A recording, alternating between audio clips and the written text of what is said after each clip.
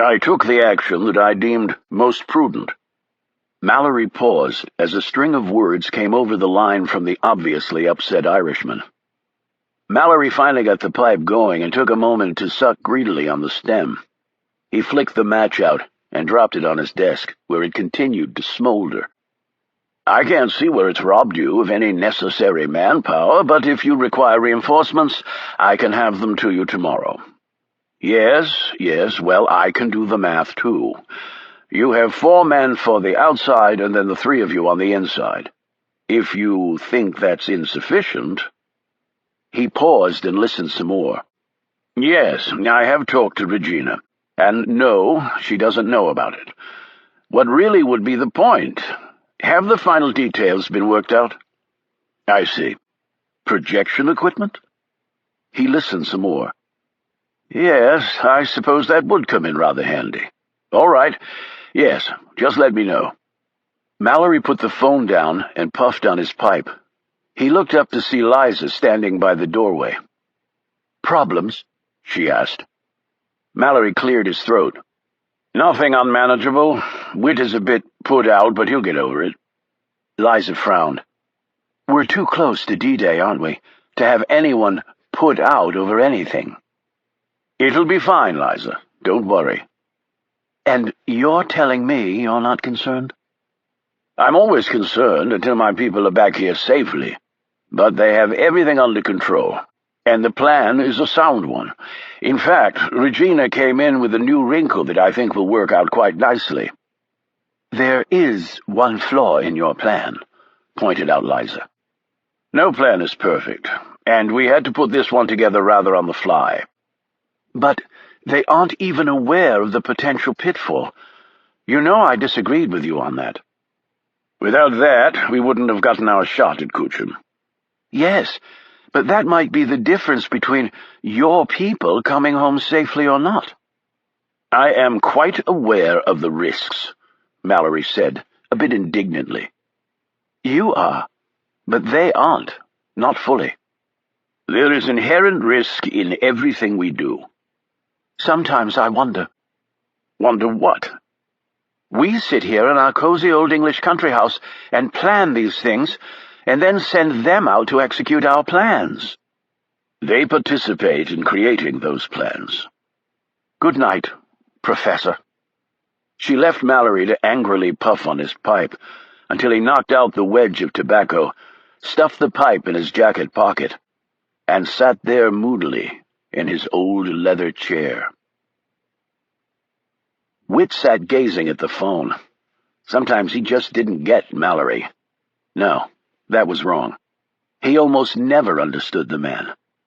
The professor had handed Whit another task at a critical time in their mission, and the Irishman didn't appreciate it one bit. Babysitting Bill Young was not something he'd signed on for. He pocketed his phone and marched down the hallway. "Give me the keys, Niles," he said to the man stationed there, and he handed Whit the key. Niles Jansen knocked on the door and called out, "Away!" Then he pulled his gun and pointed it at the door as Whit inserted the key. The door clicked open, and Whit stood just inside the doorway. Shaw stood against the far wall, staring back at him. "Ready to let me go?" "Sit," ordered Whit. Shaw looked at the gun pointed at him and slowly walked to the chair and sat down. Whit moved forward a few inches. "You know, you look familiar," said Shaw. "I look like a lot of guys. So what can I do for you?" "You can tell me what you're really doing in France." "I'm on holiday. Why are you here?" Whit leaned against the wall. "Lobbyist from D.C. who can scale walls and disarm people. You really think we're buying that?" Shaw didn't say anything for a long moment. "I'm a retired lobbyist, and I was supposed to be returning to the States to be with my son. You obviously had a different idea. You look too young to be retired. I made my money and I want it out. Is that a crime? Is that the reason you bashed me in the head and are holding me prisoner here? Like you were told before, chill, and you'll be fine. Yeah, But what about Janie Collins? Who? Shaw crossed his arms and studied the other man. What are you planning? I don't know what you're talking about. But you're working together. Witt shook his head slowly. Again, don't know what you're talking about. Sure you do. I told Janie I was a retired lobbyist. I scaled her wall and disarmed her. No one else knew about that. Those things are easy enough to find out. No, they're not. And why would you want to find them out? So, you're not going to tell me why you're here. You first. Then you can just rot in here. Witt turned to leave. Shaw hesitated and said, Take care with Waller. He's not who you think he is. Witt slowly turned back around. What the hell do you know about it? More than you, apparently. By the way, I just remembered where I saw you. Kayaking. You were tailing us. You're after Waller, aren't you? Don't know what you're smoking. He's a dangerous guy. Really? Shaw knew he shouldn't do it, but his concern for Janie overrode his professional instincts for secrecy. Waller runs a global prostitution ring. He takes women from Asia and Africa and sells them into slavery in the West. When this revelation only raised mild interest in Witt's features, he added, He was also trying to sell uranium to some Islamic fundamentalists before he apparently killed them all after a disagreement. Terrorists? Exclaimed Witt. They probably screwed him somehow and he made them pay for it.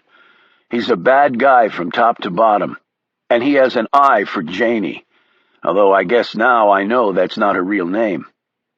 Whatever you guys have planned, you better account for Waller figuring some of it out beforehand, and you better start worrying that Janie doesn't disappear before you even get to your ground zero. And why are you telling me this? I think you know why. If he gets Janie, it's all over. Witt slammed the door behind him and locked it. Shaw heard the two men outside talking fast. Then he heard footsteps as the men moved off. He sat down in the chair. His initial instincts had been right and wrong. Janie Collins was not who she claimed to be, but she was not here to interfere with Shaw's mission. She hadn't even known about it, apparently. They'd only gotten suspicious about Shaw, but didn't know why he was here. They had been working to cross purposes, so now the question was clear. Why were they after Waller, and how were they planning to do it? Shaw looked around at the four walls. He needed to get out of here more than ever. He had a sinking feeling that whatever plan they had, it would not be good enough, and chances were very good that Waller would kill them instead.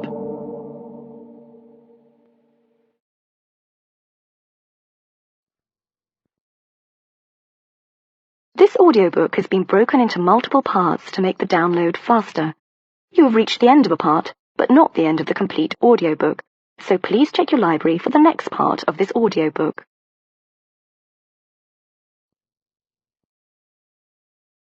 Audible hopes you've enjoyed this program. This is Audible. Deliver Us from Evil. Written by David Baldacci. Read by Ron McClarty. Chapter 51. Reggie counted off her strokes, flipped, and headed back the other way. She was swimming faster than normal, so much faster, in fact, that she lost count and banged her head on the side of the pool. She floated to the top, rubbed her skull, and looked around. Waller's villa was dark. She eyed the wall separating the two properties, but saw no spies there either. She treaded water for a bit, and then swam to the steps and climbed out of the pool. She toweled off, grabbed her phone, and headed into the house. When she glanced down at the phone screen, she caught a quick breath. She had a text message. It was only one word. Now. It was their highest-level alert message. She walked quickly inside and up to her bedroom, where she made the call. "We have to meet," said Witt. "Meet? When?" Right now? It's 1 o'clock in the morning. Now, Reg. What's wrong? A new wrinkle you need to know about? Jesus, Whit. Usual place. He clicked off. She threw on some clothes and turned out all the lights as though she was going to bed. She went to the lower level of the villa, opened the rear door, made sure it was clear, and then hurried down the darkened path. A few minutes later, taking great pains to make sure no one was following her, Reggie arrived at the rendezvous point. A hand on her shoulder almost made her scream. Whit appeared from out of the darkness, his expression stony. "What the hell is going on?" Reggie asked, clutching her chest. "Every time I have to sneak out, it gives them an opportunity to become suspicious." "It couldn't be avoided," said Whit, as he sat down on the stone bench. "Okay, it's obviously important, so tell me." "We got new orders from the professor." "What?" "Let me rephrase that. I got new orders from the professor, and already carried them out." Reggie stared down at him in amazement. "What are you talking about?" "He ordered us to take your boy out of the equation."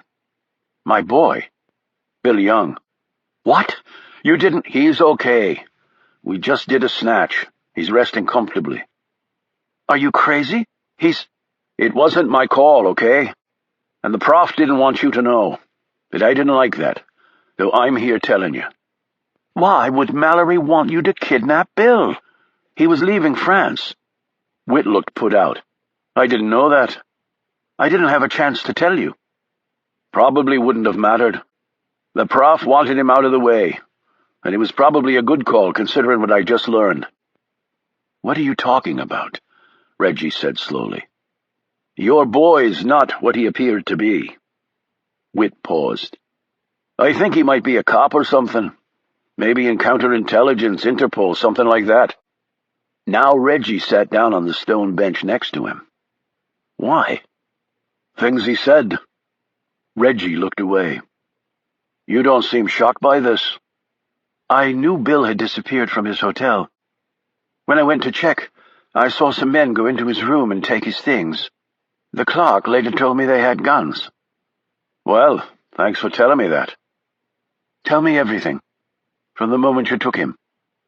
Whit laid it all out. He finished with, "He said to be careful, whatever we were planning. He said Kuchin runs an international sex slavery ring. He snatches girls from Asia and Africa and sells them in the West. He also attempted to do a deal with some Islamic terrorists, sell them some nukes or something." "Wait a minute. Does he know Waller is really Kuchin?" "Don't think so, no. At least he never used that name. Anyway, Young said Kuchin ended up killing the Muslims.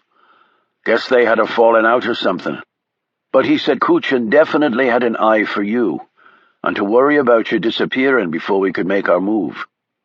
He also said chances were pretty good that Kuchin would figure out, at least partly, what we were up to." Whit stopped talking and sat back. "I guess I misjudged the bloke. Turns out we were sort of working on the same side, but didn't know it." "But if he doesn't know about Kuchin's past, why is he after him?"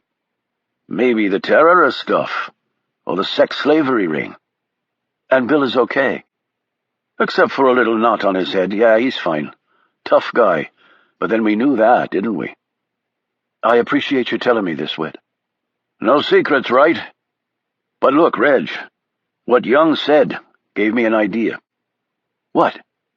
"That Kuchin killed all those Muslims. We can use that to our advantage." "How do we do that?" He sat forward. "Here's how."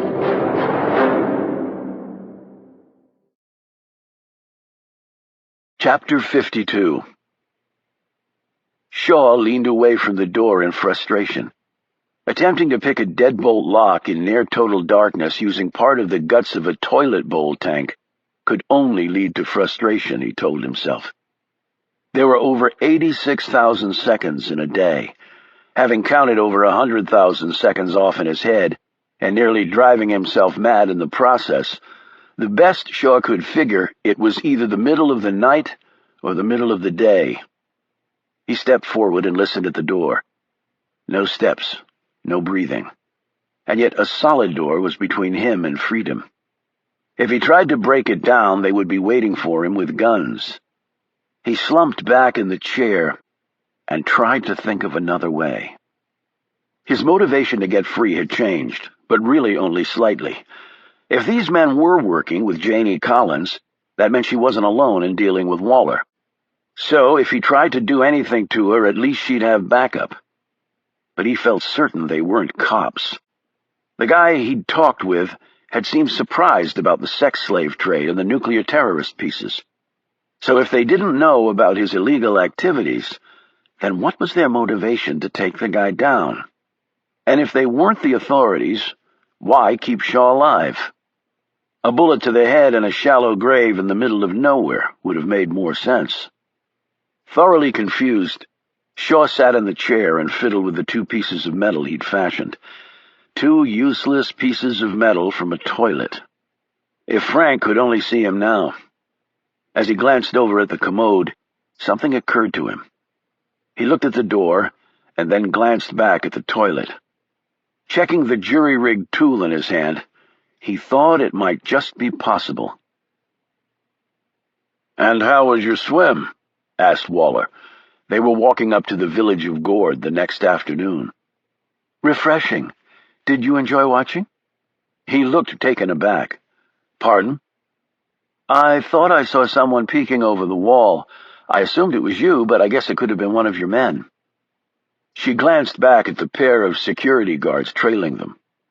"It was not me," said Waller stiffly, "and it was not one of my men." "Perhaps I was mistaken, then." "Yes, you were." Reggie wasn't sure why she'd made such a provocative statement to the man. No, maybe she did know. It was better than scratching his eyes out. Sex slaver, nuclear terrorist.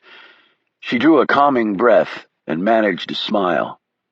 "The big market is tomorrow. It's far larger than the one you saw before."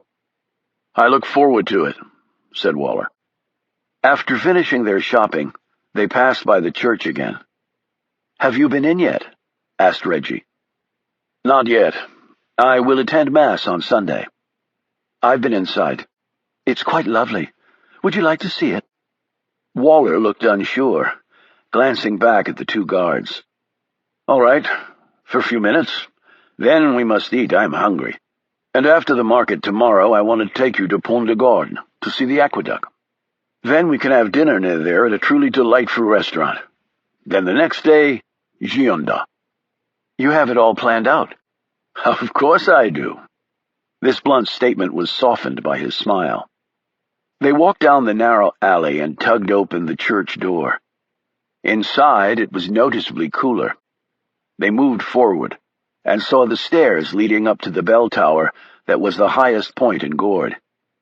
The 2 bodyguards, one of whom was Pascal, waited just inside the entrance. As they approached the altar, Reggie genuflected and crossed herself. Waller did likewise. An elderly priest walked out and saw them. He spoke to them in French, and Reggie answered before the priest moved on. She said to Waller, "He just asked—" "Yes, I know. My French is as good as my English, perhaps better. The church is closed, but we will only be a few minutes." Reggie looked around. Centuries of worshippers had passed through here. It's remarkable.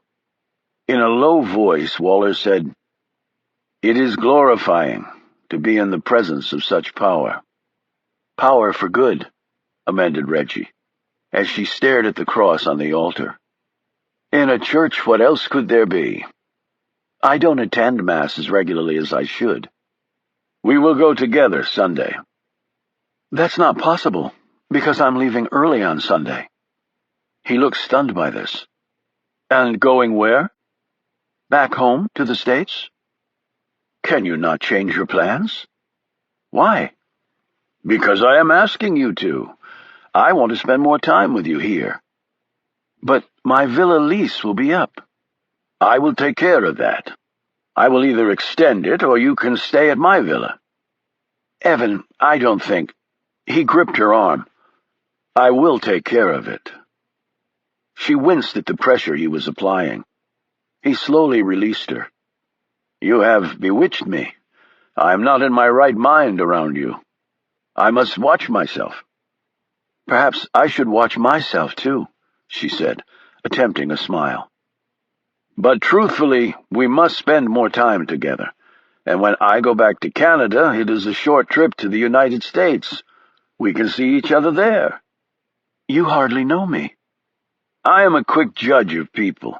In fact, I can see right through them." He laughed in a way that made Reggie's throat go dry. But she had one more thing to do. It was the reason she'd brought him here. "It's time to go back. I have a few errands to run in my car after lunch," she said. Waller turned to head back the way they'd come. "No," said Reggie. She looked mischievous and playful, a performance she'd worked out in the mirror at the villa. "I found a shortcut." "What?" "Follow me." She started off toward the stairs, heading to the lower level. "Where are you going?" he asked. She turned back. "A shortcut, like I said." She glanced over at Pascal, who was watching her closely. "He can come too," she said with a laugh.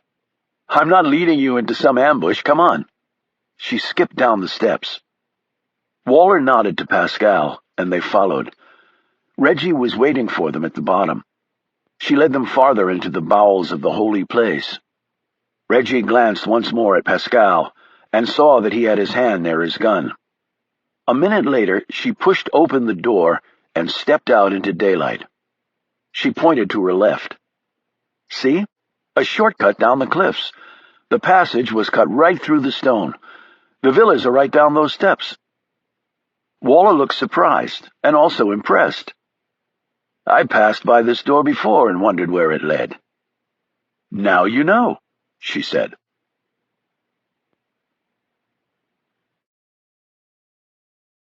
Chapter 53.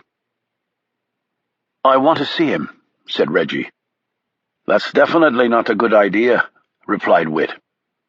They were once more meeting at the Abbé de Senonc bookshop. "I don't care if you don't think it's a good idea or not. I want you to take me to him." "Does the professor know?"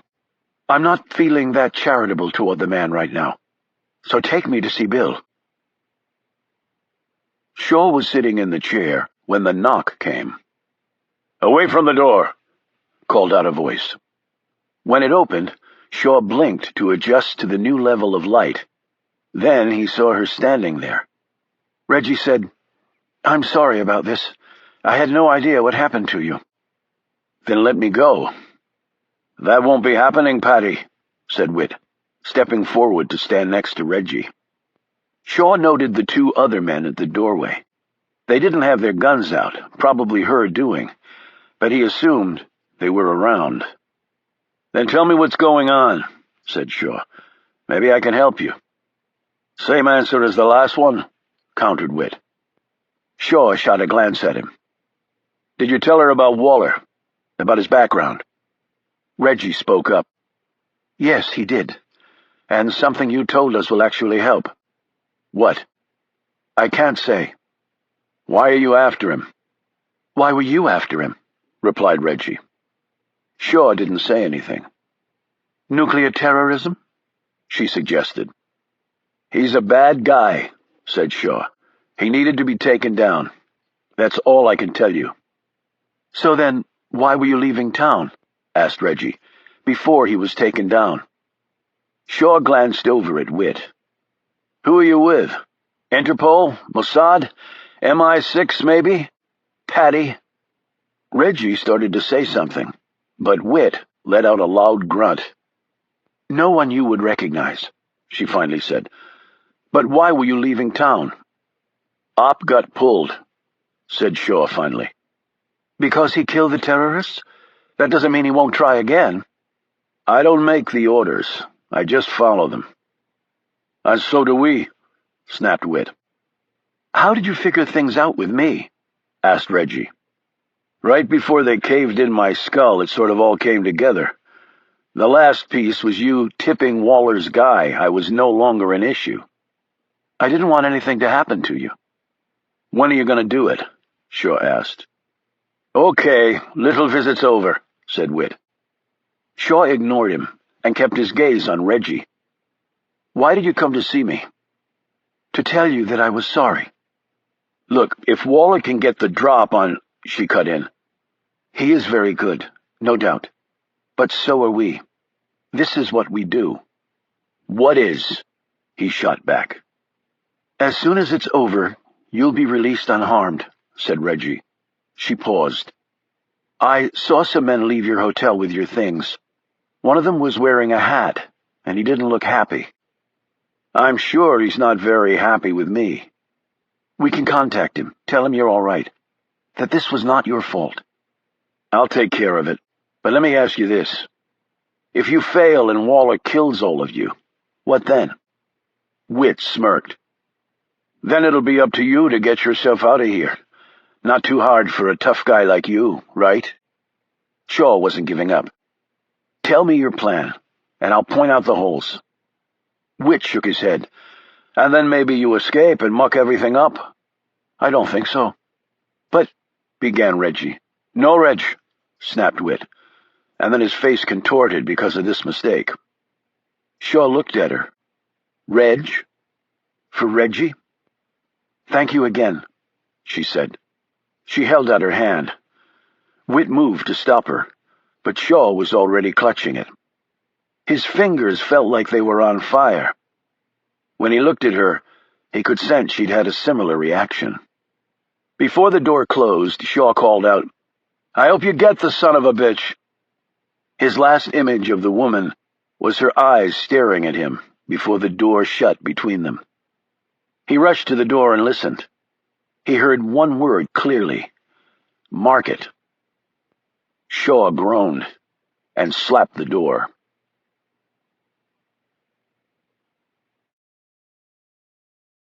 Chapter 54.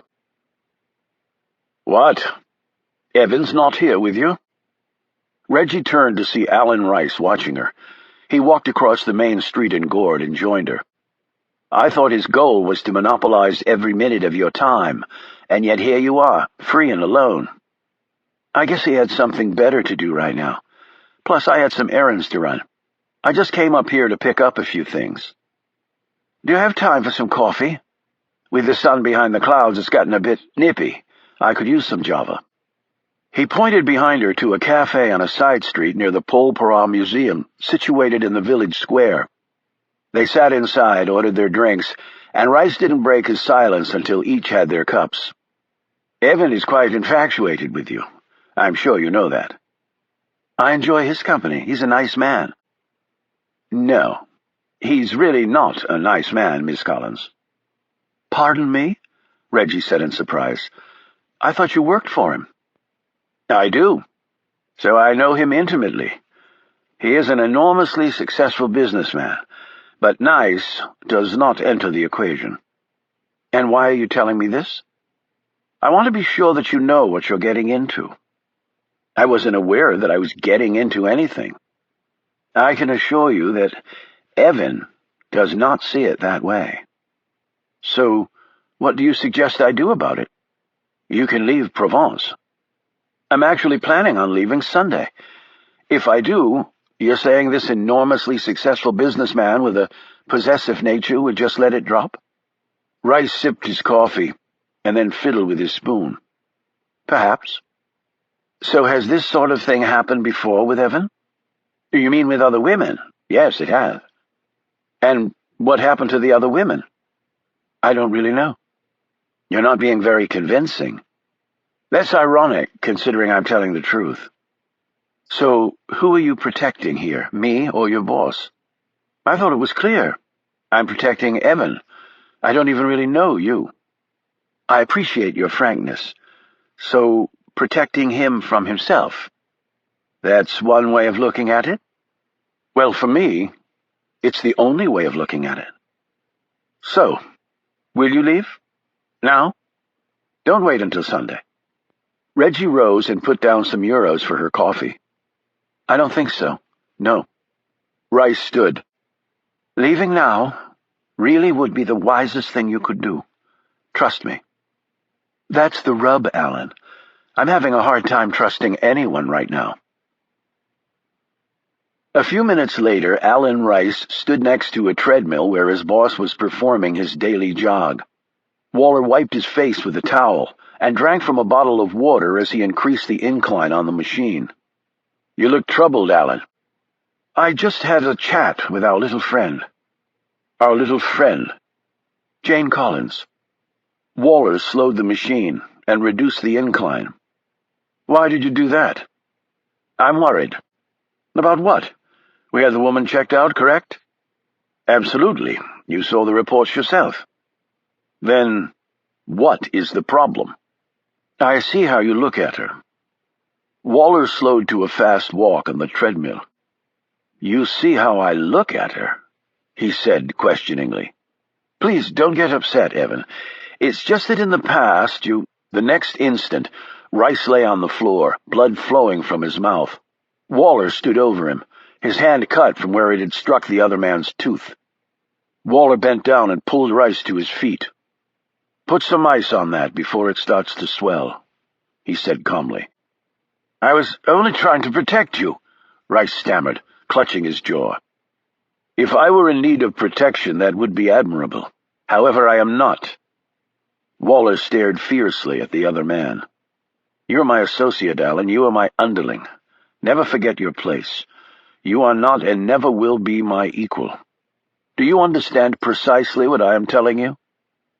"I understand." Waller put an arm around his shoulders. "Good. Then we will speak of this no more." Rice left to put ice on his injured jaw, leaving Waller alone to stare moodily out the window. He would never allow anyone to question his judgment or authority. Rice had come very close to doing both.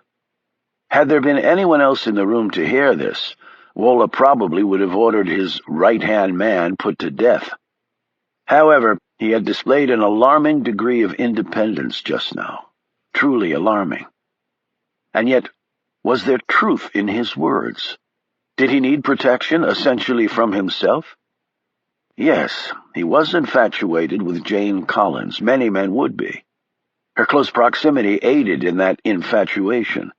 Yet it was much more than that. The woman was resisting him. Now that was the challenge. She was independent, outspoken, stubborn, unwilling to be led or manipulated. Waller found that he wanted desperately to possess her. And he would. Of that, he was convinced.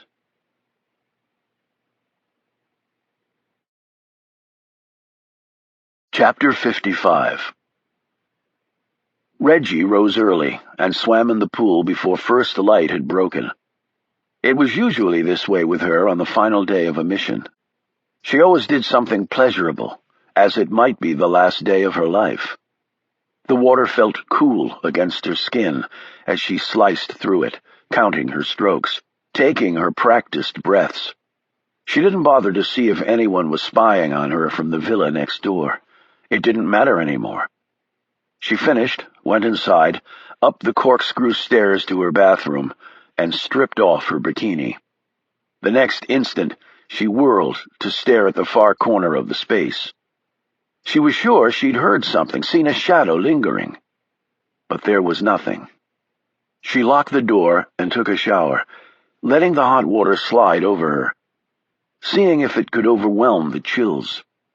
She was nervous before the end of every mission, when the person she planned to kill would discover who she really was. She thought now of Bill Young. She knew she shouldn't have gone to see him. Yet something inside her, perhaps deeper than she had cared to delve for a long time, had forced her to do so. It wouldn't matter now.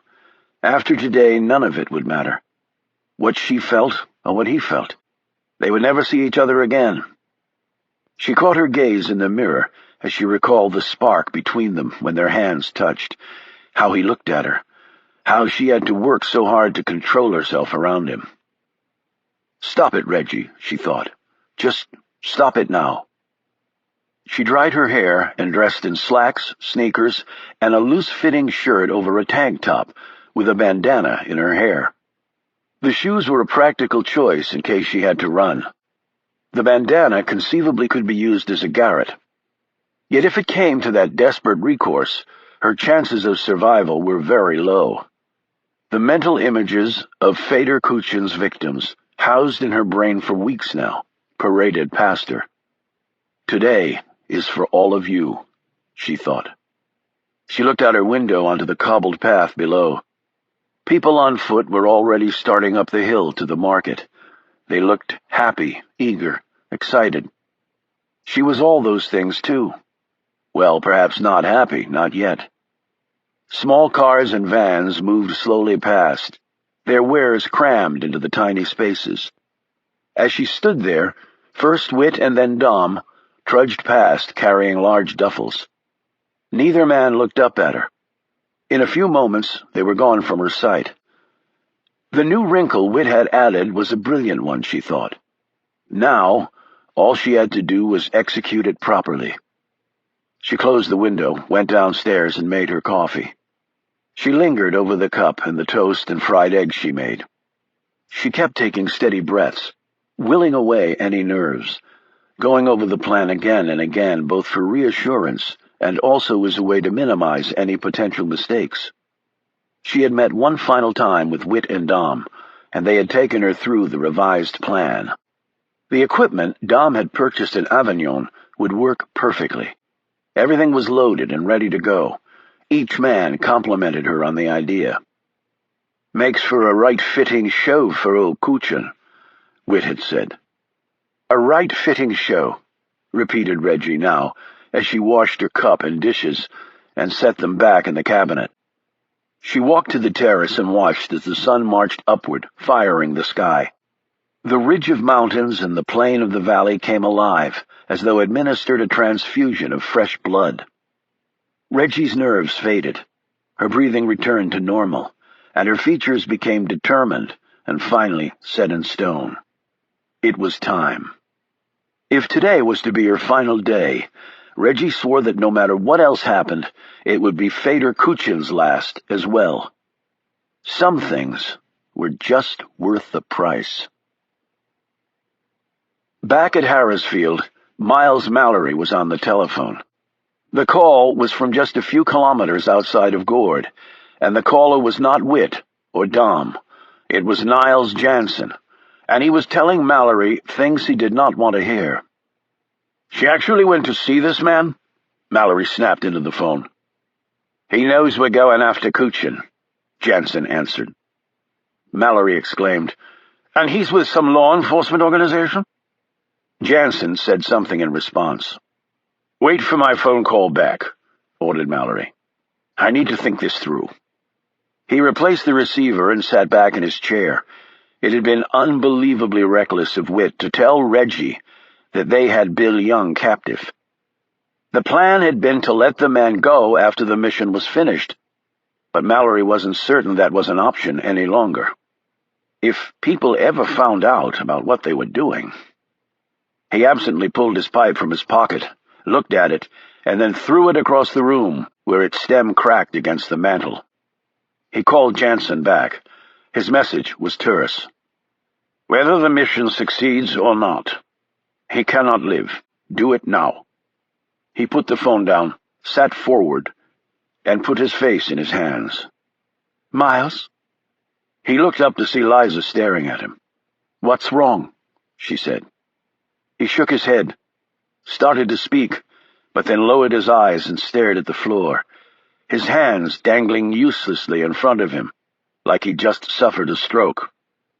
"Miles!" "Not now, Liza. Please. Not now."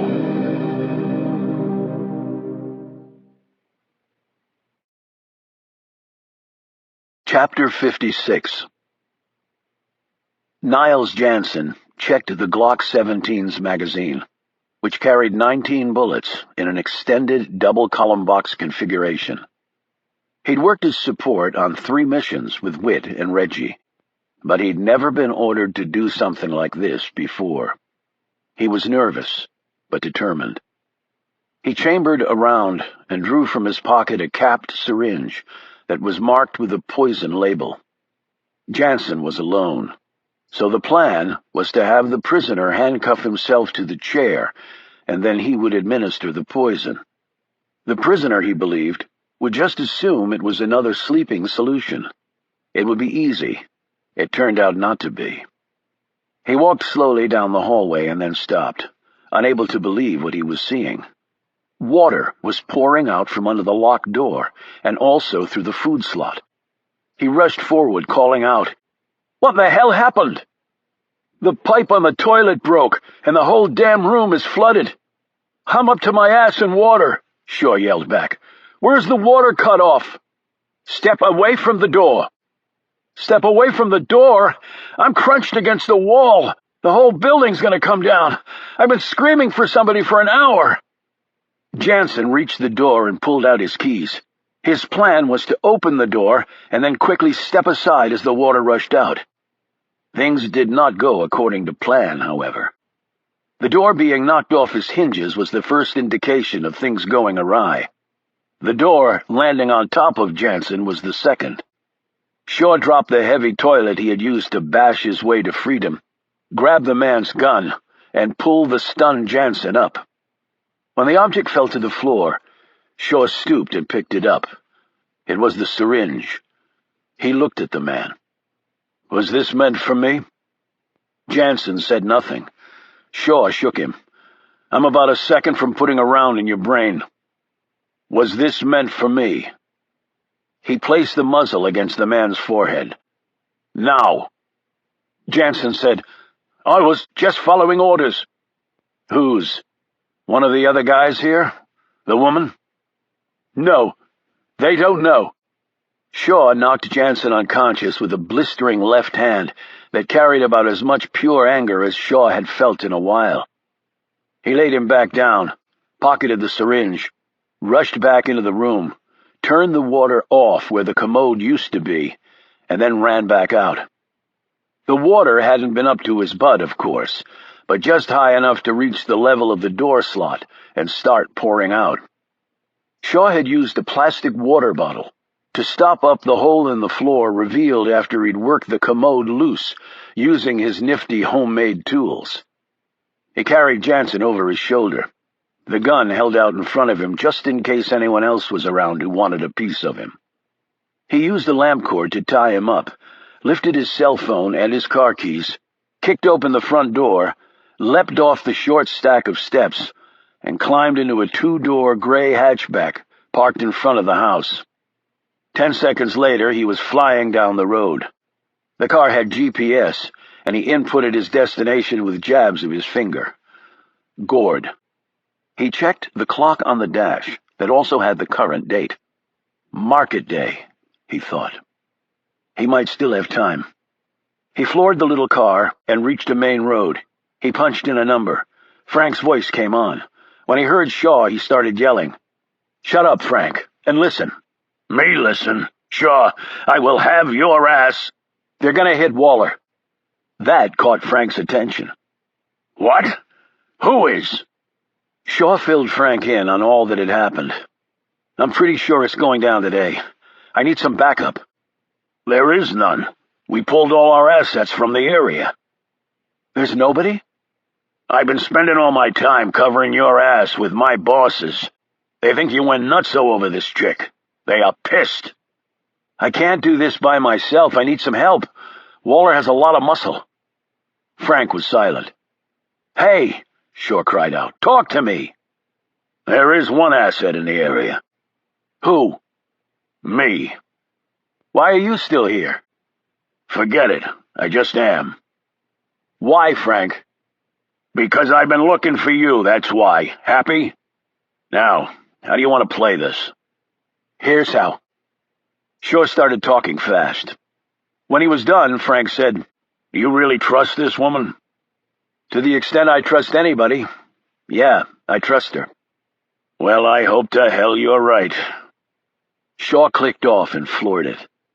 The hatchback's engine whined to near its breaking point as the Provençal countryside whizzed by. He reached the turnoff to Gord, saw the traffic back up, ditched the car, and sprinted up the winding road. Reaching and clearing the side street leading to the twin villas, he saw no guard in front of Waller's place, which meant he was probably not there. He looked around at the groups heading up to the market and the line of cars and vans filled with goods for sale. Walking up to one slow-moving truck that had racks of clothing and hats piled in the back, he pulled out some euros, and a minute later, Shaw was covered up with a colorful poncho, a wide-brimmed canvas hat, and a cheap pair of sunglasses that the driver had thrown in from his own pocket for free. He jumped in the back of the truck and got a ride up to town. There he moved quickly through the crowds, slouching to disguise his height. His gaze darted to all corners, looking for Reggie, Waller, or anyone else of interest. Finally, his observation paid off when he passed by a side alley, glanced down it, and then drew back. He waited for a few moments, then pulled out his phone and made the call to Frank, telling him what to do. That done, he checked the gun he'd stolen. You never went into possible combat without doing something that basic. The Glock 17 had been designed in the 1980s by its namesake, Gaston Glock, an Austrian who had never built a gun before. What he did have was a lot of knowledge about advanced synthetic polymers. So he made, basically, the world's first plastic handgun. It beat out H&K, Sig Sauer, the Italians' Beretta, the Browning, and the top-notch Steyr favored by Special Forces personnel in a competition to arm the Austrian army. Its success around the world had been immediate and immense. 7 out of 10 cops in America carried it in their holster. And yet with all that, just like any other weapon, it wasn't infallible. Shaw was stunned he hadn't noticed it before. The muzzle was cracked. It must have happened from the collision of the heavy door and heavier toilet against the weapon's polymer frame. Thank God he hadn't had to fire the pistol. It probably would have exploded in his hand. A Glock could fire wet all day. No gun, however, could fire safely with a damaged barrel. Now he had no weapon, and no way to get one. Frank was at least 30 minutes away, and Shaw was out of time. The only way to move was forward. So he did.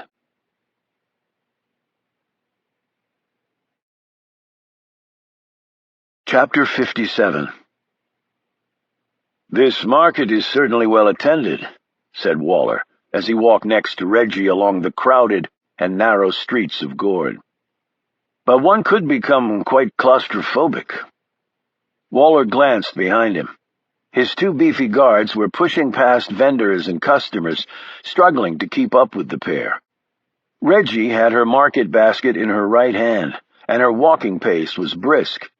She'd already purchased some things, including 6 hand-stitched table napkins from a man with his wares housed in an ancient van with ratty tires. He'd given her a good price, and even a bonus item that rested at the bottom of the basket, but still within easy reach. A Beretta pistol. "Well, the Saturday market is the big one." "I can see that. Would you like me to carry your basket?" offered Waller. "Never ask a woman that when she's in a shopping frenzy," said Reggie, drawing a laugh from the man. He held up his hands. "I defer to the consumer expertise of the fair sex." "Thank you." Reggie glanced over Waller's shoulder and saw the sign. On cue, a car started to putter through the crowds, and the mass of people slowly moved out of the way to allow the vehicle to pass. Reggie counted off the seconds along with her footsteps. She had to hit her marks precisely. "That's strange," she said, as she stopped to look at a pair of sandals hanging from a rack at one vendor's spot. "What?" asked Waller. She pointed over his shoulder. "I've never seen any Muslims here before." Waller jerked around and stared across the road, where 2 bearded men in starched robes and turbans were climbing out of the dented car that had been puttering along. "Oh my God! Are those guns?" exclaimed Reggie. Waller looked for his guards, but then several loud bangs sounded, and the street became filled with dense smoke. People screamed and ran blindly, crashing into racks of goods as well as each other. Waller called out for his guards. He couldn't see them anywhere. That was because they were both on the ground. having received well-placed blows to the back of the head. A young woman raced past them, shouting, the items in her market basket cascading into the street. Everywhere there were screams and sounds of people running. 2 more twin bangs occurred, and the smoke in the street grew thicker. From out of the haze, the 2 men in robes and turbans appeared with guns out and protective masks over their faces. They had the street completely blocked. "Shit!" exclaimed Waller as he saw them approaching. "Evan, do you know those men?" "We need to get out of here, now." She grabbed his hand. "Quick, I know a way." They raced down a side street off the main courtyard. The street dead-ended here. Waller looked up and saw the church's bell tower. "There is no way out," Waller screamed in fury. "There is, but we have to go through the church. It'll put us on the other side of the village. Remember the way I showed you before? It's the only escape route." That was why she'd shown him the route earlier, so he would know it was a way to safety. It was risky, but otherwise she could not have counted on him following her. Only this time, she would not be leading him to safety. To give urgency to their flight, a well-timed bullet whizzed over their heads. Waller turned back to see one of the Muslims rushing after them. "Oh my God, they're shooting at us!" screamed Reggie. "Just keep moving," urged Waller, grabbing her by the shoulder and thrusting her forward. "To the damn church, quickly!" Reggie pushed open the door and Waller followed her in. He slid a heavy credenza against the door before turning toward the altar. "Who are those men?" gasped Reggie. "Not now. Move." Reggie and Waller raced down the set of steps next to the altar. They passed through a door which he locked behind them. Running down another set of stairs, they came out into an open but darkened area. Here was the critical moment, Reggie knew. The passage they'd gone down previously to exit the church was to the left. She was counting on the fact that under the extreme circumstances, Waller wouldn't remember that. She turned to the right. Waller glanced back up the stairs as something crashed overhead. "They've gotten in the church," he exclaimed. "Come on, Evan." She pulled him down the passage to the right and into the room. The walls, ceiling, and floor burst with light. Waller shielded his face against this brilliance. When he looked at her, Reggie was pointing her pistol at him. "Welcome to hell, Feta Kuchen," she said.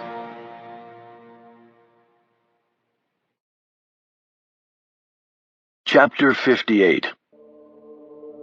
Strong hands grabbed Kuchen, pulled him over to a crypt, and tied him down on top of it. Kuchen looked slowly around. Whit, Dom, and Reggie had surrounded him. "Who are you?" Kuchen said calmly. Whit said, "I'm a bit disappointed. The man's not more impressed." "We're people who know who you really are," answered Reggie, her eyes on the Ukrainian. By her tone and attitude, she was no longer role-playing as the naive American Janie Collins. She was Reggie Campion, and fully in the zone to finish this man. "Feta Kuchen," added Dominic, "the real butcher of Ukraine." "And we brought back some of your victims," said Reggie. "Before we do to you what you did to them," added Whit. "Although we're normally very nice people, but we're working really hard to be cruel and evil for your benefit." Whit spread his arm wide. Kuchen looked up at the ceiling and over at the walls that were awash in light as Dominic's projection equipment continued operating. Nothing Goya could have conceived would have equaled the horror captured in these images. The pictures of the dead or dying, women and children stared back at them. On one wall was the photo of a mass grave with the exposed small bones of the children buried there. "One atrocity after another," said Reggie. "Take your time. We want you to relive the past." "Who are you?" asked Kuchen again. "Why does it matter?" retorted Whit. "Because I want to know who I'm going to kill in the future. The near future." "I don't see that happening," said Whit. "Then you are blind." Reggie pointed to one wall depicting a stack of bodies piled up like cords of wood. The slaughter of Sevastopol. She indicated another image on the ceiling where gaunt, near-death faces peered out from behind barbed wire. The torture camp in Ivano-Frankivsk Oblast in western Ukraine. A third image was of the skull-like countenances of women and children lying in the dirt. Katsuri in Volyn Oblast, said Dominic. You took a page from the Holodomor with that one, didn't you? Starving rural farmers. Kuchin stared up at the pictures as they glimmered across the stone ceiling, like heat rising from a desert floor. When he looked back at them, his face held no trace of remorse. There is no need to show me any of this. I remember it quite well. He smiled. Down to the last skeleton, in fact. Whit snapped. Okay, screw the pics. Let's just do it right now and throw him in the bone box. He pointed to a crypt along the side of the wall with its top off. That's where your skeleton's gonna be fed. Hope you'll enjoy rotting in old gourd for all eternity. Fader ignored this and continued to stare at Reggie. I should have been more cautious. Never trust a beautiful woman when she plays, how do you say, hard to get. Look at the pictures, said Reggie. And if you really are as religious as you claim, make peace with your God. And how will the fatal blow come? Gun? Knife? Kuchin cocked his head.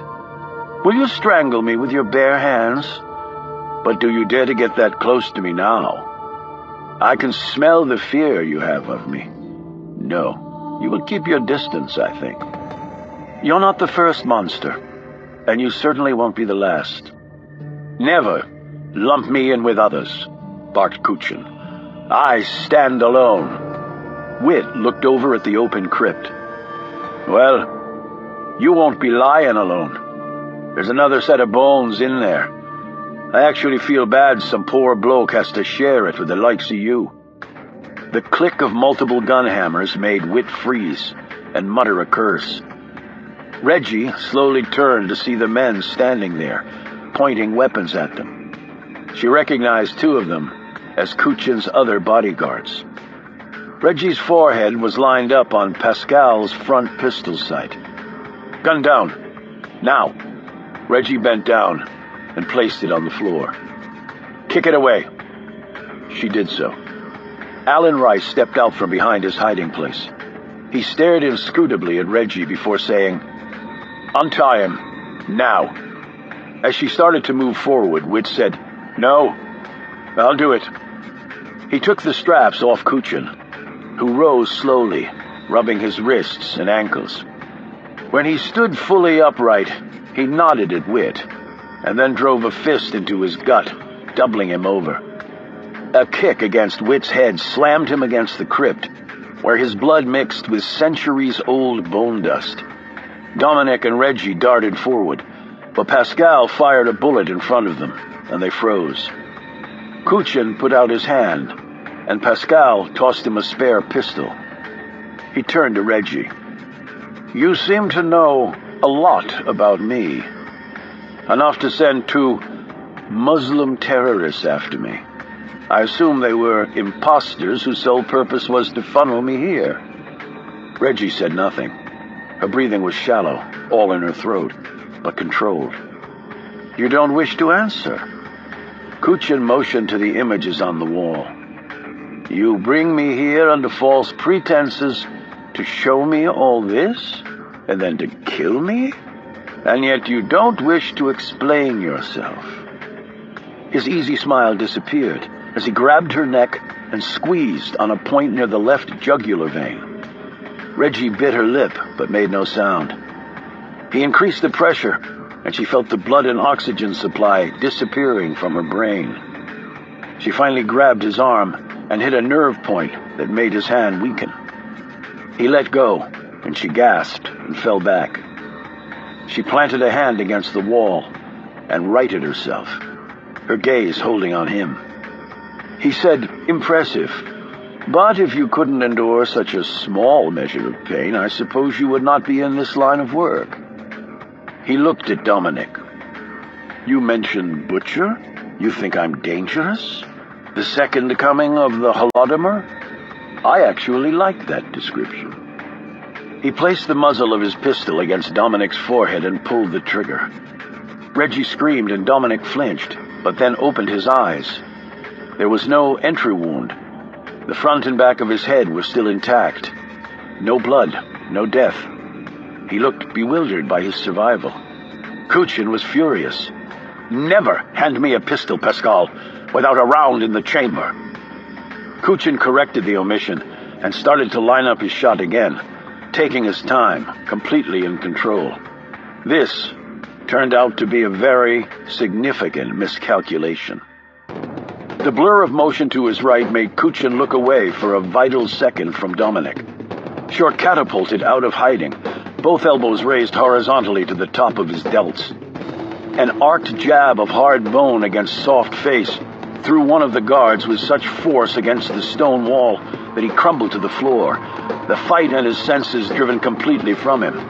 The element of surprise distinctly his, Shaw kept moving forward and caught Pascal in the throat with a strike that left the smaller man flat on his face, gasping and gagging for air, his gun bouncing across the floor.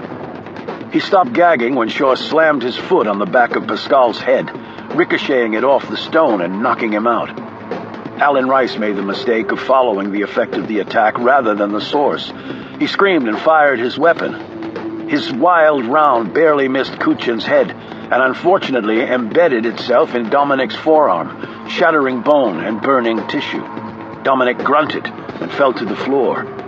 Witt launched and caught Kuchin in the sternum, sending him heels over ass, the Ukrainian's weapon sailing away. Shaw pounced on Rice, swung him around and slammed him against the crypt. He slid to the floor unconscious as blood streamed out of his smashed nose. Kuchin got to his feet as everyone scrambled for weapons or cover in the ongoing shimmer of the images on the wall. With the added human movement, the entire spectacle took on the aspect of some bizarre performance art. Reggie lunged for her pistol, but Kuchin kicked her in the face, slashing her cheek with the heel of his shoe.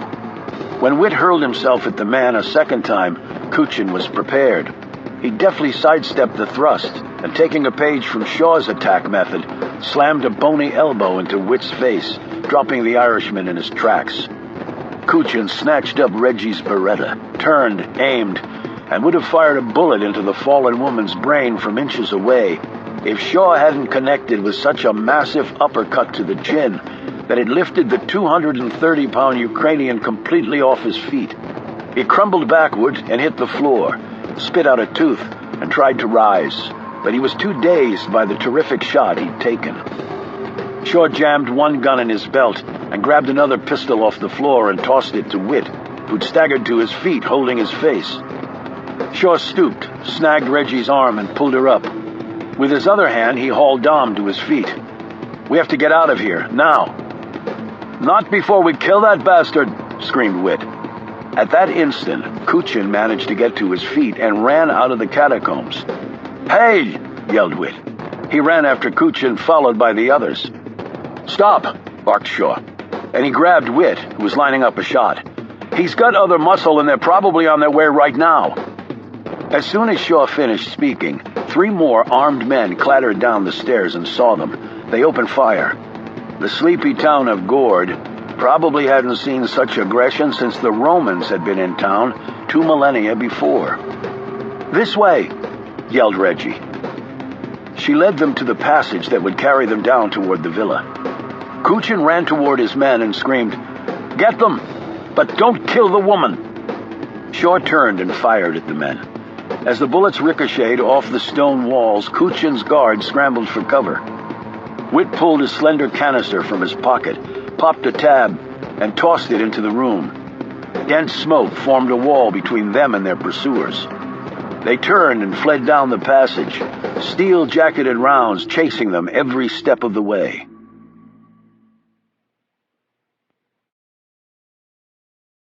Chapter 59. "Down this way," Reggie told Shaw. "There's another exit." "The one that let you out down by the villas?" said Shaw. Reggie stared at him as they rushed along. "How did you know?" I can recon, but that door opens onto a public street. And Kuchin knows about it, said Reggie. I had to show him that route earlier to convince him to go to the church today. Then I led him to the catacombs instead. Shaw said, Then it's no good for 2 reasons. He looked over at Dominic, who ran bent over, clutching his injured arm. Are you going to make it?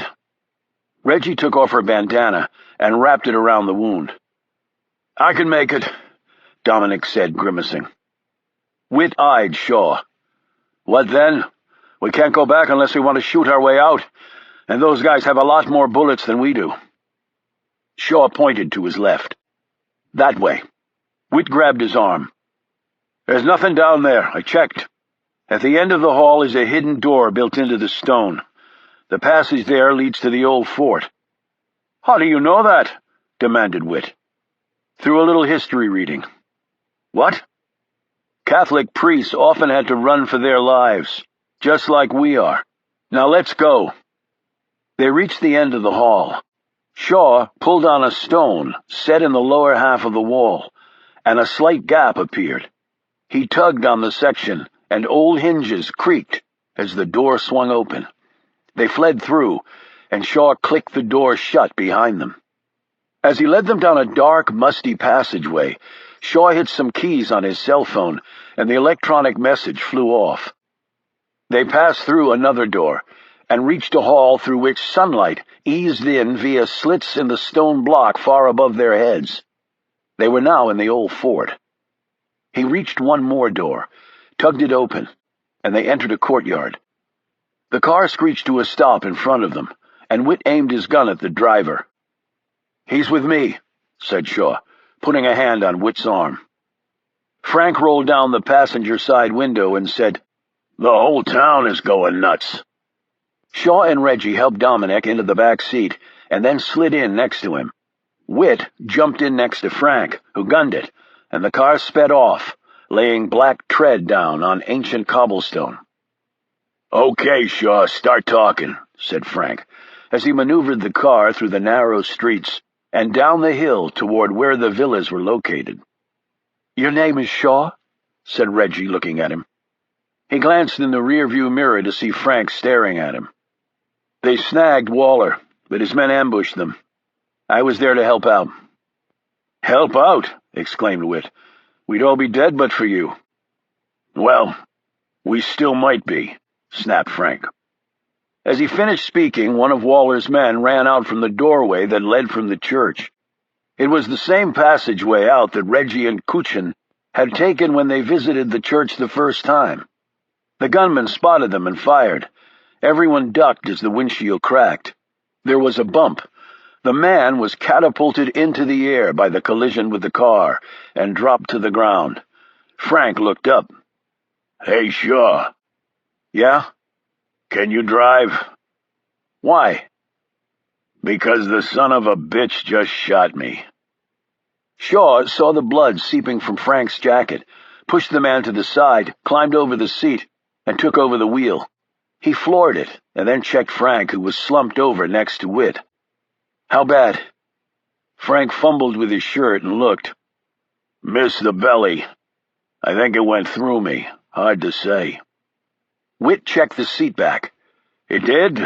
Here's the slug? He held it up. Hang on, Frank, and tell me where to go, said Shaw. Private strip, 60 kilometers south of here. Wings waiting. He gave Shaw the specific directions and then fell silent, his breathing labored and his face turning gray. Reggie and Whit took off Frank's jacket, tore open his shirt, and checked the wound more carefully. Reggie said, Look in the glove compartment for a first aid kit. There wasn't one, but there was a box of sterilized wipes. She used them to clean the wound, and then used strips of Frank's shirt to help stop the bleeding and to bandage the wound. She sat back. That's all I can do for now. He needs medical attention. There's a doc on the plane, mumbled Frank. Shaw glanced at him to see the other man's gaze on him. Knowing you, I figured it was a good idea. Shaw grabbed an antiseptic pack and tossed it to Reggie. For your face. Waller got you good with his shoe." She cleaned up her face as best she could, and then worked on Dominic's injured arm. The siren made them all jerk around. "Cop car right behind us," said Whit, as he stared in the side mirror. "Shit. There is no way we can stop and explain this," said Shaw. He floored it. 5 miles later, as the sounds of the siren faded into the Provençal countryside, Whit said, "You're a right good wheelman.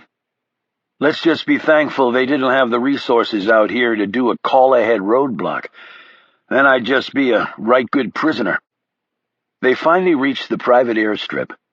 Parked next to the plane was a shimmering black Range Rover. The physician on board the jet cleaned up Frank's wound and reset Dominic's bone, holding it in place with 2 small pieces of wood and lots of medical tape. "He'll need a cast," said the doctor. "I don't have the materials to do one here." Shaw helped Reggie bandage her face while Whit watched stonily from a corner of the luxurious cabin. The co-pilot came back to them. "We're ready to go wheels up whenever you give the word," he told Frank, as the man slowly sat up, rubbing his arm where the doctor had given him an injection of painkiller. "That won't be happening." Everyone turned to see Whit standing there pointing a gun. "You two can go," he said, indicating Shaw and Frank. "But the 3 of us are going to take those fresh wheels out there and head on."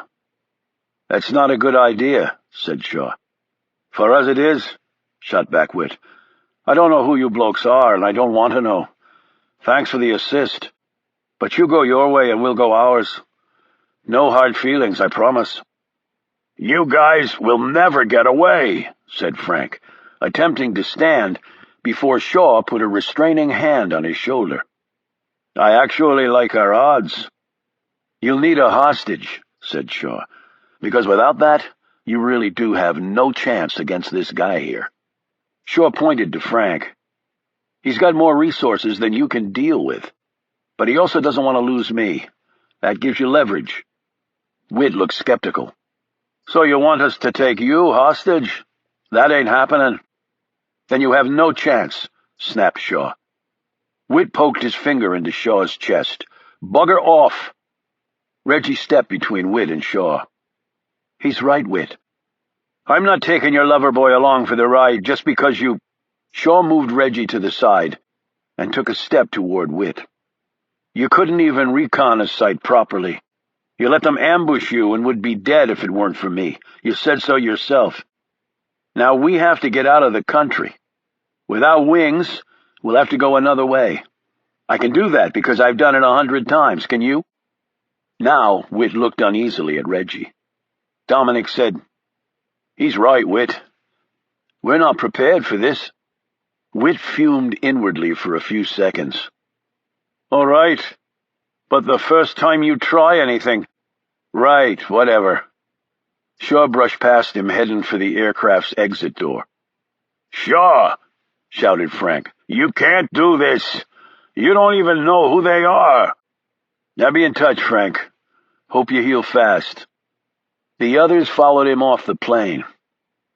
As they climbed into the Range Rover, Whit asked Shaw, "Hey, how did you get away in the first place?" "With a toilet, a little water, and some elbow grease. And you might want to call somebody to untie your guy after they wake him up." "Bloody hell," said an impressed Whit.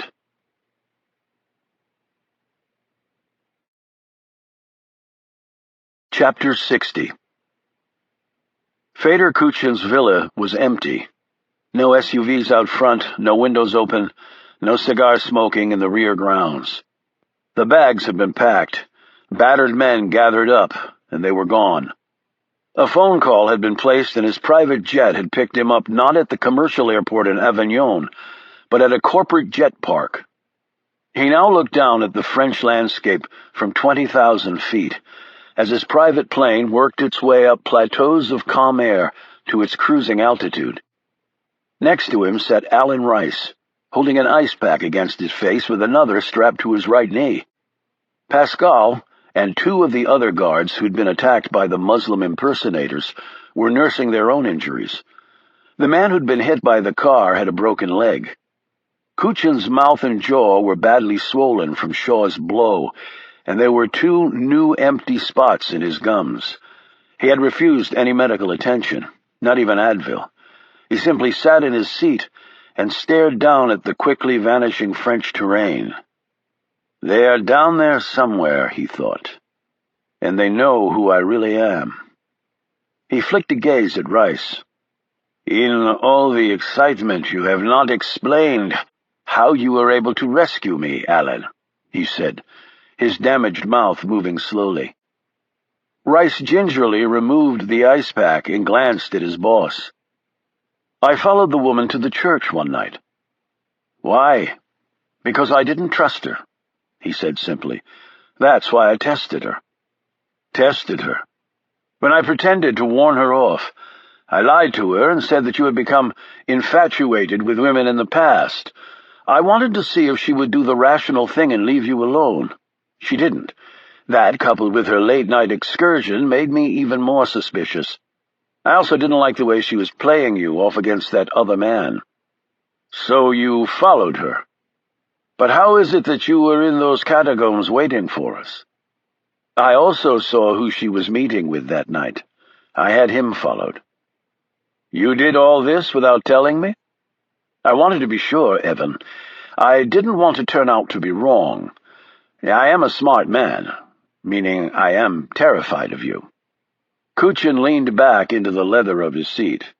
And then?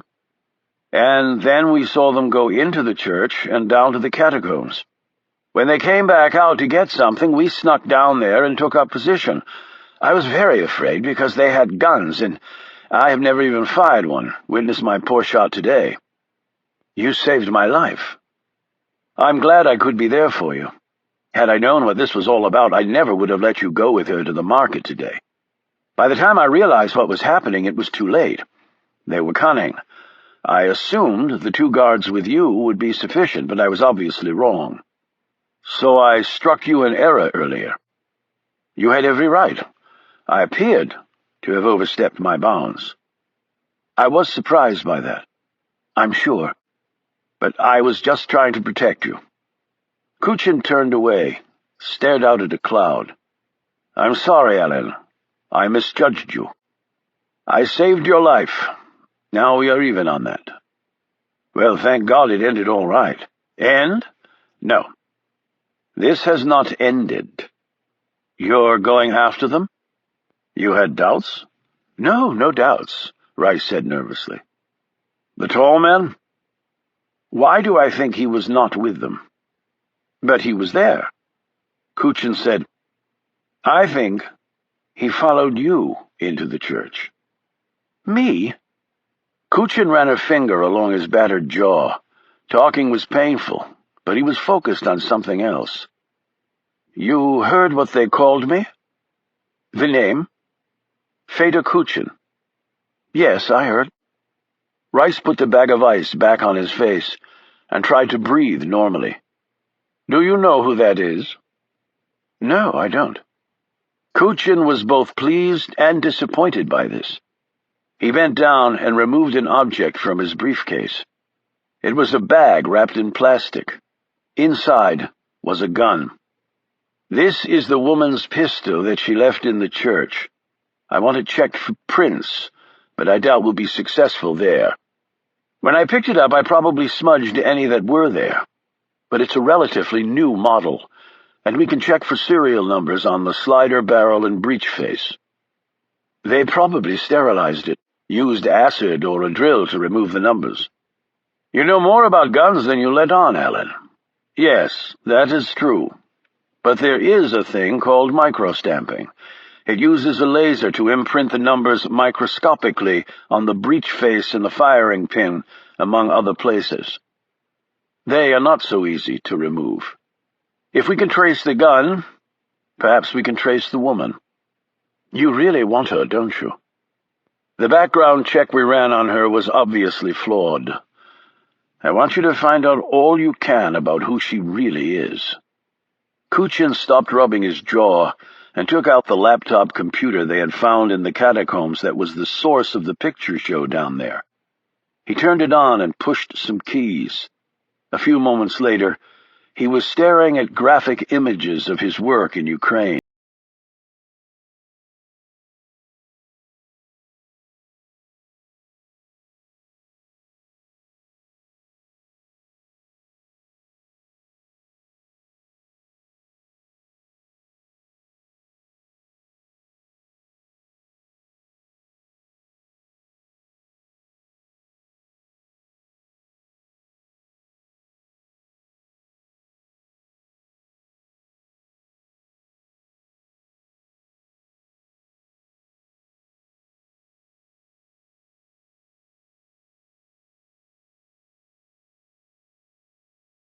Chapter 61. So, first, where do you want to go? Shaw was driving with Whit next to him. Reggie and Dominic were in the back seat of the Range Rover. Dominic had dozed off from the painkillers the doctor had given him. Reggie and Whit looked at one another. "It's a valid question," said Shaw, as he patted the steering wheel. "It sort of tells me which way to point the ride." "North," answered Reggie, as Whit glared at her. "North?" said Shaw. "Paris, Normandy, Calais?" "Farther north." Shaw eyed Whit. "The Channel, the North Sea? Do you live on a boat?" "Funny. You mean you're Brits?" Shaw added sarcastically. "Bloody hell." "I'm Irish. Remember, Paddy? Not British," retorted Whit. "But I'll let it pass. This time. So you got an idea how to get across the Channel? Hey, maybe this rover's amphibious. Do you have passports?" Whit pointed behind them. "Back there. But we can make some calls and get them quick enough. In fact, I don't know what we need you for, actually. Because I know what I'm doing. And don't underestimate the French police." Whit slowly nodded. "I don't underestimate anybody. Least of all you. Make the call. Tell him we'll meet at Rem in 4 hours. When we get close, we'll call and pick the place." "So you know France?" asked Whit. "Even speak the language passably," replied Shaw. "Goody for you." Whit made arrangements to meet one of their people who had the fake documents they would need to get out of the country. "Okay, that's done. Now what?" "Just sit back and relax." Whit kept his gun in his hand. "And after Rem?" "Since we can't risk an airport, the Channel train to St. Pancras is the most direct route. That's why we need passports. If that doesn't pan out, we head east and work our way across the Channel by boat, maybe from Belgium or Amsterdam." "Passport control is pretty tight at Gare du Nord," pointed out Reggie. "It is, but airport security is a lot tighter, and there are fewer ways out of an airport if things go bad, and most of them take you through lots of armed guys in uniforms." "Okay, the train, and after that?" "We'll play it by ear." "Who are you with?" asked Reggie, as she leaned forward from the rear seat. "I'm with Frank back there on the plane. That's pretty much all you need to know." "So you're cops?" said Whit. "I wouldn't describe it that way, no." "Spies?" No comment. "What's left?" "Me." Whit grinned and looked at Reggie. "The big guy is growing on me, Reg. He really is. Now here's the deal. Shaw Army of One. If we get to England safe and sound, you're going to go your way, and we're going ours. Who's going to protect you against, what's-his-name, Kuchin?" "You obviously don't know who that is," said Reggie. "Should I?" "There was a man named Mykola Shevchenko, KGB. He's known as the Butcher of Kiev, but Kuchin was his top assistant, and he was the man who slaughtered hundreds of thousands of innocent people in the most brutal ways possible. Shevchenko was executed by firing squad after the wall fell, but Kuchin got away. I guess history only remembers the top guy, not the ones running around pulling the triggers," said Shaw. "So you were going after the guy for that. What's your connection? Some of you Ukrainian?" "Yeah, on my mother's side," said Whit with a smirk. "And to answer your other question, we can protect ourselves." Shaw eyed him skeptically. You've done a hell of a job of it so far. Sometimes plans go awry. Things don't work. The unexpected occurs. Come on. It was a cock-up from start to finish, fired back Shaw. Witt snapped. Well, you blokes were here to nail him too, and then you pulled out without even taking a shot. At least we tried. Not my call. Where were you going to hit him? Asked Reggie. Shaw hesitated. Les Beaux. The caves. She considered this. Probably a better place than the one we chose. Hey, barked Witt, we did the best we could with what we had. And you coming into the equation didn't help matters, he added, glowering at Shaw. We might not have fancy jets, but we usually get the job done. I'll have to take your word for that. But if you think you can protect yourselves against this guy without help, you're wrong. You can ask some dead Muslims about it. I don't care if he snuffed a couple of those guys, declared Witt. And you know what else? I'm going after his ass again, and this time we'll get him. The only thing you'll get is dead. Why don't you just shut up and drive? Witt turned to stare moodily out the windshield. Shaw glanced in the rearview mirror and saw Reggie staring at him. He mouthed, "It'll be okay." But even as he said it, he knew he was lying to the woman. He turned his gaze back to the road.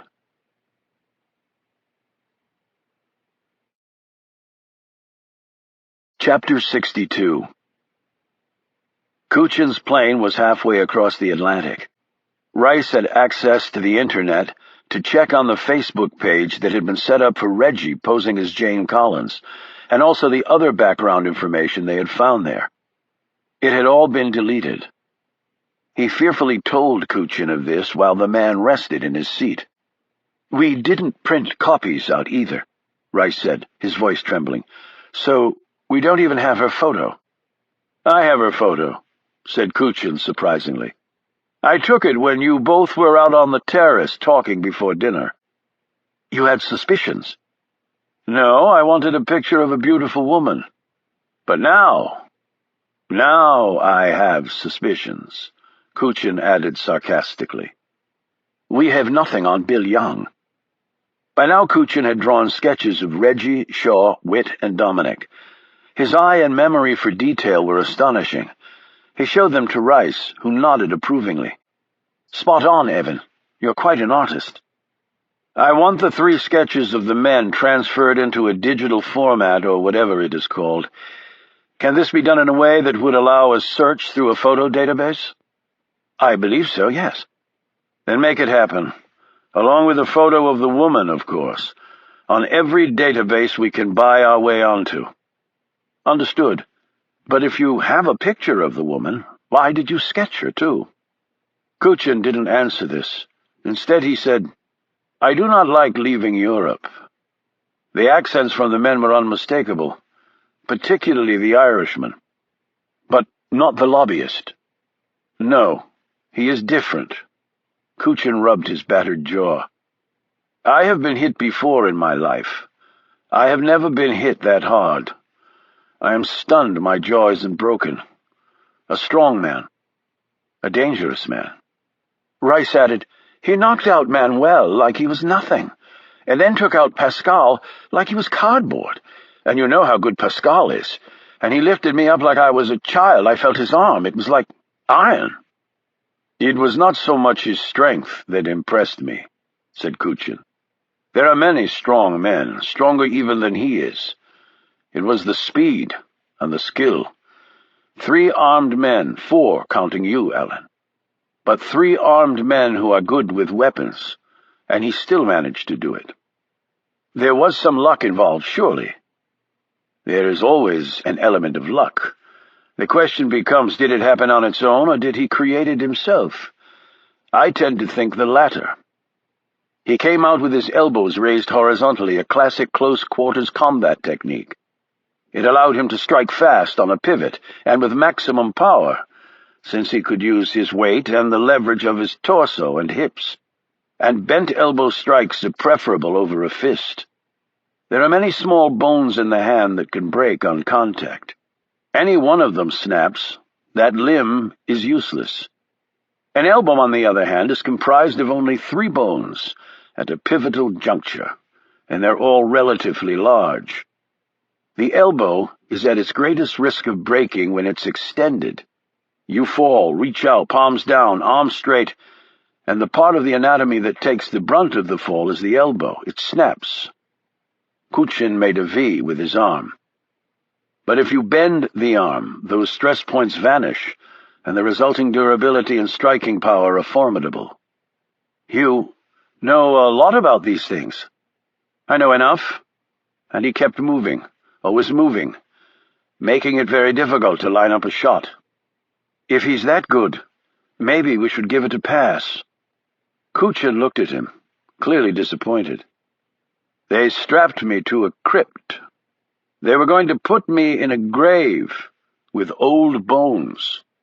They defiled consecrated ground in a Catholic church, and I must now hit them back far harder than they hit me. So from this point forward, it is the only thing I will focus on. But this business, that is why I have you. He put an arm around the other man's narrow shoulders and squeezed. Rice moaned slightly, since his entire body was sore from his brief but painful encounter with Shaw. You will do a good job, and if I see any indication of you overstepping your authority or trying to replace me at the top, just keep in mind that the dogs I used in Abdul Majid are still available. Rice said nervously, Evan, about the name they called you, I would not think of it ever again, if I were you. The plane did not land in Montreal. Kuchin had ordered a change in the flight plan. They put down on a long strip of level asphalt that he'd built in far eastern Canada, on the Labrador side of the province of Labrador and Newfoundland. Rice looked out the window as the plane taxied to a stop. Evan, what's going on? Why are we landing at your place here? I'm not going on to Montreal. The plane will. He rose and slipped on a long coat. But why here? And you won't be leaving on this plane. Rice looked pale. I don't understand. Unfortunately, it can't be helped. My jet is too easily followed. You mean I'm driving all the way to Montreal? That's a long way. Over 1,000 miles, actually. But you'll be driven, and you won't have to go the whole way. In Goose Bay, I will engage another plane that will fly you the rest of the way to Montreal. You'll be there in time for a late dinner. But you will not go to your home or the office. You will stay at the safe house outside of the city. You will conduct your business from there, and 2 of my men will be with you at all times. Understood? Certainly, yes. You think these precautions are actually necessary? Considering that I was almost dumped into a crypt in the basement of a church in Gord, yes, I do. He laid a hand on his assistant's shoulder. I will be monitoring your progress closely. You can stay on the plane. I will send transportation out to you. The jet door and gangway descended, and Kuchin stepped off, climbed an awaiting Escalade, and was driven off. Kuchin did not look back at his jet, but kept his gaze resolutely ahead. If they knew he was Fader Kuchin, what would be their next step? They were prepared to kill him, so he didn't believe they were tied to an official organization like Interpol or America's FBI, or even the successor to the old KGB, the Russian Federal Security Service. It had been known in the past to round up old Soviet targets and imprison or execute them after a very public trial for the global goodwill it would inspire. They did that, Kuchin thought, with contempt, while a former KGB officer was now leading the country. It was disgusting what democracy could inspire. Yet if he were wrong, and they were official, they could come swooping in and dismantle his entire organization. They might be waiting for the jet to land in Montreal. Well, they would find it empty, and he trusted his pilots not to reveal his location. This was not simply an act of faith on his part. They had both been with him many years, and they knew that Kuchin knew where their families lived. He had built a compound in a remote location nearly 40 kilometers from here. He had over the years accumulated thousands of acres and put his house in the middle of some of the most rugged, glaciated tundra outside of Siberia. It was unforgiving terrain, and yet Kuchin found solace and familiarity here. He and Rice had devised many successful business models here over the last 4 years. He could think here deeply, and he would do so now, as he planned his counterattack.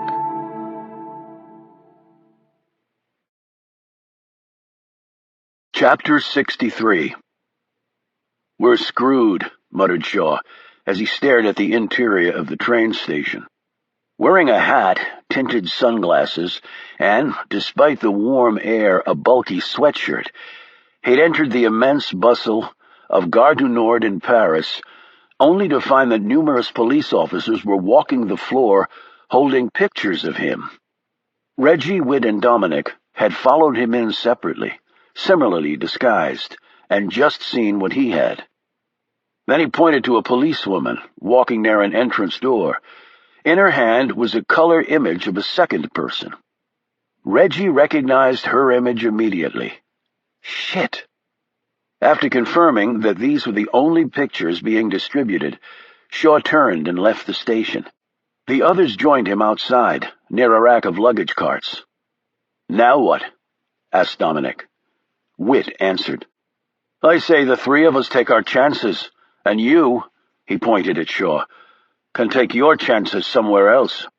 Shaw said, "I disagree." "I don't care if you bloody disagree." "Use your brain, Witt. 4 together is easier to catch. They've got my and Reggie's pictures in there, not you two. You get on the train and get back to London. Reggie and I will get there another way." "I don't think so," Witt shot back. "He's right, Witt," said Reggie. "It's better to split up. If they catch us, so be it. But it would be stupid to let them catch all of us at once." Witt was unmoved by her arguments. "You seem to be trying awfully hard to think of reasons to stay with this guy." Shaw leaned against the wall of the station and said, "Why don't you let the lady make up her own mind, Witt? Or is that against company policy?" "Why don't you shut the hell up? You don't know anything about us." "Not for lack of interest, or trying." "If we go on the train, how are you getting back to England?" Witt asked Reggie. Shaw answered, "Amsterdam. We can grab a ferry there. I know somebody. They don't ask questions, and I doubt the police will be covering it." Reggie said, "Witt, you and Dom get on the damn train. He needs to get his arm looked after as soon as possible. A little over 2 hours on a train is a lot better than pitching on the channel in a boat for days." "You're really serious, aren't you? You're going with this bloke, even though you don't know who the hell he is." "I know he saved our lives. I know he disobeyed orders to come with us. Do I need to know more?" Witt eyed her, and then Shaw, and finally looked at Dominic for support. The young man's gaze, however, went directly to the pavement. "Fine," said Witt. "You two just go off doing whatever. Maybe I'll see you back in England, and maybe I won't. I'll drop you a line when I finish off Kuchin." He turned and stalked back into the station, Dominic scuttling after him. Shaw looked at Reggie. "Is he always this good-natured?" "He's a bloody man, isn't he? It's not part of their psychology to be good-natured when they don't get their bloody way." She yelled these last words after Witt, but he and Dominic had already disappeared into Gare du Nord. Reggie stalked off in the opposite direction. 5 minutes later, she and Shaw were driving off in a dark blue Ford Compact Shaw had snatched because the driver had helpfully left the keys on the front seat. After driving 3 blocks, Shaw had pulled over. He'd taken the plates off the Range Rover before ditching it. Now he switched out the Ford's license plates with those. "The cops will match the make and model before they check the plates," he told Reggie. "Range Rover, not Ford. And the guy whose car we stole, it'll be the reverse. Plates before make and model. So on to Holland?" "Right. Get some sleep." "What if you get drowsy?" "I don't," said Shaw.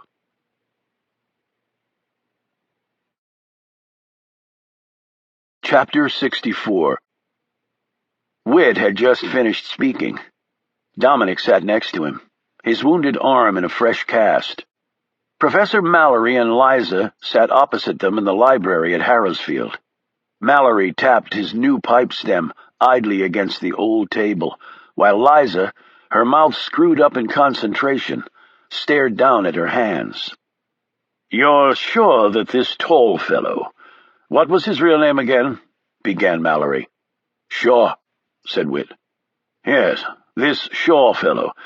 He could not have been the one who set you up. He saved us, Professor. I don't know why he would have sabotaged the hit only to later come in and pull our asses out of the fire." "It appears he may be exactly what he says he is," said Liza. "An agent for another organization that was on Kuchin's trail for another reason." "The nuclear trafficking," said Mallory. "Yes, I suppose that is the most logical explanation. Damn inconvenient coincidence, going after the same scoundrel at the same time, but for different reasons." Liza responded. "Not so much of a coincidence. They undoubtedly had the same thinking we did. Attack the man on his holiday, because they might not get another chance." "And no word from Regina?" asked Mallory. Whit shook his head. "Not yet, no. They're probably on a boat right now, chugging across the water to here. At least I hope they are." "But not to Harrisfield," said Mallory, looking alarmed. "She wouldn't bring him here." "She's not daft," said Whit, but he looked away when he said it. "You have to contact her, Whit, and tell her to come in alone," said Mallory. "She cannot bring this man with her." "I've been trying to contact her, but she's not answering her damn phone." "Then you need to try harder. You need to go out there and find her." Mallory waved his hand toward the window. Whit looked enraged. "Out there? Where out there? Are you talking the grounds at Harrisfield or the bleeding world? And she got herself into this bloody mess, so she can sure as hell get herself out, can't she?" "I don't think that attitude is helping," admonished Mallory. "Well, right this minute. I don't really care what you think," Whit shot back. "I believe we all need to calm down," said Liza. "Perhaps some tea." Whit snorted. "Tea? Hell, Liza. Give me a bottle of Locke's 8-year-old single malt, and then maybe I'll calm down enough to listen to this doddering old bloke again." Dominic spoke up. "I think we need to trust Reggie to do the right thing." He looked around at the others, who now all stared back at him. "I know I trust her." He sat back and rubbed his bad arm, seemingly exhausted after his little speech. "I think Dominic is right," said Liza. "Do you really want to take that chance?" asked Mallory. "Sacrifice everything we've worked for here? You remember the concerns you had about her and this Shaw chap," he added, looking at Whit. "She could be persuaded, perhaps. Blinded by— well, you get my point, surely." The Irishman looked uncomfortable now. "She pretty well explained that away. And the fact is, we had the bastard in our crosshairs. The mission should have succeeded. And then you were ambushed," said Mallory. Whit said, "The fact is, Prof, those blokes knew right where we were. They got the clear jump on us. I want to know how that happened. No, I need to know how that happened." "You might have made a mistake," said Liza. "They could have grown suspicious and followed one of you, learned about it that way." "No one would have known me and Dom were involved until D-Day. Whenever Reggie came to visit us at the cottage, there was no way she was followed." "You met at the church that night," Dominic pointed out. "That might be a hole," Whit admitted, "but we have to know for sure." "And Kuchin is still out there," said Mallory. "It's not done, Prof. I can't keep breathing, knowing he's still alive." "And I'm sure Fedor Kuchin is thinking the same thing about us," responded Liza. "That's what Shaw said," added Dominic. "He wanted to help protect us against Kuchin." "And I told him we didn't need his protection," said Whit sharply. "And we don't." "And no clue as to who he's with?" said Liza. "They have their own wings, so they're not operating on a shoestring like us," Whit told her, with a touch of envy in his voice. "I don't like this at all," said Mallory after a long silence. "I don't know whether I'm more worried about Feder Kuchen or this man Shaw. Know what? I say we worry about them both," retorted Witt.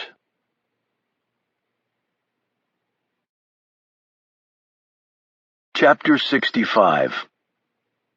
Reggie, clutching her stomach, stepped onto the wharf, knelt down, and kissed the grimy boards as the ferry pulled back from the dock and began its drift out to sea in heavy swells.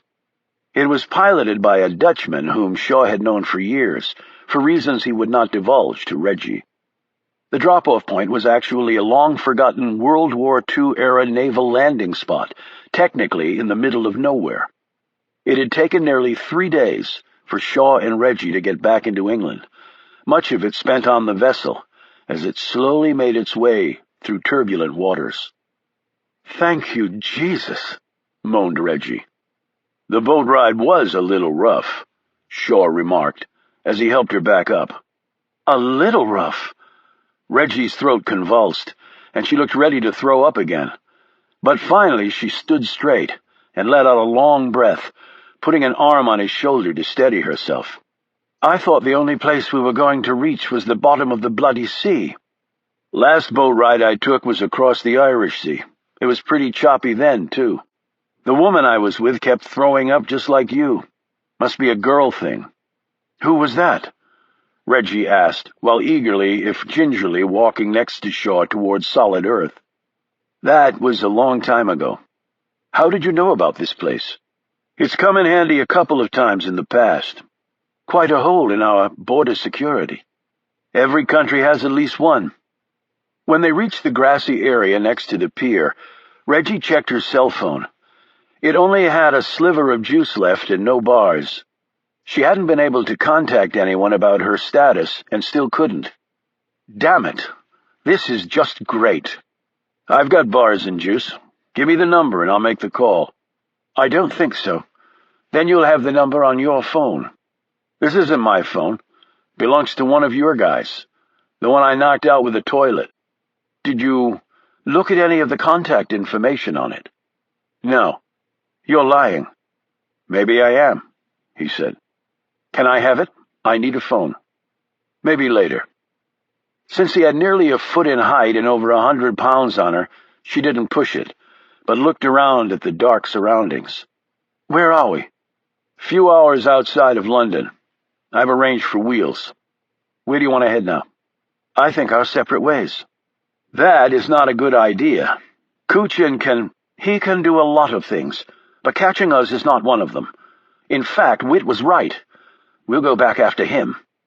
Shaw took her by the arm like he wanted to shake her. "What part of the memo didn't you get? He almost killed you all when he didn't know you were coming. Now that he's warned, you've got no chance of taking him. We almost got him before. Did you ever stop and think why you didn't?" "What? How did those guys end up ambushing you?" Reggie pulled away from him. "How should I know that?" "You need to know that. They had inside information. They were waiting for you. You've got a mole somewhere." "That's impossible." "Then give me another explanation that fits. We screwed up in the field somehow, and they got onto us that way. I went to the church before to meet with Witt to go over the plan. Someone could have followed me then." "Why would they even suspect you?" "You're the one who's trumpeting how good Kuchen is. He probably suspects everybody." "I listened to him when he was tied to that crypt, and so did you. He tried to bluster about killing you, but that was a man who expected to die that day. And if he suspected you, why would he have come with you to the church in the first place? We used the Muslim information you gave us to work an angle, to hurt him that way." Just like that, she said defensively. "And it worked. If someone had followed you to the church earlier and knew what was up, why would they let it play out? Why not blow the whistle? That way Kuchen is never in danger at all." After staring at the dark, rolling sea for a bit, she said, "I can't answer that. I don't know why. But the answer, whatever it is not good for you. If you do have a traitor in your ranks, it'll make it pretty easy for Kuchen to come after you." She closed her eyes for a moment, and wearily rubbed her temples. "Look, you said you made arrangements for some wheels. Can you just get me to London? It's the middle of the night, and I'm too tired and dirty and still way too nauseous to think clearly about this right now."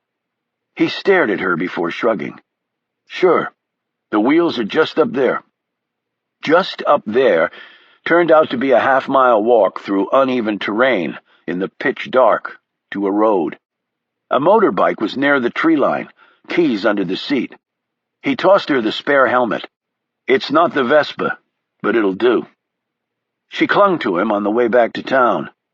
When they reached London, lines of smoky pink were beginning to burn against the sky, and early morning commuters were making their way along the still mostly empty streets. A few cabs and one bendy bus puttered along the roads. She tapped him on the shoulder and pointed to one corner. He slowed the bike and then stopped near the entrance to the tube. She got off and handed him back the spare helmet. "Sure you don't want me to hang with you?" he said. "First stop we made for petrol, I'd just sneak out of the bathroom window. Why not save time and cut to the chase?" He pulled the phone from his jacket pocket and tossed it to her. "Bon chance. So that's it. No more trying to convince me, just wish me good luck?" It seemed clear to Shaw that part of her wanted to stay with him, but he wasn't feeling conciliatory right now. "Just another job." He throttled the bike. "Thanks for saving our butts," she said, a bit guiltily. "Like I said, just another job, Reg." He popped the gear changer with his heel, released the clutch, and pulled away, leaving her to trudge on to the underground, alone.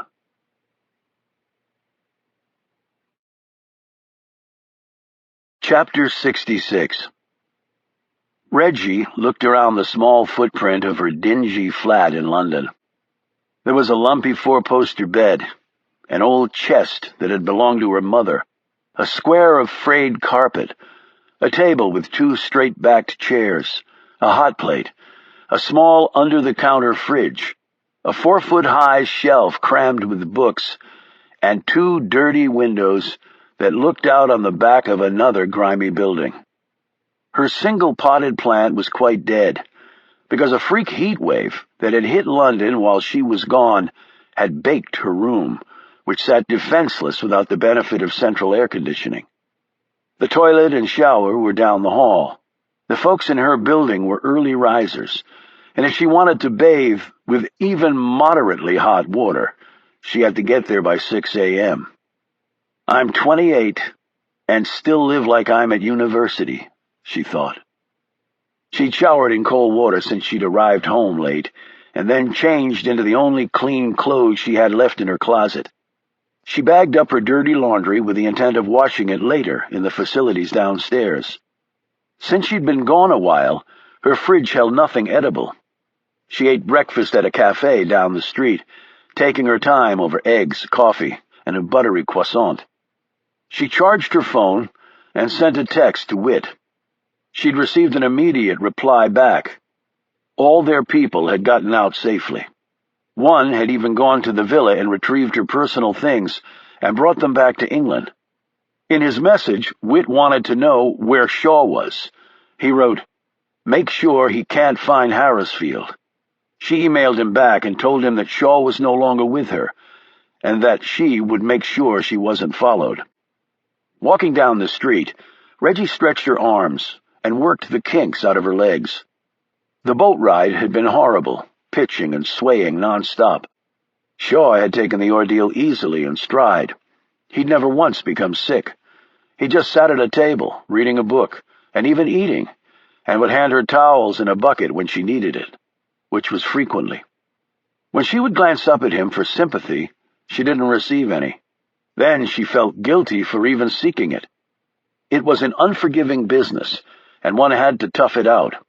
He certainly had. She, on the other hand, had come up a little short with her sea legs. At least she was safely back in England, as was her entire team. While it was true they had missed Kuchin, things could be far worse. She rode the tube to Knightsbridge. She was heading out to Harrisfield later to brief the others, but had something to do first. She had a 60mm size safe deposit box housed at a company that specialized in storing people's valuables.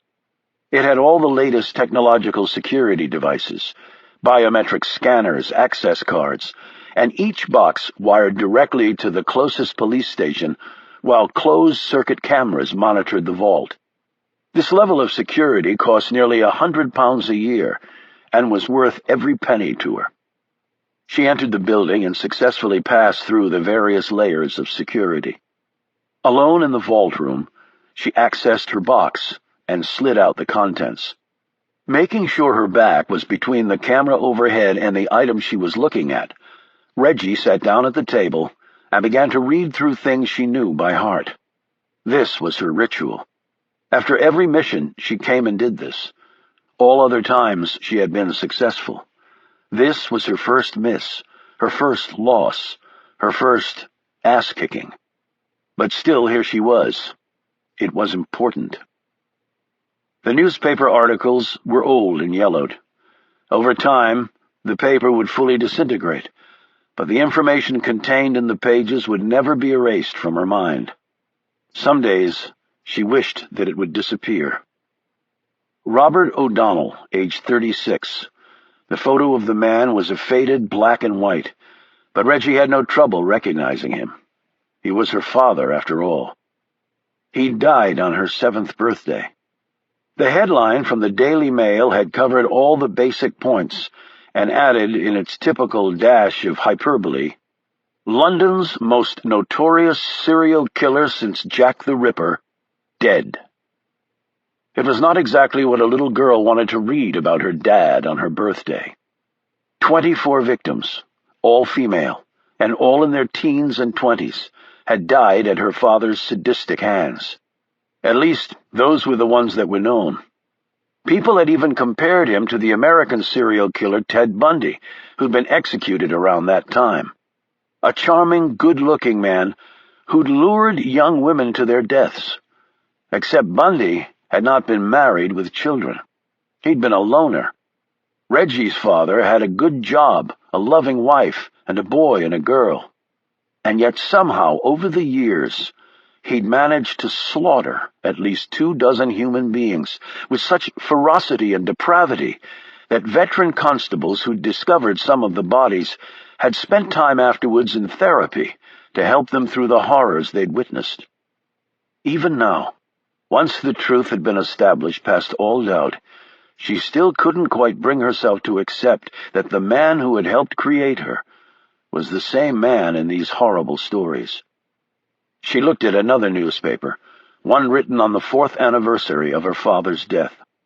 It had a full-page picture of him in his last days. In the face, Reggie could see a man possessed by something not human at all. But she also saw something else that terrified her even more. My eyes, my nose, my mouth, my chin. Physically, she was far more her father than her mother. Physically. The end of her father's violent life had been crushing because it also marked the end of the 2 other lives she cared most about, her mother and her beloved older brother. It was her brother who had been the hero. At age 12, and having figured out what his father had done, Lionel O'Donnell had gone to the police. At first they had not believed the ramblings of a child. They were swamped with leads, most of them false, and under enormous pressure to catch the worst serial killer any of them could remember. It was only afterwards that they realized he was right. By then it was too late. Her entire family had perished on a single day. Her enraged father had discovered his son's betrayal and killed them. He would have killed Reggie, too, if the police hadn't arrived when they did. She still had nightmares about it. She supposed she would always have nightmares. Reggie turned to another article and started trembling as soon as she saw the photo and caption underneath. The girl's hair was done in pigtails. The eyes were vacant. The small mouth was set in a thin, unemotional line. No joy, no sadness, no feelings at all. More than 20 years later, Reggie struggled to remember what it felt like to be photographed that day, where she was, what she'd been thinking. Her gaze drifted over the caption underneath. Only surviving family member, Jane Regina O'Donnell, age 7. The next weeks, months, even years, were a frantic whirl of events. Her mother's family took her in. They left the country. New lives were set up. Nothing was ever said about the past, not her mother, her brother, and certainly not the monster of a father. And yet Reggie, armed with her mother's maiden name instead of her father's, had eventually come back to the city where he'd committed his atrocities. Her identity had been buried deep. She was no longer 7 and vacant. She was Reggie Campion, a grown woman on a mission rebuilding a life from the catastrophic ruins of her past. And yet she now wondered, and not for the first time, whether Professor Miles Mallory knew who she really was, and if that was why he'd approached her. He had never given any indication that he did know her true history, but he was also the sort of man who wouldn't have let on if he did. There were other items in the box, yet she decided to look at only 2 more. One was a photo of her mother, a petite blonde woman whom Reggie remembered as innocent, if not overly intelligent or curious, and yet someone who loved her children unconditionally. The second item was a photo of her brother Lionel, who had gone to the police and ended the monster's reign in London, though it had cost him his life. Even at age 12, he was tall like his father, who had been 6'4" and well over 200 pounds. Lionel took after their mother, not in stature, but in looks. The hair was light, the eyes a dim blue, the mouth usually curled into a smile, but not in this picture. This was a photo of her brother lying dead in his coffin. Reggie didn't know where it had come from, only that she'd discovered it years ago, and now found herself unable to part with it. It was sick, macabre, she realized that. But it was also a reminder of her brother's ultimate sacrifice to save all of them from evil. She put the items back in the box, locked it up, and slid it back into the wall vault receptacle. Reggie returned to her flat, packed a bag, climbed in her little car, and drove to Harrisfield. On the way there, she thought of nothing else other than how to get one more chance at Feder Kuchen. Well, that was not entirely true.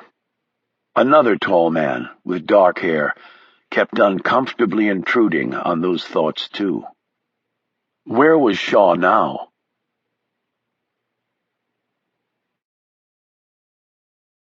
Chapter 67. Almost as soon as Reggie passed the town of Leavesden and started making her way along the winding roads to the estate, the sun disappeared behind darkening clouds. At least the meteorological conditions matched her mood. She passed the entry gates, parked her car, took a long breath, and walked inside. She'd phoned ahead with her expected time of arrival, and they were waiting for her in the library. The professor, Whit, Liza, and Dominic. As she passed down the hall, she saw Niles Jansen, the colleague that Shaw had steamrolled, back at the cottage in Provence. She tossed him back his cell phone that Shaw had taken. "How is it?" she asked, indicating the large bruise on his face. "Like a bloody tank hit me," said Jansen. "Actually, I think it did."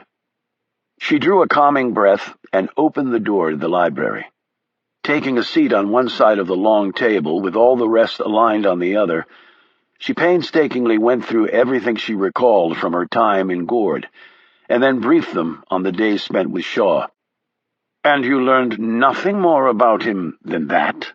asked Mallory, who did not bother to hide his incredulity.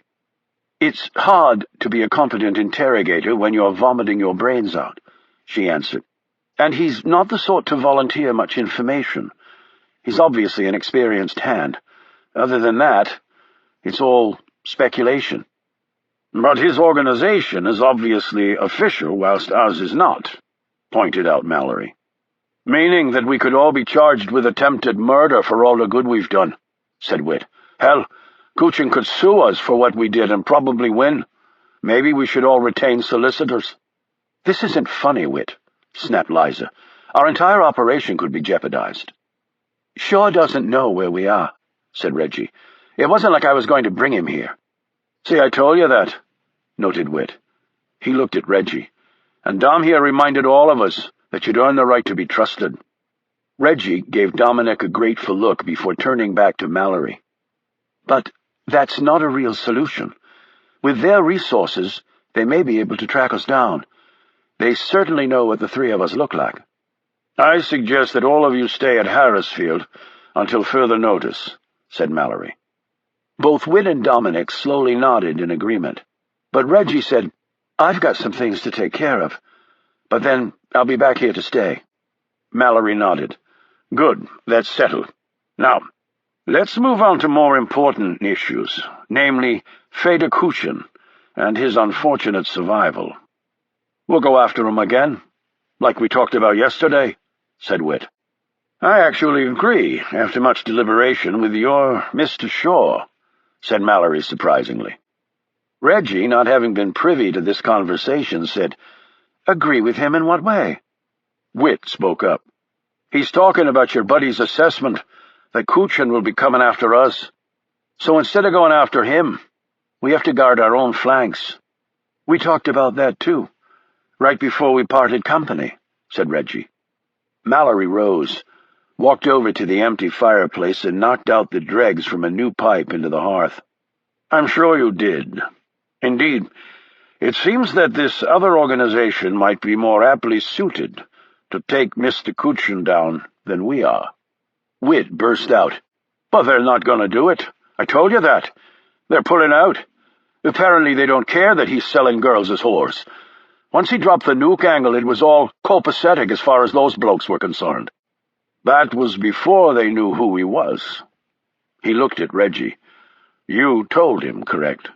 That Waller was Fedor Kuchin?" "Yes, but he didn't know who that was." Mallory took a few moments to puff his pipe to life. "No matter, he will look into it now, and then there you are. When he knows the real butcher of Kiev is out there, chances are very good that either they'll go after him, or they'll notify another appropriate agency to do so." "So we just fob off on them the job we set out to do?" said Reggie. "Why should they have to deal with him?" Mallory eyed her with interest. "Are you really thinking, why should this Shaw fellow have to deal with him?" Reggie's face reddened. "That is not what I said, Professor."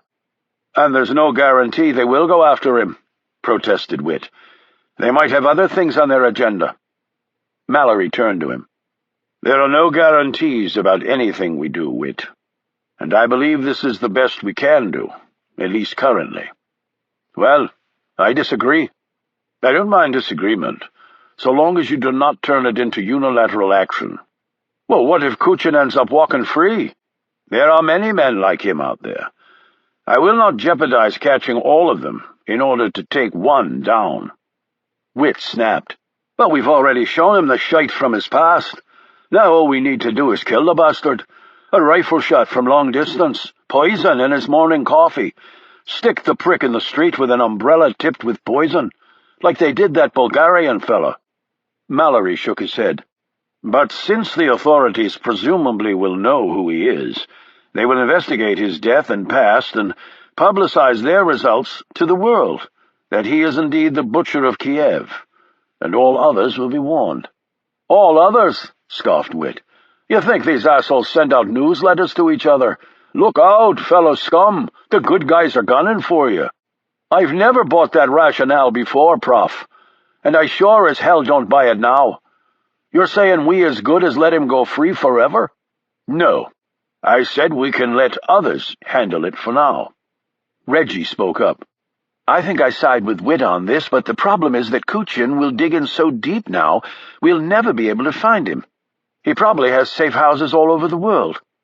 "Since we have limited resources, that makes all the more reason to move on to someone else. But for now, I think all of you should relax and regroup. Dominic needs to heal physically." Mallory looked at Reggie and then at Whit. "And you need to do so in other ways." "My head is on as straight as ever," muttered Whit. I wasn't necessarily talking about you, replied Mallory. So me then, exclaimed Reggie. She looked darkly at the man. Just everyone, please. Take a rest, said Mallory, a trifle wearily. Even if the Ukrainian psychopath has us in his gun sights? Asked Witt. Yes, even then, said the professor sharply. Mallory then rose and left the room. He's under a lot of pressure, said Liza defensively. We're all under a lot of pressure, Liza, rejoined Reggie. The operation in Provence cost a lot of money, Liza continued, and funds are getting harder and harder to come by. Miles spends a great deal of his time finding benefactors. Witt scowled at her. Great, fine. I'll cut my salary. Oh, that's right. I don't really get paid a bleeding quid to risk my life and limb. Now do I? I didn't mean it that way, Witt, she said. I don't think any of us mean anything we're saying right now, said Dominic. Witt rose. Speak for yourself, Dom. I meant it all. Before anyone could say anything, he'd slammed the library door behind him.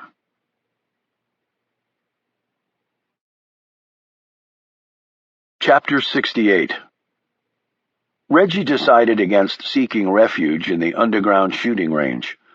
This was principally because she didn't think her still queasy stomach could take the pungent smells created by the weapon's discharge in close quarters. Yet she didn't want to remain inside the distinctly chilly atmosphere at Harrowsfield. So she settled on wandering the grounds. That, of course, led her to the graveyard and then to the grave site of Laura R. Campion. She'd visited her mother and brother's grave only once, years ago, and her father's never. And yet here she was, for the 100th time, standing in front of what was almost certainly a stranger's final resting place. Are you going mad, Reg?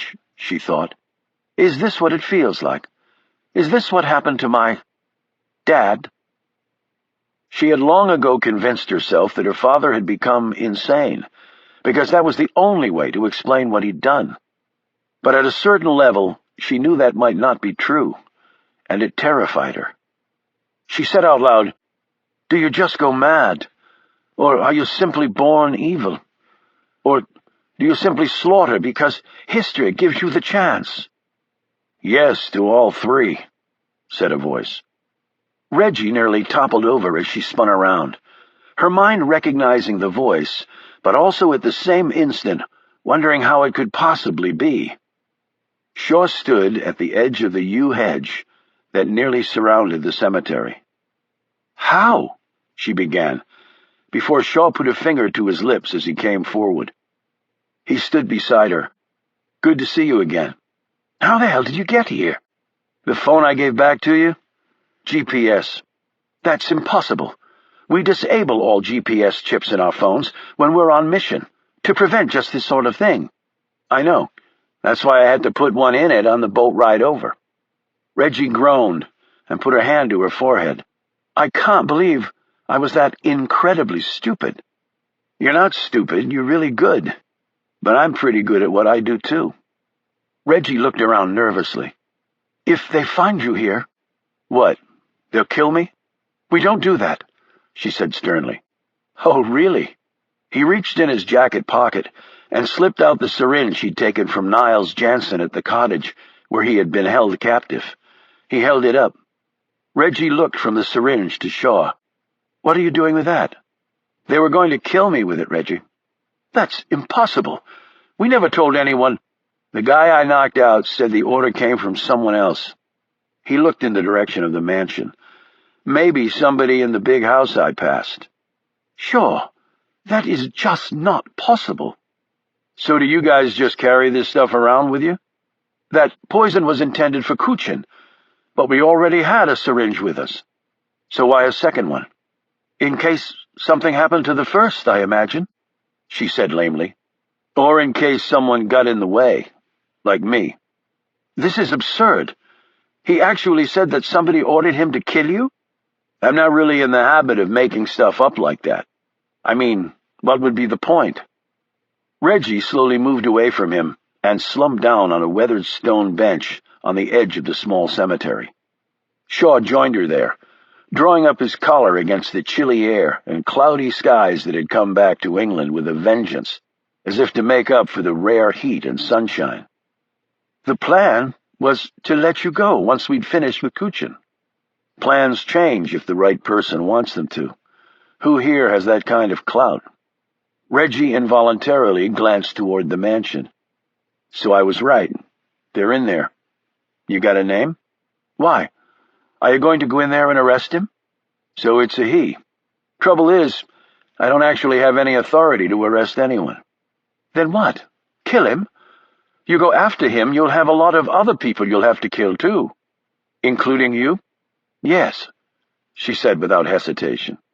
"Well then, I find my options limited." He handed her the syringe. "Just make sure whoever you stick with that really needs killing. No second chances there." Reggie held the capped needle in her open palm while gazing up at Shaw. "Why did you come here?" "Wanted to see for myself the competition, I guess. Nice digs. My office is either at 40,000 feet or right at ground level with lots of excitement going on all around me." "Is that all?" "Oh, there was something else. I wanted to make sure you weren't still puking your guts out. See, I feel a little responsible for that. And I guess I wasn't as sympathetic to you as I should have been while we were bouncing across the water." This drew a meager smile from Reggie. "Well, truthfully, I'm still a bit wobbly, but my bearings are slowly returning." She paused while carefully pocketing the syringe. "Does your boss know that you're here?" "We're not always in sync." She glanced once more in the direction of the old mansion. "Actually, I can relate to that. How long will you be in England?" "That depends." "On what?" "On whether you'll agree to have dinner with me tonight. If yes, I'll be here at least another day. If not, I'm out of here right now." Reggie glanced down. "Problem getting away?" said Shaw.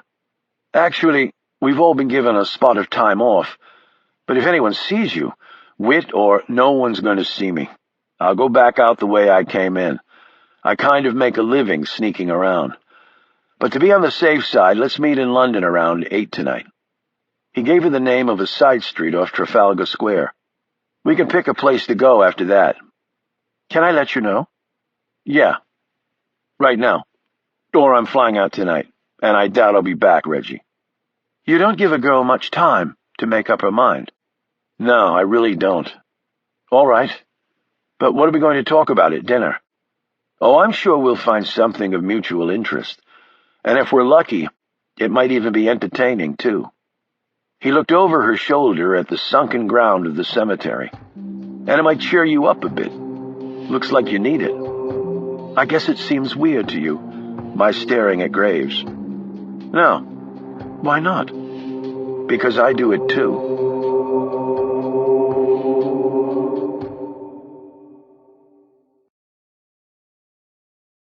Chapter 69. Fedor Kuchin had nothing, and because he had nothing, the man was growing increasingly frustrated. In 90-degree angles, he paced the 3,000-square-foot cabin perched near an ocean whose water temperature never got much above 50 degrees, even in August. Kuchin's mood was tied directly to his underling's failure. Alan Rice had purchased access to a dozen databases, and yet there had not been one hit in any of the digital images made from his drawings or the photo. Every other avenue of investigation he'd pursued had ended with a similar lack of progress. Kuchin's large hands clenched and then loosened as his nimble mind galloped along, trying to envision some way to move forward. Finally, Kuchin drew on a parka and walked outside. He had taken with him a rifle and scope and some cartridges. It was summer, but one wouldn't know it by the weather. It wasn't cold enough to snow, but as he looked around, the terrain reminded him starkly of his birthplace in the Ukraine. Perhaps that's why he'd built a home here with nothing else around for miles.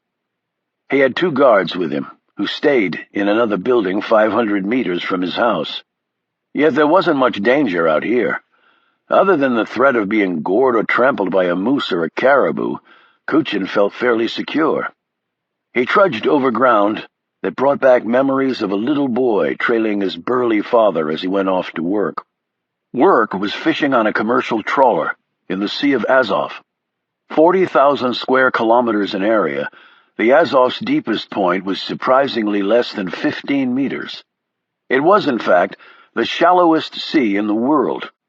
Because of that, its waters were turned over quickly.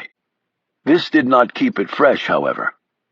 When Kuchin was a child, the pollutants from factories and oil and gas exploration were already pouring into the sea's meager depths. By the 1970s, dead and mutated fish by the thousands were piling up on the shores, clearly victims of man-made toxins and radioactive poisons. To swim in the waters today would be suicidal. Yet all the children in Kuchin's village had spent their summers in waters whose temperatures would soar toward 30 degrees Celsius in July.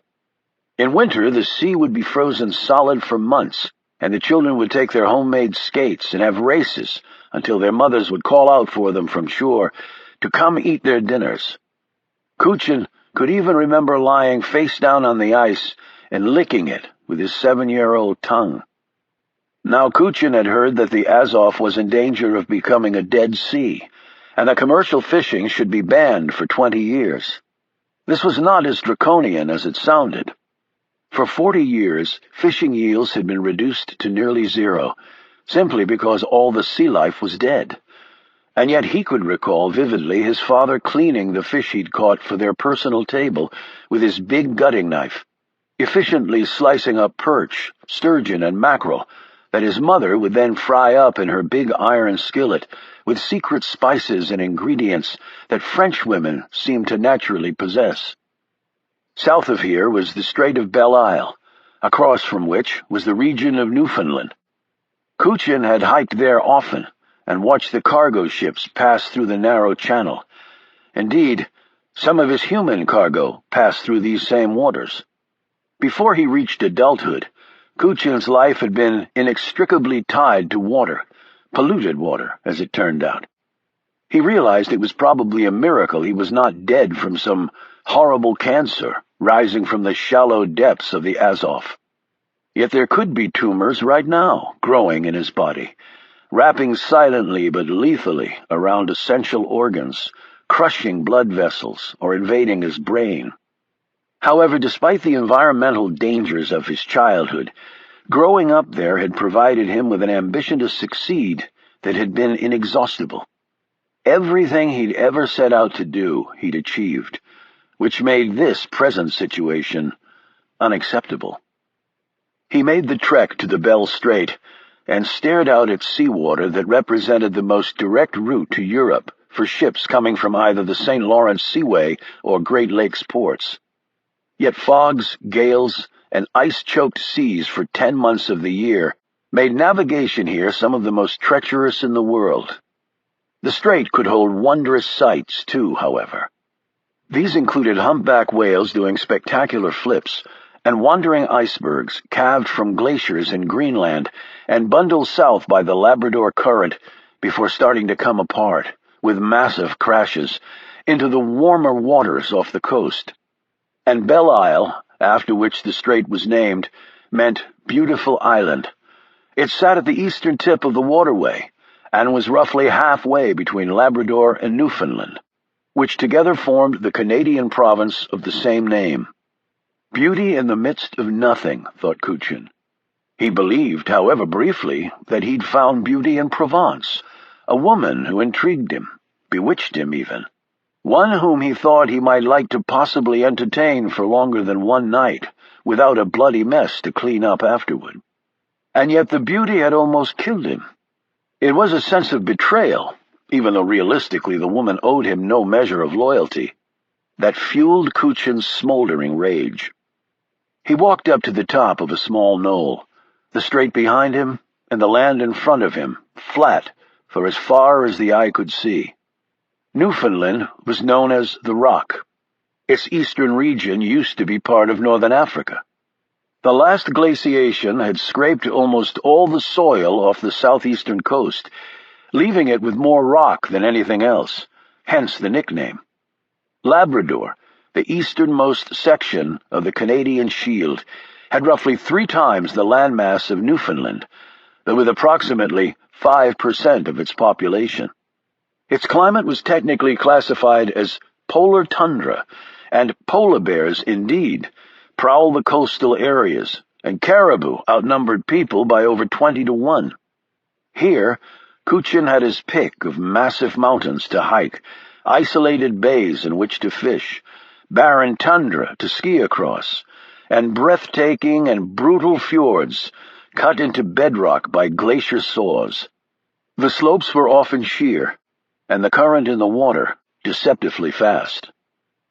Kuchin drew a bead with his rifle, sighting through a scope manufactured by Zeiss, the same outfit that had supplied the Third Reich.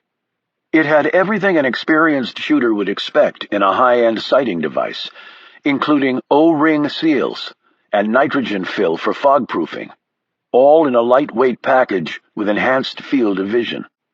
When hunting large game, it was generally agreed that a minimum of 1,000 foot-pounds of force from the round was necessary. For the biggest game, like moose, that requirement ratcheted up to roughly 1,500 foot-pounds at about 500 yards. He was using pointed, boat-tailed 140-grain rounds that would drop just about anything on 4 hooves, and certainly anyone on 2 feet. Kuchin had had this rifle custom-built. It was lightweight for ease of carrying and maneuverability, and he had fought his ego and opted for somewhat less power because that translated to less recoil, which resulted invariably in greater accuracy. He had splurged on a premium barrel because that played a major factor in the only thing that mattered, whether you hit your intended target or not.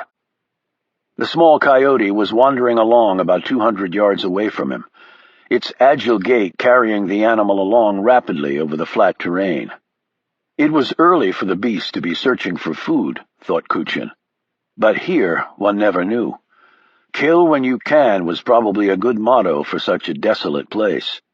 It was probably a female, Kuchin noted as he examined through the glass the small chest and frame of the animal. He lay prone on the ground, carrying the weight of the weapon on his elbows. He steadied himself, fixing his grip around the stock and underbelly of the gun, but relaxing his muscles.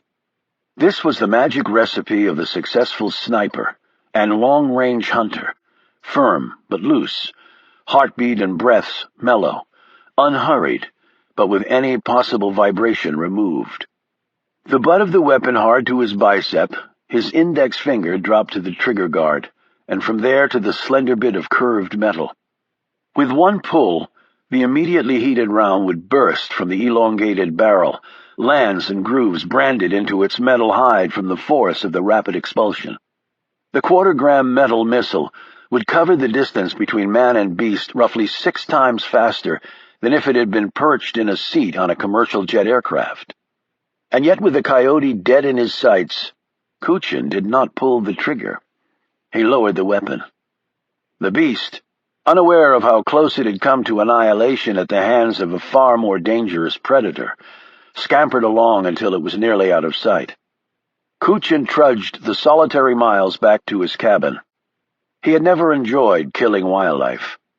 Fishing held little interest for him either, despite having been his father's trade. It was only living things that looked like him that had ever motivated Fader Kuchin to pull the trigger, light the match to the gas-filled pits, kick out the stool from under the noosed victim, or plunge the knife in someone's chest. It was just who and what he was. He returned to his cabin, slid the parka on a hook by the door, locked his rifle back up in his gun safe, and returned to his desk. There was a blinking light on his phone. The message on the recording dispelled all the bad thoughts Kuchin had been harboring for most of the day. It was Alan Rice. "We found him."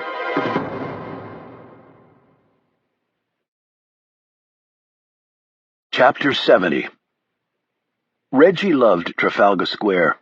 For her, it seemed to define all things British in one sparkling geographic footprint.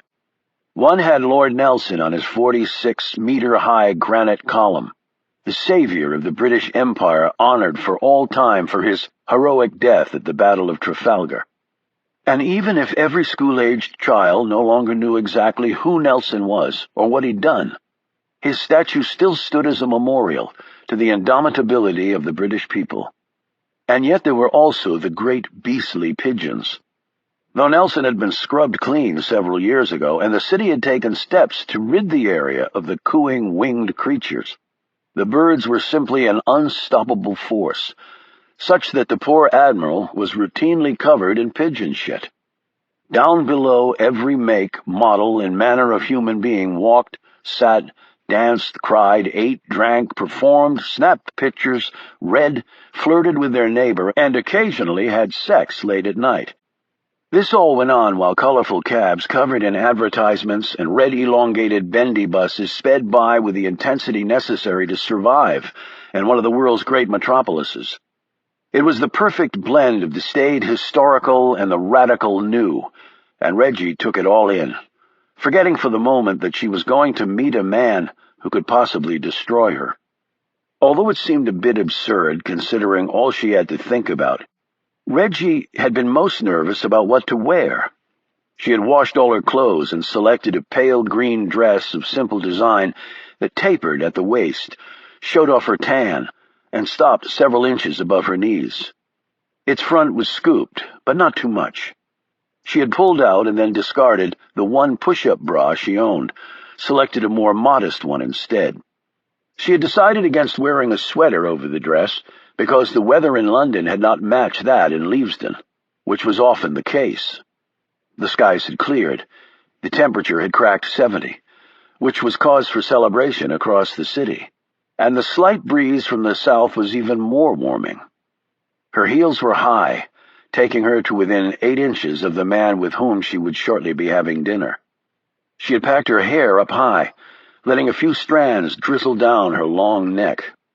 Chunky aquamarine earrings and a matching necklace she'd purchased years ago in Thailand completed the ensemble.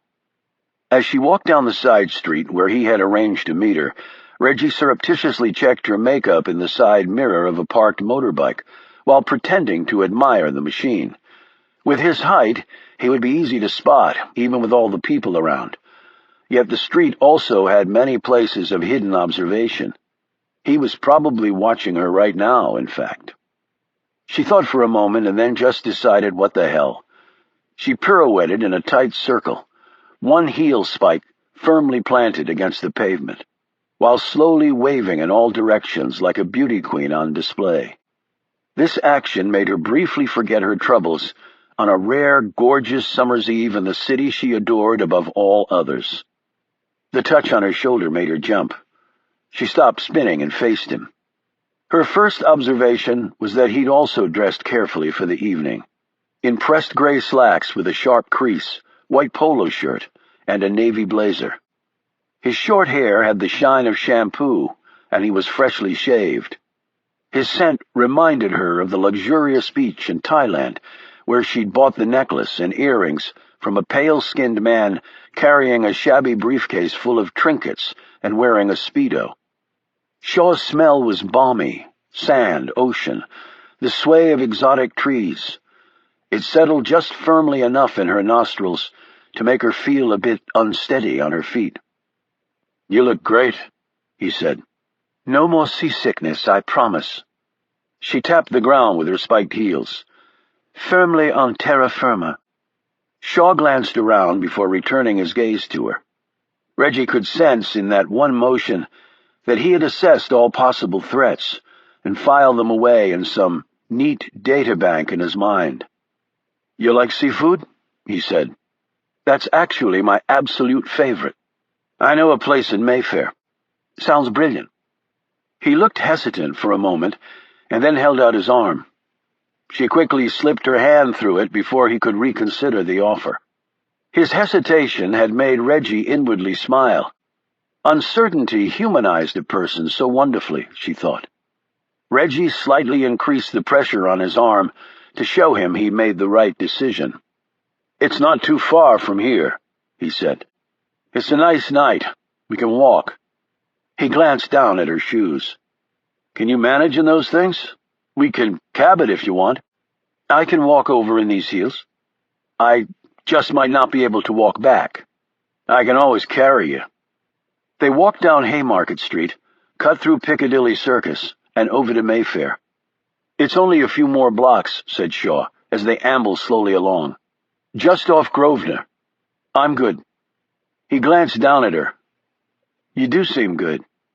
She interpreted his remark as she glanced around at other couples doing exactly what they were doing. "It's just nice to pretend to be normal. I guess that seems weird." "No, it doesn't. In our professions, those moments are few and far between." The restaurant was mid-block and had a green awning out front partially obscuring a pair of formidable mahogany doors.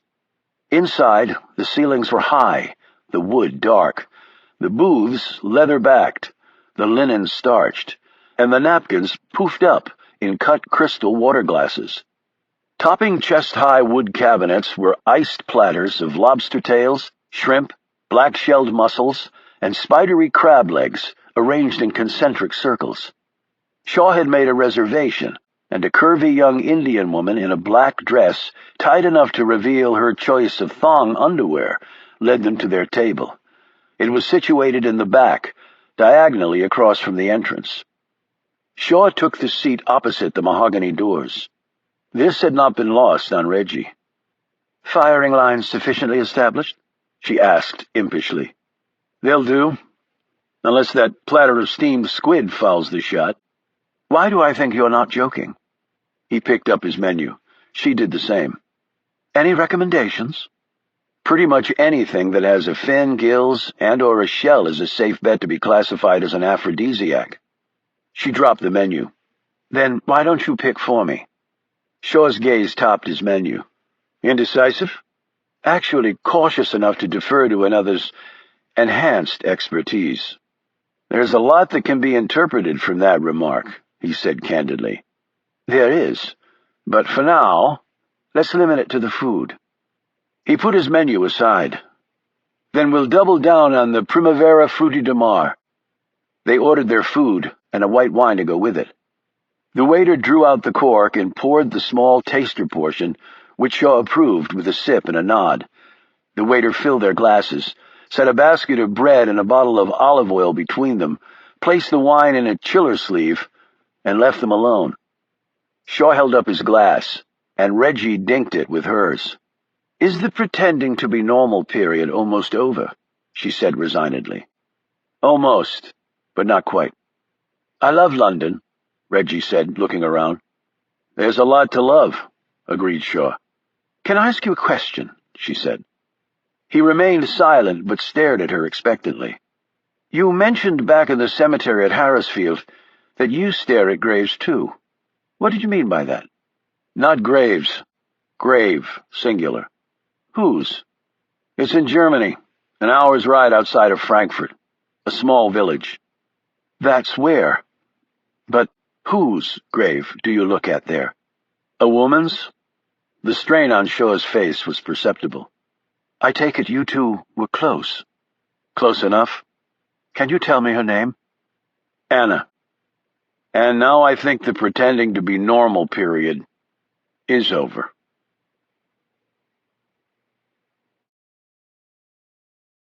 Chapter 71. Fader Kuchin was impatient, which meant he was irritable, which meant he was once more pacing in his precise 90-degree grids. A leased jet had just touched down 40 kilometers from here.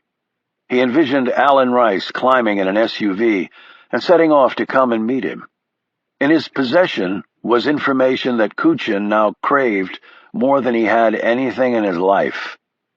He had to wait. 40 kilometers over mediocre roads, an hour, perhaps more if the weather continued to deteriorate as it had threatened to do all day. "Everything okay, Mr. Waller?" He stopped pacing and looked up to find Pascal standing in the doorway. He wore jeans, boots, flannel shirt, and a leather jacket. Always a jacket and always a gun underneath the jacket, Kuchin knew. His mother had been small, spare, and Pascal had taken after her instead of his tall father. The facial features, too, were hers. Greek had trumped Ukrainian in this genetic instance. Those features were now marred by yellow and purplish bruises, thanks to the tall man who'd beaten them both in the catacombs of Gord. "Just thinking, Pascal. The others will be here in about an hour." "Yes, sir." "How are you feeling?" "Not bad." The little man was tough. Kuchin could not deny that. His arm could be dangling by a sliver of skin, and he would probably only ask for aspirin, or more likely nothing at all. He is tough, he thought, like his father. The affair had been brief but memorable. Kuchin had taken a holiday in Greece as reward for his good work in Ukraine. Under brilliant sunlight that did not seem to exist in the Soviet Union, at least that he'd experienced, Fedor Kuchin had bedded a woman, and together they'd made a baby. Kuchin had not been there for the birth, but he had named his son. Pascal was a francophone given name for a male. In Latin it meant relating to Easter, and in Hebrew, to be born or associated with Passover. Kuchin had named the boy in honor of his French mother, who was also a Jew, though she'd converted to Catholicism when still a young girl. He'd never told anyone about her ethnicity, nor of her and his religious beliefs. In the power circles of the Soviet Union, that would not have been looked on in a positive way. "You do good work, Pascal," said Kuchin. Searching the other man's features, as he sometimes did, Kuchin would imagine he saw a glimmer of himself there. He had sent his son off to various skirmishes across the world as a mercenary. Pascal had been trained by some of the best military minds around. He'd fought in places like Kosovo and Slovakia, Bosnia and Honduras, Colombia and Somalia. He'd always returned to his father with a smile on his face, and more experience grafted into his DNA. Kuchin had taught him some old tricks of the trade as well, taking some fatherly pride in doing so, but not too much. He was a bastard child, after all. But he was also all Kuchin had in the way of descendants, not smart enough to run the business, but smart enough to protect those who did. "Thank you, sir. You need anything? You just let me know." Pascal moved off, and Kuchin rubbed the scars on his wrist. They'd been caused by 10-pound fishing line that had cut into his skin so deeply as a child that the marks had become permanent. This was his father's way of teaching his son to obey. These lessons were usually accompanied by drunken screams and thundering fists. He would be strung up like one of his father's catches, his toes barely touching the icy floor. This would go on for hours, until Kuchin thought his hamstrings would collapse, his Achilles tendons dissolve. His back, too, held the marks of violent intrusion. A belt, a strap, a fishing reel whose metal guides had bitten into his prepubescent skin and stung like the blitzkrieg of a 1,000-wasp army. These were his father's choices, his father's life lessons to his only child. His good mother would always fight for him, and even attack her far larger husband, whose height and girth eventually had been passed on to his son. And for her loyalty to her child, the woman had been dealt with more cruelly. For hours afterward they would lie on the floor and cradle each other, nursing wounds, sharing tears, speaking in French in low voices, so the father and husband could not hear, for it would undoubtedly drive him into another rage. Kuchin had lied to Alan Rice, and later to Janie Collins, or whatever her real name was. His father had not died from a fall at the cottage in Roussillon. Kuchin's father had never been to Roussillon, or even France at all. A poor family from rural Ukraine during that time would never have had the money nor the permission to travel abroad. They would never have even made it to the border. No proper papers, no reason to be leaving the Soviet Empire. They would have been executed on the spot, their bodies left where they fell like trash flung from a truck as a message to others contemplating disobedience. And Kuchin had to admit that message could be very effective. He'd later conveyed such messages himself. It was only after he'd risen to his post in the KGB that out-of-country travel was possible for the most loyal, which included him, of course. He had gotten special permission to take his mother to the town of her birth. By now she was clearly old before her time, and the years left to her were few. The cottage had been empty, and Kuchin, though he did not have much money back then, had found a way to purchase it for her. She lived there for 5 happy years, until her death. Kuchin visited her when he could. She would call him by a French name that in her diminished mental state she believed to be his real one. A Soviet to the core, Kuchin would have killed any man who called him that, but when his old failing mother did so, he would merely nod and shed a tear or two and hold her withered hand, answering her queries like a nice little Frenchman looking to appease his beloved mama. Kuchin stared out the window of his cabin, toward the not-too-distant coast. Yet his hearing was attuned to the swirl of rubber over crushed gravel that lay on the opposite side of the house. He checked his watch. Alan Rice should be here in no more than 20 minutes. His gaze returned to the nearby waters, and another memory entered his thoughts. This time, it was a happy one. The Sea of Azov was far too shallow for his plan, of course. That was why one moonless night in October, several decades ago, a grown-up and very strong Kuchin, now a valued member of the deeply feared Komitet Gasudarstvennoy Bezopasnosti, or KGB, had dragged his father from his shack, loaded him on a boat, and set off to deep water. Through the Strait of Kerch they had entered the Black Sea, which had an area over 10 times the size of the adjacent Azov. More importantly, the deepest point there was over 2,000 meters. Kuchin had anchored down, and he and 3 of his comrades who had come to help him had used the strongest fishing line they could find to tie up the old man. The senior Kuchin's eyes bulged with the terror of what was happening to him. Attached to the line and the heavy metal cables that they draped over his head and shoulders were 2 50-gallon metal drums filled with sand. It was a favored disposal technique for the Soviet security forces. Indeed, some of the KGB officers had started terming this pairing the Golden Slippers. Kuchin had looked into his father's eyes one last time. The roles were reversed now. The large was now small, and the young child was now a strong man more than capable of defeating the monster that had punished him relentlessly for so long. He spoke to him in 2 languages.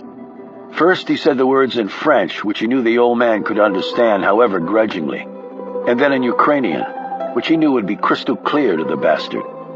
Then, over the gunwale, the drums went, and seconds later the cables drew taut, and the old man sailed overboard too, screaming in terror. In a few seconds it was finished. Kuchin took the helm and steered them back from where they had come. He looked back only once at the spot where the man who had plagued him would carry out the last few seconds of his life. And then he turned back and thought no more of him. The SUV came into view. Alan Rice was here with the promised intelligence. For Fedor Kuchin, it was time to track down and catch another adversary who would dare seek to harm him.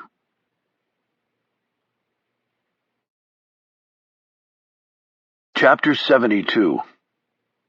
You did not use the company jet, correct? Asked Kuchin.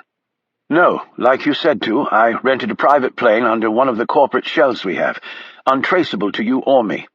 And you have stayed outside of the city in the safe house. Yes, just as you instructed. I've conducted business through secure phone and computer lines. He paused. You think people are after me? No, they're after me. But they can use you to help in that search. I could have killed you or kept you under wraps. I chose the latter. Rice looked like he might be sick. Kuchin gripped his arm. Now, your report. It was quite fascinating how we were able to crack this. The technology is really remarkable. We started with using... Kuchin raised a cautioning hand. Alan, get to the point.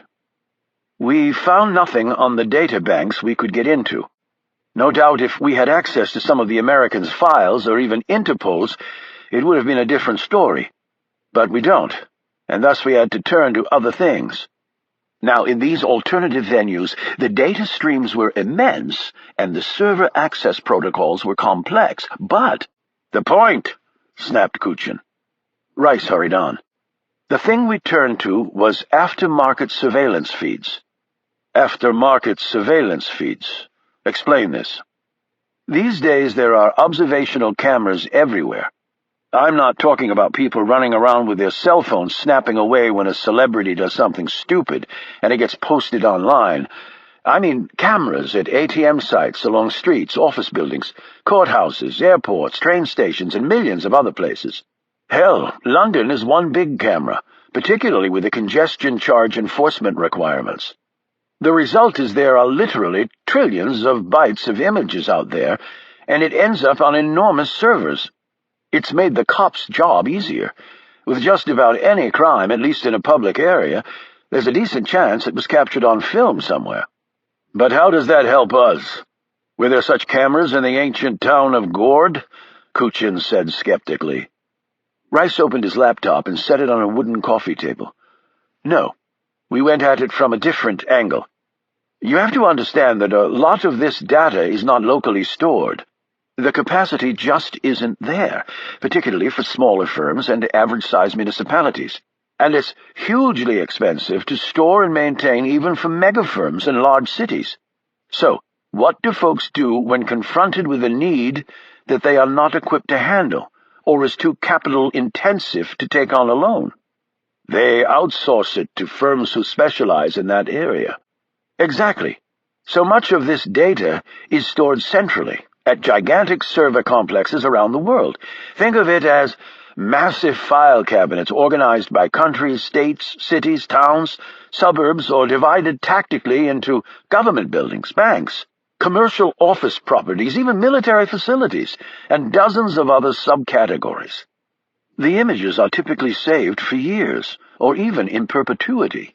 It's not like you've got billions of photos stacked somewhere. It's all digital. The storage footprint is relatively small. And you never know when some of this data might have value.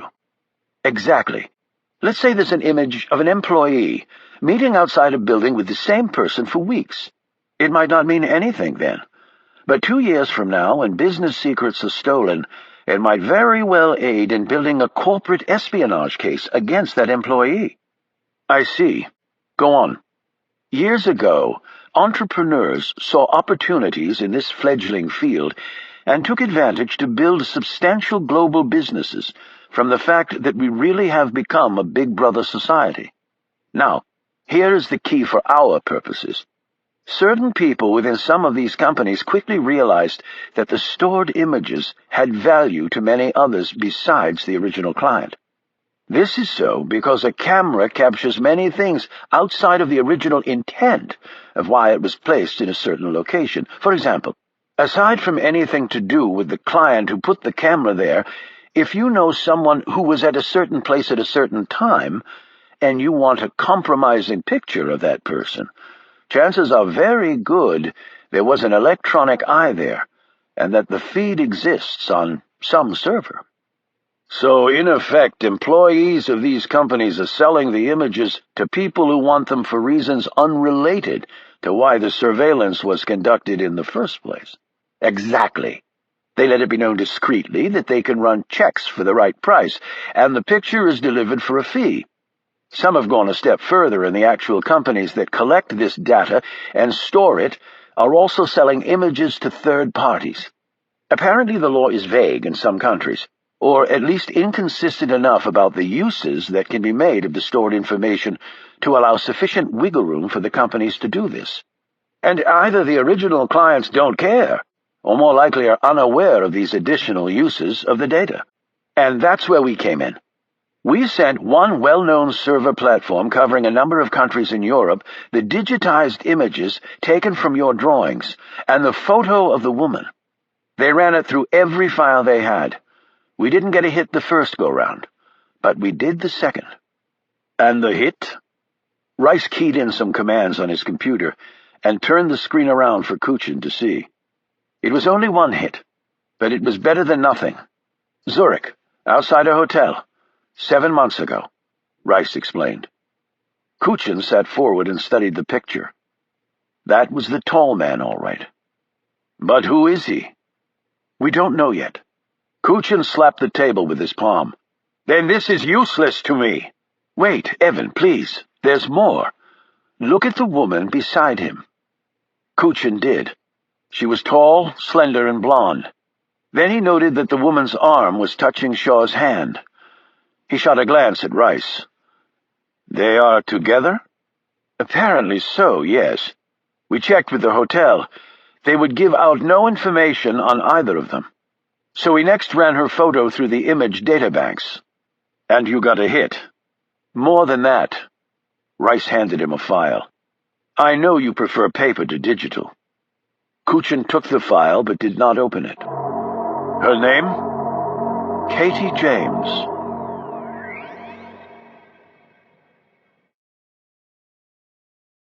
Chapter 73. Can't we at least eat our meal before the pretend time is over? Said Reggie earnestly. Does it mean that much to you? Actually, it does. Shaw rifled a glance at the waiter hovering nearby. Okay, this is probably not the best place to do it anyway. Their food came, and they talked about things other people would normally talk about over a meal out. Another bottle of wine, this one red, was ordered and fully drunk. Coffees followed, and they shared a dessert that had coconut and ribbons of white icing on top. Shaw paid the bill with a credit card. A. Shaw? Said Reggie, as she spied the name on the plastic. What's the A stand for? Absolutely nothing. He signed on the dotted line and they rose and left. The evening was still warm, at least by London standards, though now Reggie wished she had brought the sweater. Noticing her chill bumps, Shaw took off his jacket and draped it around her shoulders. It hung down like a dress. 46 extra long, she said, gripping the material. Something like that. How are the feet? Depends on where we're headed. My hotel's in that direction. 10-minute cab ride. She looked startled. Your hotel? Oh, we can go to your place. Why does it have to be either one? Or we can just go to another public place and talk about it and hope nobody overhears us. Reggie thought of the sex-crazed couple in the rooms above her. My place is not that quiet, she said. Mine is. Where exactly is it? The Savoy. It recently reopened. Excellent river views. Very nice. What did you tell me before about being forward? Going to your hotel room this late at night seems to fall into that category. That was before. This is now. We can cab it.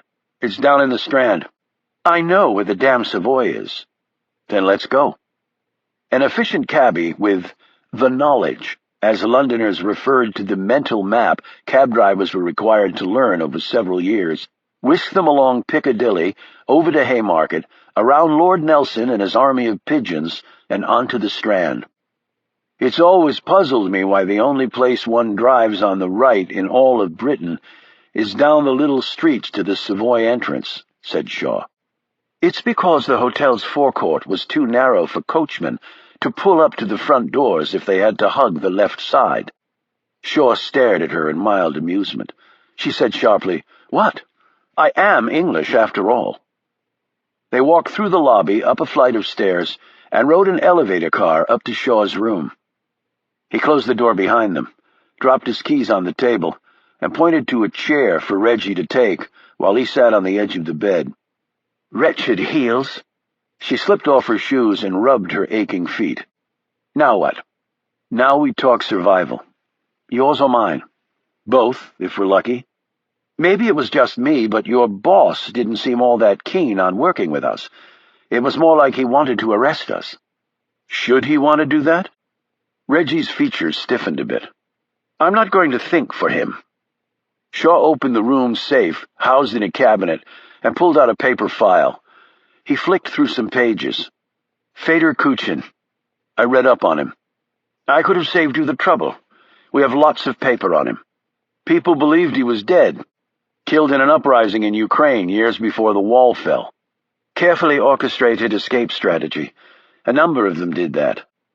Shaw looked over the top of the file at her. A number of them. Interesting word choice. What exactly is it that you and your comrades in arms do at Harrisfield? Something that I can't tell you about. Ever. You're going to have to tell somebody. Why? Have you already told your boss about the place? I haven't told him anything about anything. What I'm telling you is that you might need a friend on this. And you're that friend? She scoffed. I didn't say I was that friend. I don't know enough to know whether I want to be your friend or not. Meaning you might end up against us. Just talk to me. Reggie rose and paced in her bare feet, scrunching her toes against the soft carpet, working out the cramps. It's not that simple. Nothing about this is simple, Shaw. It's only as hard as you make it. Oh, come on. That's bullshit logic and you know it. Maybe it is. But I'm finding the words hard to come by to convince you to trust me. I thought maybe I'd earned some of that back in Gord. That was then. This is now, she said, throwing Shaw's own words back at him. I guess risking life and limb doesn't mean as much as it used to. Reggie stopped pacing and sat down next to him on the bed. She looked down at the floor and sighed. No, it actually does. So what's the problem? I know Kuchin is a bad guy, but you know what we were going to do to him. Seemed pretty obvious. I take it you don't play by those rules. Not unless it's either them or me. Then I'll do whatever I have to walk away. That's not exactly splitting hairs. It's a big difference in philosophy. Like I said before, I don't have the authority to arrest anyone. Right, sure. She stood and drew over to the window and opened the drapes. Nicest views in London, said Shaw, who joined her there. Grateful for this momentary change in the discussion, Reggie pointed to a lighted structure in the distance and said, Have you been on the Eye? It looked like a Ferris wheel on growth hormones. Once, but only because a guy I was trailing decided to take a ride. Reggie pointed at another structure. Did you know Claude Monet painted a picture of Waterloo Bridge from a balcony here? And that Fred Astaire danced on the Savoy's roof? No, I didn't know that. She closed the drape and turned to him. But the oddest story I ever heard about the Savoy has to do with a cat named Casper. Casper the cat? Yes, he's the oldest resident here, actually. Whenever there's a dinner party at the Savoy, where the number of guests is 13, Casper comes out and fills the 14th seat. That's because superstition has it that the first person who gets up from a party of 13 will die. Precisely. I believe Agatha Christie even wrote a mystery about it. But eating with a cat, Casper is carved out of wood, which makes him invaluable as a dinner partner, if only for the quiet companionship he provides. Nice story, Shaw said. Yes, isn't it? Reggie replied. How many other Kuchins have there been? Shaw asked. You deduce that from my vague phraseology? Big assumption on your part. Not really. What then? You don't get that good your first time out. I'm not sure how good we really are. Gord was a major cock-up all around, as you said. Things happen in the field, no matter how well you plan it out. But the way I see it, you have two major problems, and they may be connected. She sat back down on the bed and looked up at him. Okay. What are they? First, you guys got ambushed. That means you either let somebody sneak up on you, or you have a mole. And the second? Kuchin is still out there. He patted the file he'd pulled from the safe. And unless the guy in these pages has really mellowed over the years, he's not going to just walk away from this. And if he did take out those Muslim terrorists, he's apparently still got his killing mojo.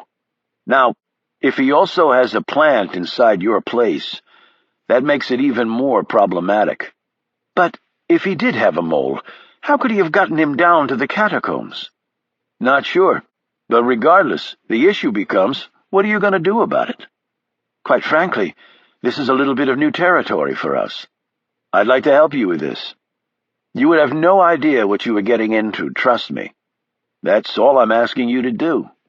Trust me. I've never really trusted anyone, perhaps not even myself at times," she added in a strained voice. He perched next to her on the bed. "How did you get mixed up in something like this?" she said angrily. "How did you get mixed up in what you do?" "It was pretty much against my will, actually." "Yeah, well, I went voluntarily down my road." "Then I'll go voluntarily down that same road with you." "Why? Why help me? I don't get to help many people. When the chance comes, I try not to miss it." Reggie's anger faded, and she touched his cheek. "Who was Anna?" "The woman I cared for. I told you. I'm sorry. So am I." "I'm not Anna, Shaw." His eyes glimmered. "I know that. No one can be Anna." He started to say something else, but she covered his mouth with her hand. She said, "Please, don't." He looked at her, as Reggie's hand slid from his mouth to his cheek. "Reggie." She shook her head, stood, unzipped her dress, and stepped out of it. Reggie stood there in front of him, in panties and bra. It was as though she was waiting for him to tell her to stop. Shaw said nothing, just looked at her. He finally put his hand on her hip, squeezed lightly. She pushed him flat on the bed and straddled Shaw. Reggie attacked his mouth, biting his lower lip, and then kissing him on the neck and face before hungrily returning to his mouth as they hastily worked their clothes off. There was energy and anger and desperation and even violence, barely restrained, as they went at one another. Sweat dripped off them both, as the Savoy's new HVAC system largely failed to keep up with the mingled heat thrown from their energized coupling. They eventually collapsed into a crazy tangle, her hair in his eyes, his knee between her legs, her arm curved around his head. She gently rubbed his face, kissed it. Shaw's eyes were closed. His breathing slowly returned to normal.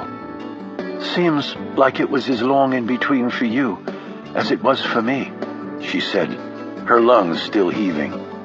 He disengaged from her and sat against the headboard. "Did I say something wrong?" "It was nothing you did, Reggie." She wrapped her body against him, curling one of his chest hairs with her finger. "Wouldn't it be nice if we could just stay like this for a bit? Maybe a few years." "It would get old, don't you think?" "Actually, I'd like to see for myself." "I just don't see that happening," thought Shaw.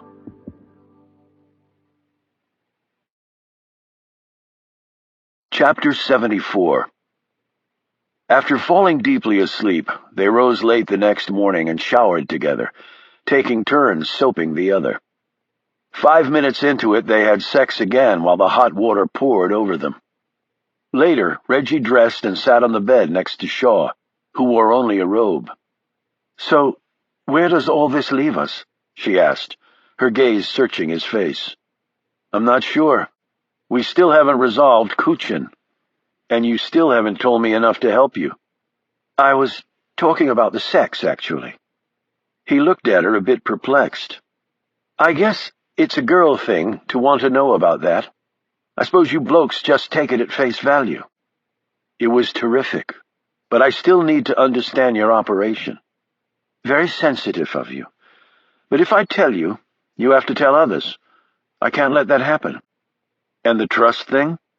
"Like I said, I don't trust easily. Neither do I. But I think I trust you." "Think?" "Well, I'm apparently further along the trust road than you are.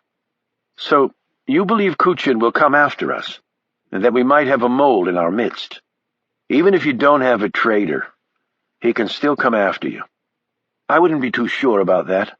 Our cover was excellent." "You don't know how good your cover is because it hasn't been tested yet, and this guy will test it. And you didn't leave the area clean. You had to rush. Things might have gotten left behind. People might have heard or seen something. Now he's out there planning how to get to you. He's doing it 24/7. "How do you know that?" "Because it's what I would be doing. Comforting to know that you and he think alike, and he'll be coming after you, too, Right. So we work together. Then maybe we get the guy before he gets us. Your shop isn't interested anymore. Are you saying you'll go outside your people to make this happen? If necessary, yes. That Frank guy didn't seem the lenient or understanding type to me. He's not. Then why do it at all? Because I don't want to keep looking over my shoulder for this guy. Reggie looked at him questioningly. Only reason? Let's just take it one step at a time. But you think someone on my side was prepared to kill you? How is that going to play out? I'm not going to help you take your revenge against my colleagues. Even if they were going to kill me? Like you said, let's take it one step at a time, she said coolly. Harrowsfield. What about it? Take me there. Reggie looked startled. What? Take me there. Have you gone mental? You want me to waltz right in and say, "Hello, everyone, here's Shaw. I don't really know who the hell he is, but let's all have a spot of tea and play nice." I'll leave the explanation up to you. You can't be serious. I'm very serious. And what if I refuse? Then I make a phone call and it's out of my hands. All of you go down. She slowly stood and glared down at him. You'd really do that to me? After what just happened on this bed, and in that damn shower? First rule in the line of work we loosely call a job. Personal gets checked at the door. Only amateurs forget that rule. Or maybe they never understood it in the first place. So, you just banged me for the hell of it, and then dropped this threat on me, you bastard! She moved to slap him, but he caught her hand. What you don't seem to get, Reggie, is that I'm putting my life entirely on the line to help you. The odds are much greater he'll get to you and your people first. I'm offering to do all I can do to stop him. But in order to do that, you have to trust me. What happened between us in this room, I don't take lightly. If that explanation isn't good enough for you, then go ahead and hit me. But make it as hard as you can. It'll be the only shot you get. He let go of her hand and waited. They stared eye to eye in silence for several long seconds. Finally, Reggie said, "Get dressed. I need to go to my place to change clothes. And then you're going to at least feed me a proper English breakfast before I go down in flames at bloody Harrowsfield."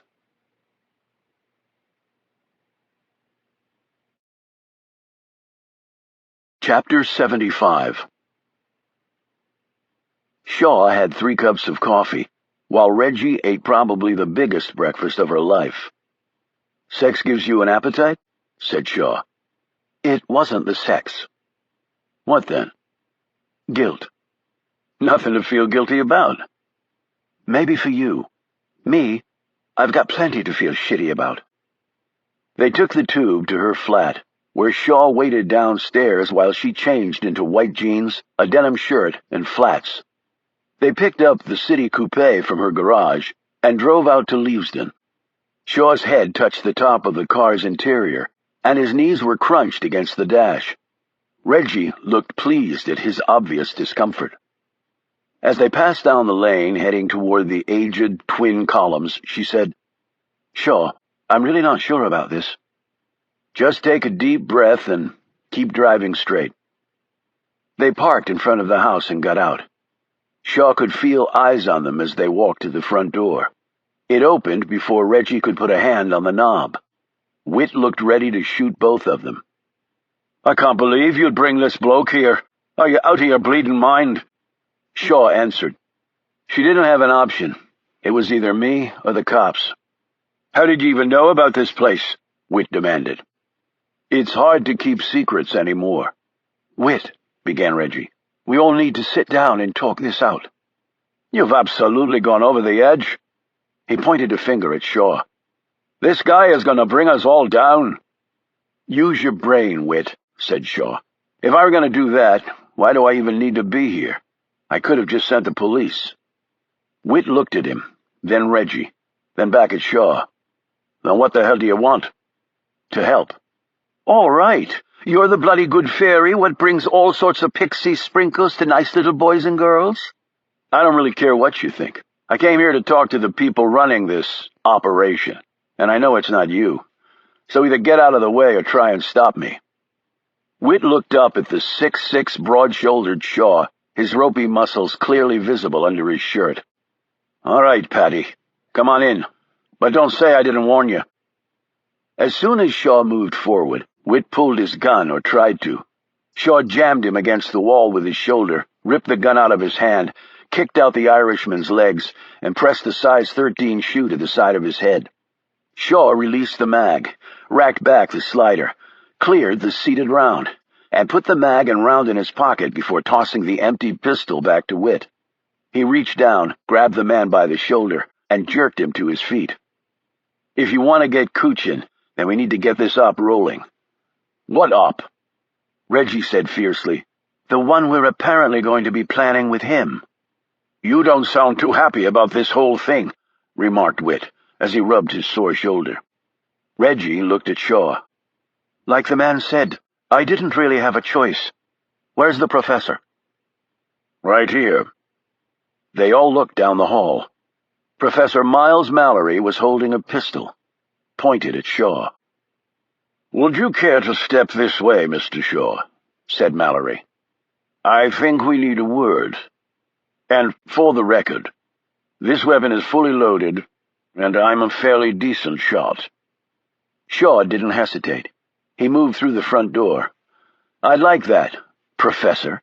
And hopefully I can find out why you thought it was necessary to order one of your foot soldiers to inject me with enough botulinum to put a rhino down for good."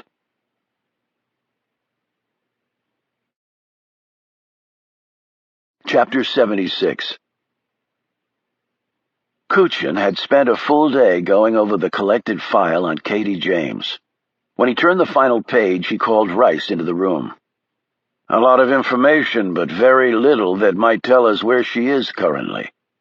She had an apartment in New York, but she lost her job, couldn't pay the rent, and she got kicked out. She left no forwarding address. From what I've learned, she has a habit of using the homes of former colleagues around the world to crash for a few days, or weeks at a time. I remember the story, of course, that she worked on most recently," said Kuchin. "Katie James was a key player in bringing that whole conspiracy to light. Even now, the whole truth isn't known." "Buried," said Kuchin knowingly, "because the truth would embarrass important people. It's always that way." Rice tapped the mound of pages.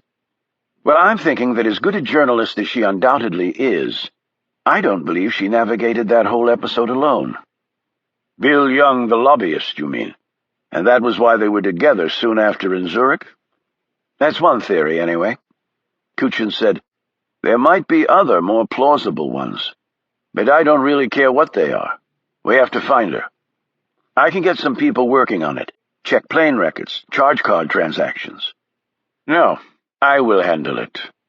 "But—" Kuchin rose, hefting the file in his right hand.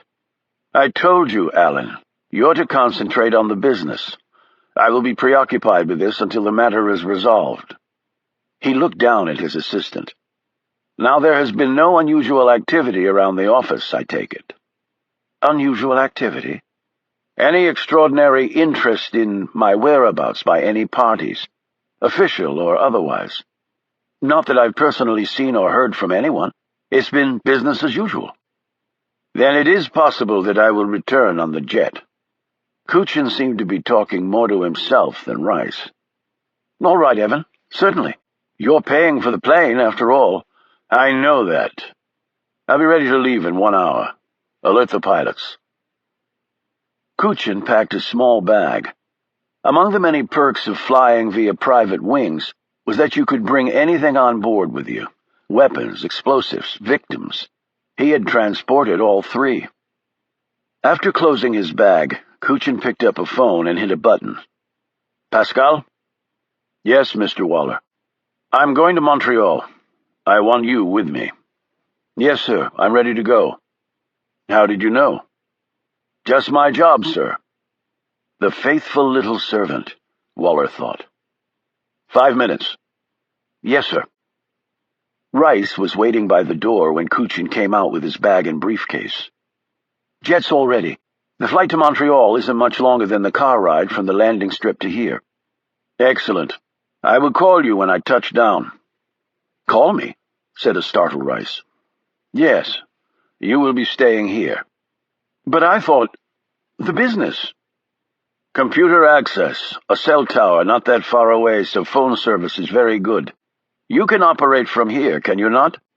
"Yes, but—" "I'll be in touch." Kuchin brushed past him, with Pascal right behind. They were wheels up a little over an hour after that. As the Gulf Stream knifed into the sky, Kuchin settled at his desk and spread the file on Katie James in front of him. In his career with the KGB, he had been tasked to find lots of people. These targets never wanted to be found, because if they were, they would be tortured, killed, or most likely both. Because of that, Kuchin had learned many of the ploys used by people who wanted to remain lost. But that was decades ago. Things had changed. There were new ways to cover one's tracks. Yet Kuchin figured he had at least one advantage. Katie James might not know that anyone was after her. If so, she might not be hiding at all. 7 months ago in Zurich, last known address in New York. If she went from New York to Switzerland, she would have gone by plane. After that, Kuchin did not know where she might have traveled, or how she might have traveled there. But the means by which she might have done so would be limited. Plane, train, car, and then the payment method, of course. Credit card transactions, email activity. There would be records of that in each instance. They landed, and on the drive into the city, Kuchin made a phone call to a man whom he trusted as much as he did anyone. He was not going to his penthouse in case that was being watched. He had another hideaway in the city. After the call was finished, he turned to Pascal. "I will need your help with this, Pascal," said Kuchin. "Anything you need done, Mr. Waller, I'll take care of it." "The tall man?" "Yes, sir. I apologize for him getting the best of me. I should have seen that coming, but we really didn't have much time to put it all together." "Yes, that is interesting. I would like you to tell me exactly how it was all put together, as you said." "A couple hours before you left to go to the market with the lady, Mr. Rice came and got me and Manuel. He said there might be a problem, and he wanted to make sure things were okay." "Did he say why he thought there might be a problem?" "Just that he had a suspicion about the woman. I told him that if that was the case, we should tell you." "And his response?" "That he wanted to make sure. He knew, well, that you liked the lady, and he didn't want to mess things up in case he was wrong. He didn't want you to get mad at him. Said you'd already shown your displeasure with him on that score." "All right, I can see that. Go on." "We went to the church, checked out the altar and stuff like that. Then Mr. Rice said we needed to check out the basement." "The catacombs?" "I guess so. Anyway, we got there and didn't find anything at first. But Mr. Rice noticed that one of the tops was off, I guess a crypt thing. And then we saw some equipment set up down there. A battery generator and some lights and stuff. Mr. Rice said we were going to park there and see if something happened." "And it did." "Oh, yeah. Never saw the big guy, though. He came out of nowhere." Pascal rubbed his head. "Packs a punch. I'm looking forward to paying him back. But we have to find him first." Kuchin held up a photo of Katie James. "This woman is really the only link we have to him. She's a journalist, a very famous one, and yet no one has seen her recently. But if we can find her, we might be able to find him. You want me to start looking? I'm going to make some inquiries first, narrow the search down. Then I'll put you on it." "Yes, sir." Kuchin looked down at the photo. She was a very lovely woman. Too old and too white to be one of his sex units, but still attractive.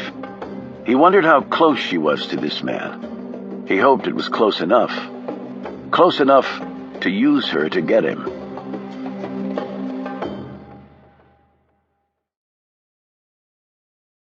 Chapter 77. Shaw eased into a chair in the library. There was no fire in the fireplace. The day was warm, the skies tensing for a thunderstorm later. Reggie and Witt stood by the door. Professor Mallory, still holding the gun, sat down across from Shaw. Liza stood with one hand on the long table. Dominic and his injured arm leaned against a far wall. All their gazes were solely on Shaw. "If you could keep that muzzle down until you intend to use it, I'd appreciate it," said Shaw. "That gun has a grip safety and is known for having a touchy trigger pull." Mallory edged the muzzle down slightly. Whit looked at Mallory. "What the hell does he mean about botuling him?"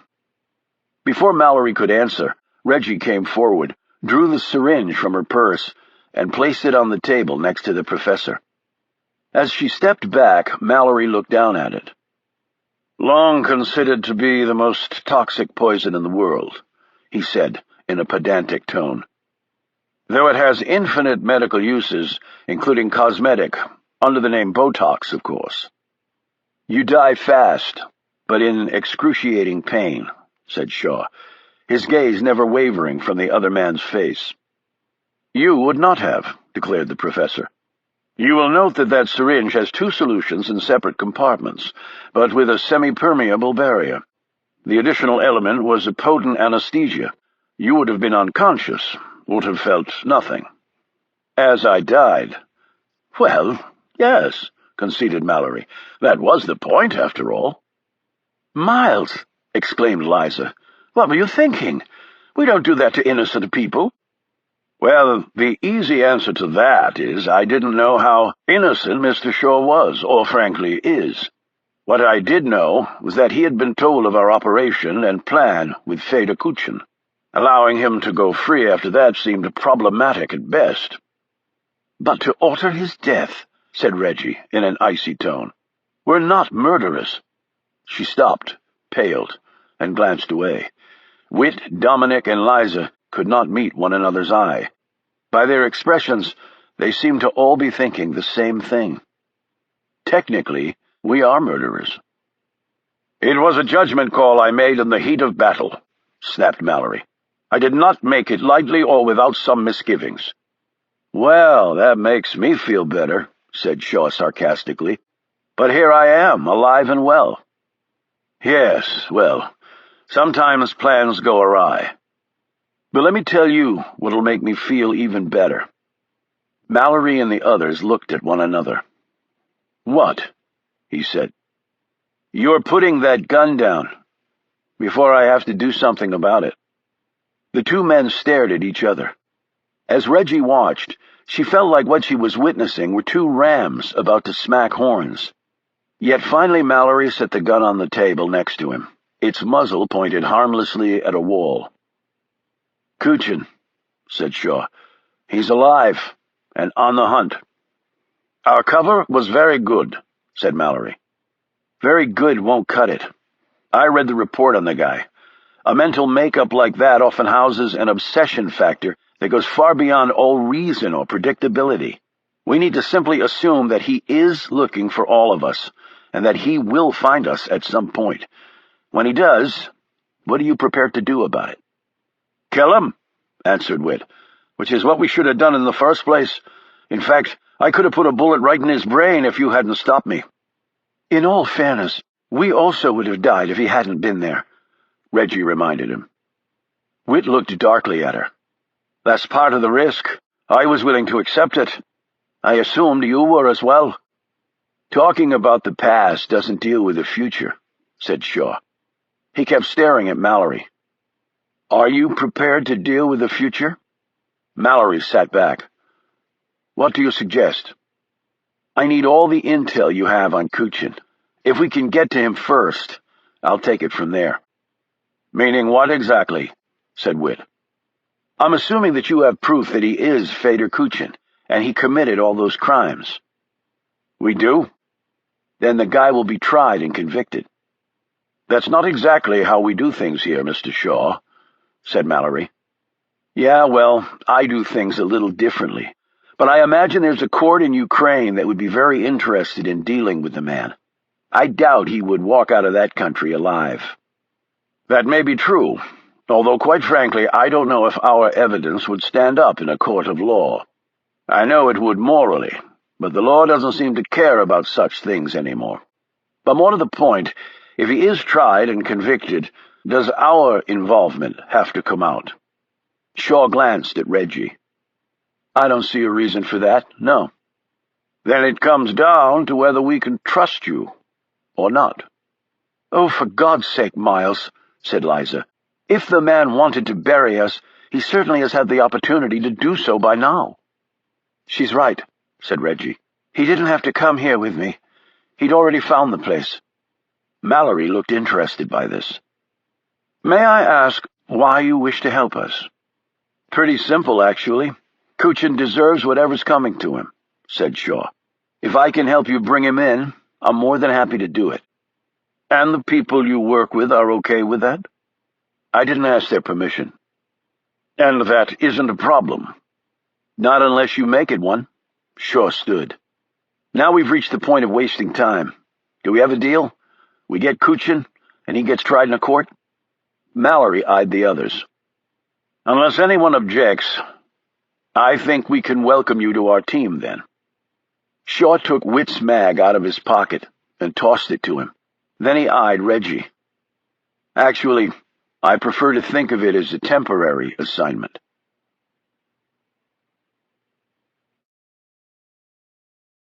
Chapter 78. Thank you for helping me, my friend, said Kuchin, as he shook the other man's hand and gripped his shoulder.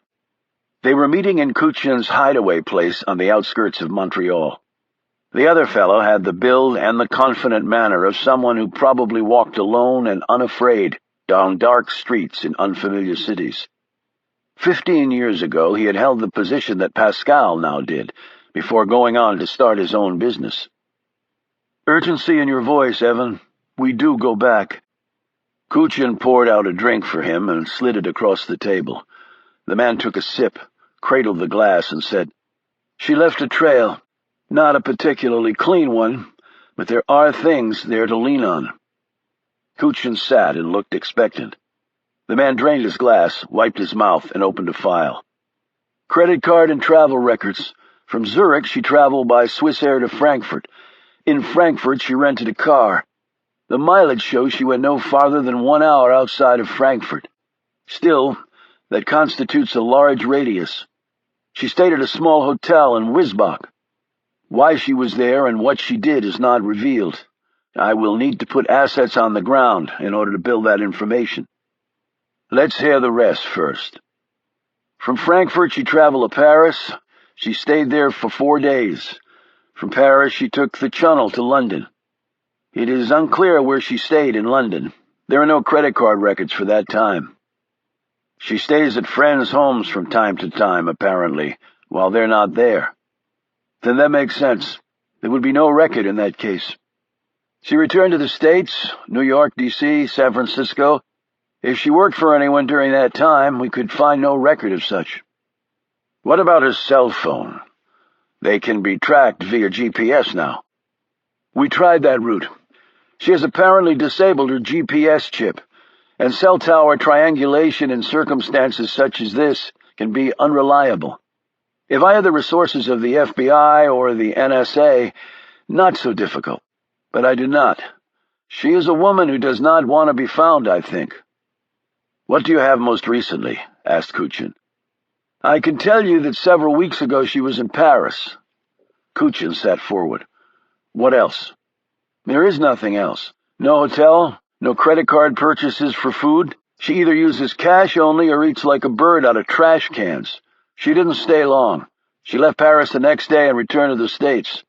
I have seen the flight reservation and accompanying documentation myself, and she appeared on the security camera at de Gaulle on that day. So she returned to San Francisco? No, Washington, D.C. I've checked the airlines, the trains, the buses, and the rental car companies outgoing from that city, and found nothing. Now, she could have used fake documents under an assumed name, but she might still be there. But again, no hotel. No, perhaps she has another friend who accommodates her there. Perhaps, said Kuchin thoughtfully. Relatively speaking, Washington is not that big. I can send in some of my people, beat the bushes, see if she pops out. Kuchin was already shaking his head. No, that won't be necessary. I will take up the hunt from here. The other man rose. I will continue to feed you any additional information that comes along. I have markers in place in the system. If she buys a plane ticket, rents a car, uses her credit or ATM card, or engages her GPS chip, I will know about it, and then so will you. After the man left, Kuchin sat in his chair thinking. He actually had several matters on his plate that demanded attention. He was used to this, though he was a man who liked focus and compartmentalization. Yet sometimes one did not get what one wished for. Still, his focus had to be Katie James. She was the only link they had. He had to find the woman.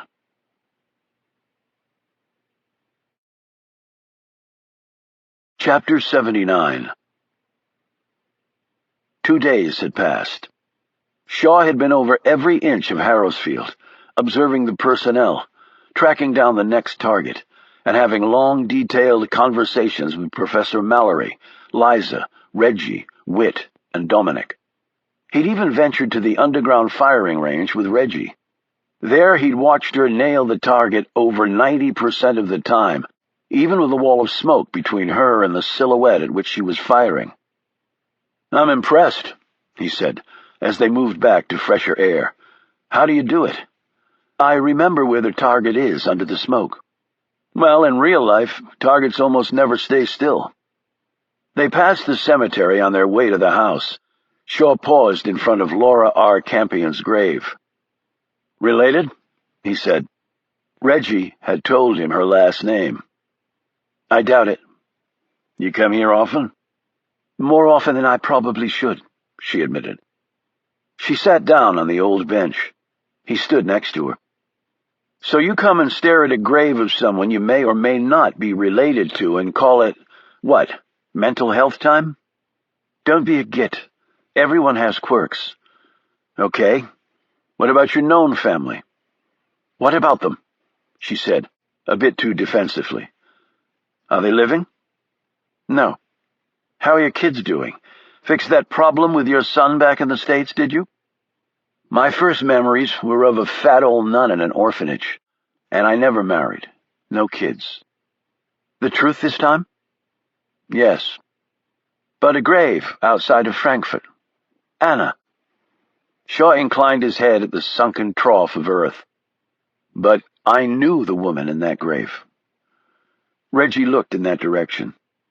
Like I said, quirks. But I would like to know more about her. Who? The woman in my grave or yours? Both. Shaw stared off, eyeing a bird riding a breeze across the sky. So, what happened to your family? They died, she said sharply. They just died, she added more quietly. She looked over at him. People do, you know, every second of every day. Her expression changed. So, what have you learned about us so far? That you're lucky to be alive. Reggie frowned. How do you mean? You might be good in the field, though I've only witnessed the debacle in Gord. But this place has no perimeter security, little internal safeguards, and most of the people I've met would never pass a basic security clearance check. Witt, for example, is a wreck, just waiting for a train to come by. And your fearless leader, Professor Mallory, looks like a reincarnation of C.S. Lewis, only with a homicidal edge to him. Actually, I believe he's partial to Tolkien. Doesn't really change the equation. You guys are skating on thin ice. Reggie stood. Well, you know what? We've gotten by just fine until you showed up. If I hadn't shown up, you'd be dead, he reminded her. Fine. You want me to get down on my knees and attest to your superiority? We don't have big budgets and planes and all that crap, but we get the job done. Most of the time, you get the job done, he corrected. Now she looked away, her face reddening. When she stared back, Reggie said, Any other insults you want to send my way while you're in such rare form? They're not insults. They're critiques. You asked me what I thought and I told you. If you didn't want to know, then you shouldn't have asked. You really are something, she said heatedly. Is there a problem I'm not seeing? Because your attitude is a little hostile. No problems. Like you said before, it's just a job. That's all you're here for, a bloody job, right? Temporary assignment, I believe, are also your words, with emphasis on the temporary, I reckon. And I also told you I don't fall into bed with someone lightly. Yeah, that is what you told me. And I meant it. Right, I'm sure you did. I'm here to help you. Doesn't that count for something?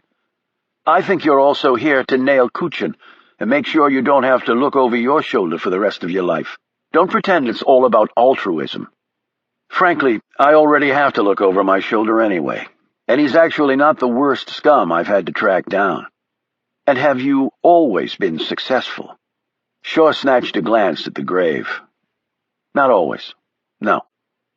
A minute of silence passed, and Reggie's expression finally softened. Look, I guess I'm a bit out of line. I'm also confused, and to put it bluntly, I'm a bit knock-kneed about this whole damn thing. She looked around. Harrisfield and what we do here, it's all I've really got, Shaw. Probably seems pretty pathetic to you, but that's just the way it is with me. And if I lose this, then I'm not quite sure what'll be left. Then I guess we'll have to make sure you don't lose it. I suppose I'll find out soon enough, won't I? Actually, we both will.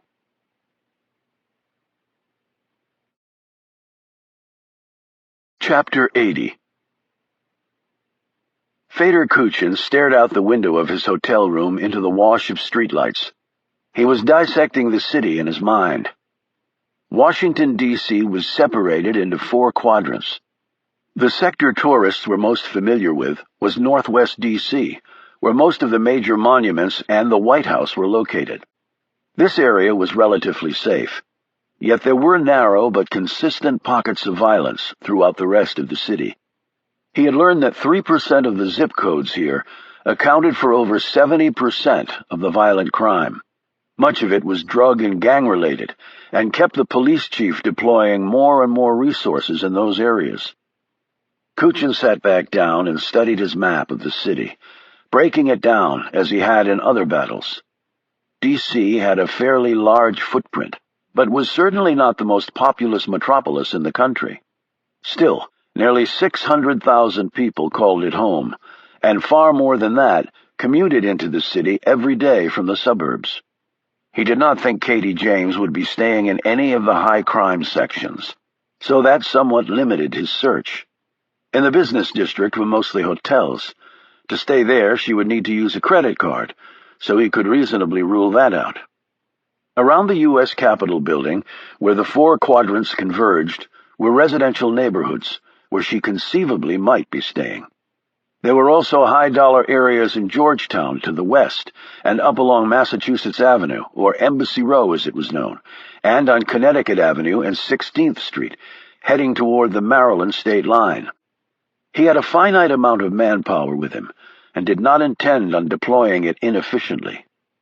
He was staying at the Hay Adams Hotel on the backside of Lafayette Park, which was across Pennsylvania Avenue from the White House.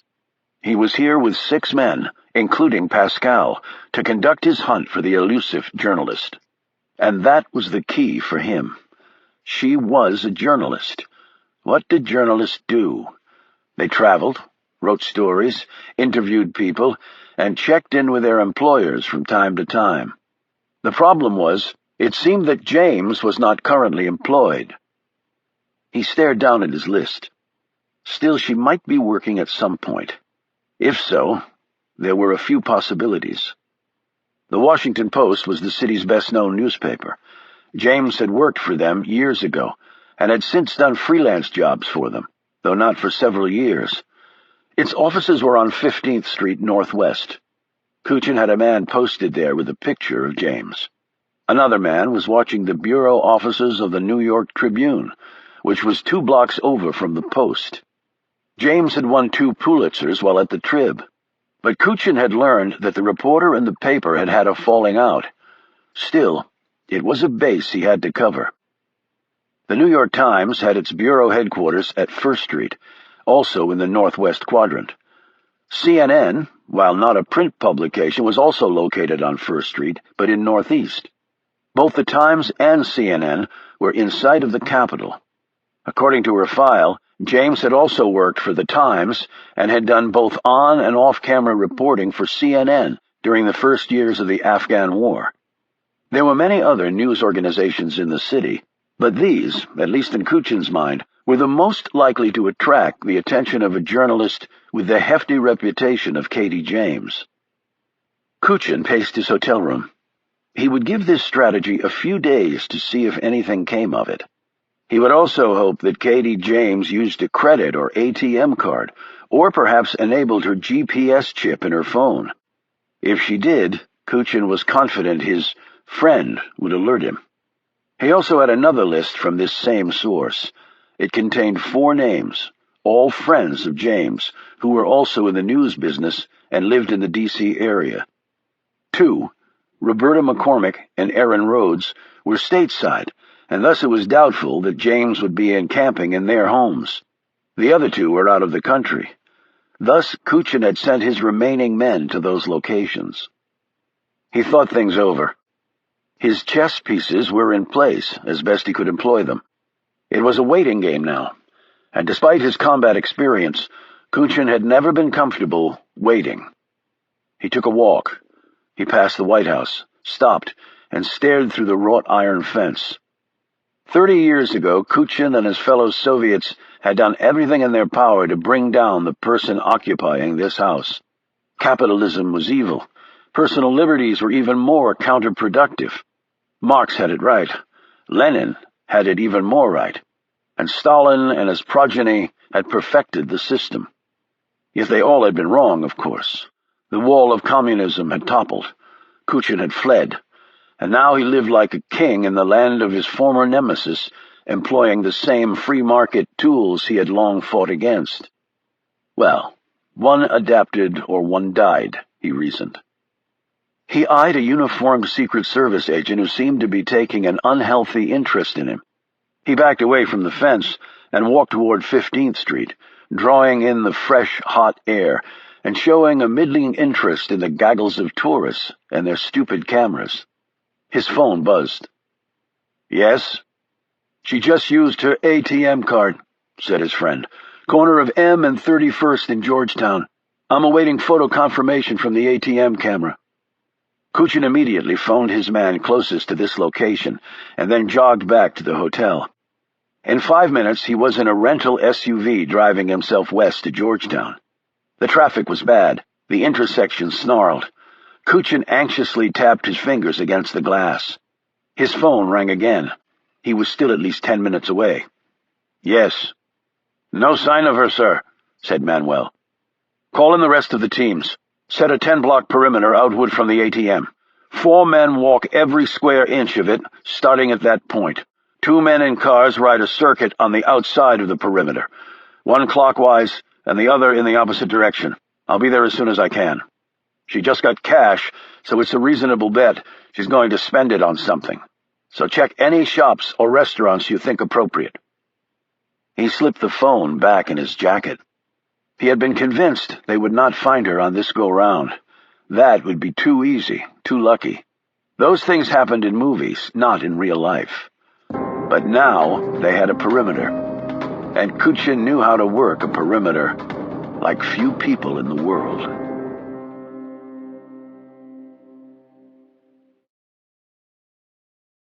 Chapter 81.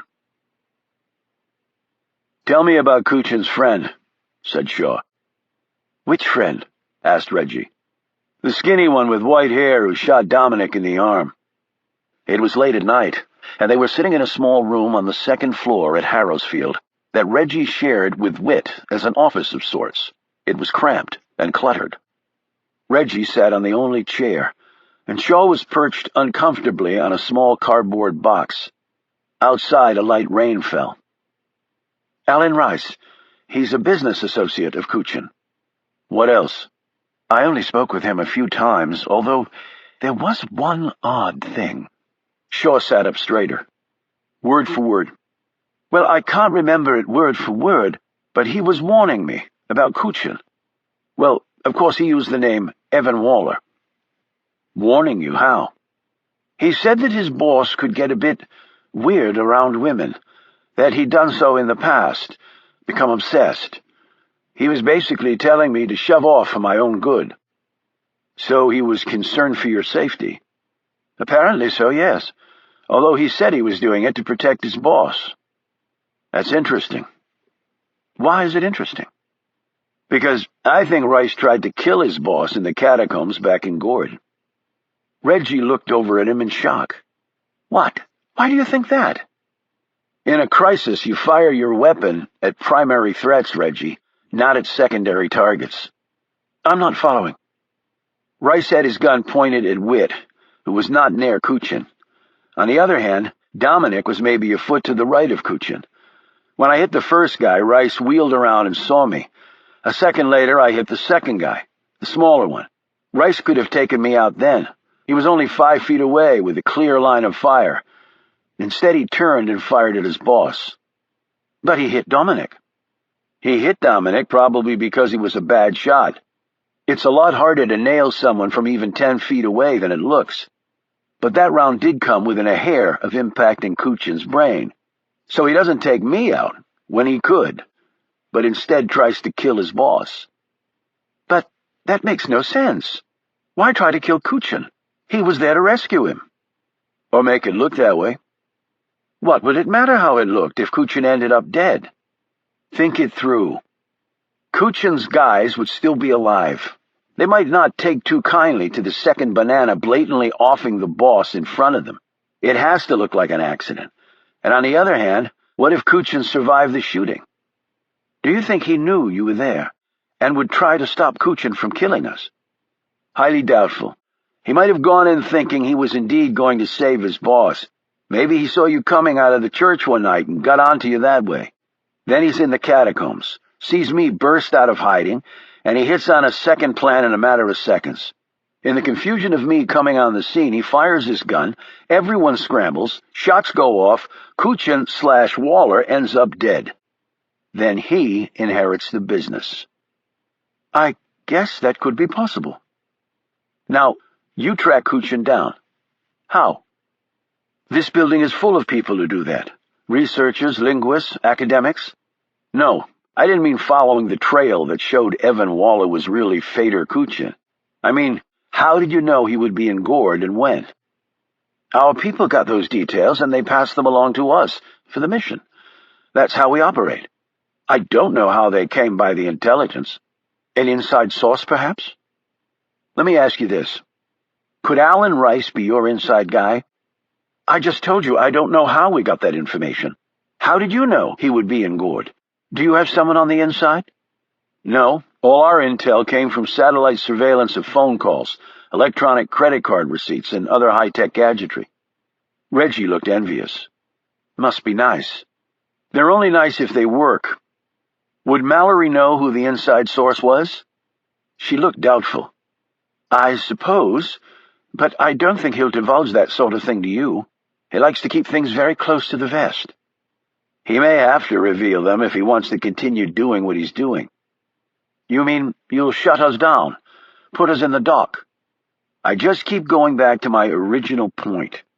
If we don't get him first, Kuchin will get all of you. Then why don't we go ask the professor? Shaw checked his watch. It's nearly 1 in the morning. You think he'll be up? The professor sleeps even less than I do. We'll probably find him in the library. Is he an insomniac? No. An enlarged prostate, actually. Shaw could only shake his head.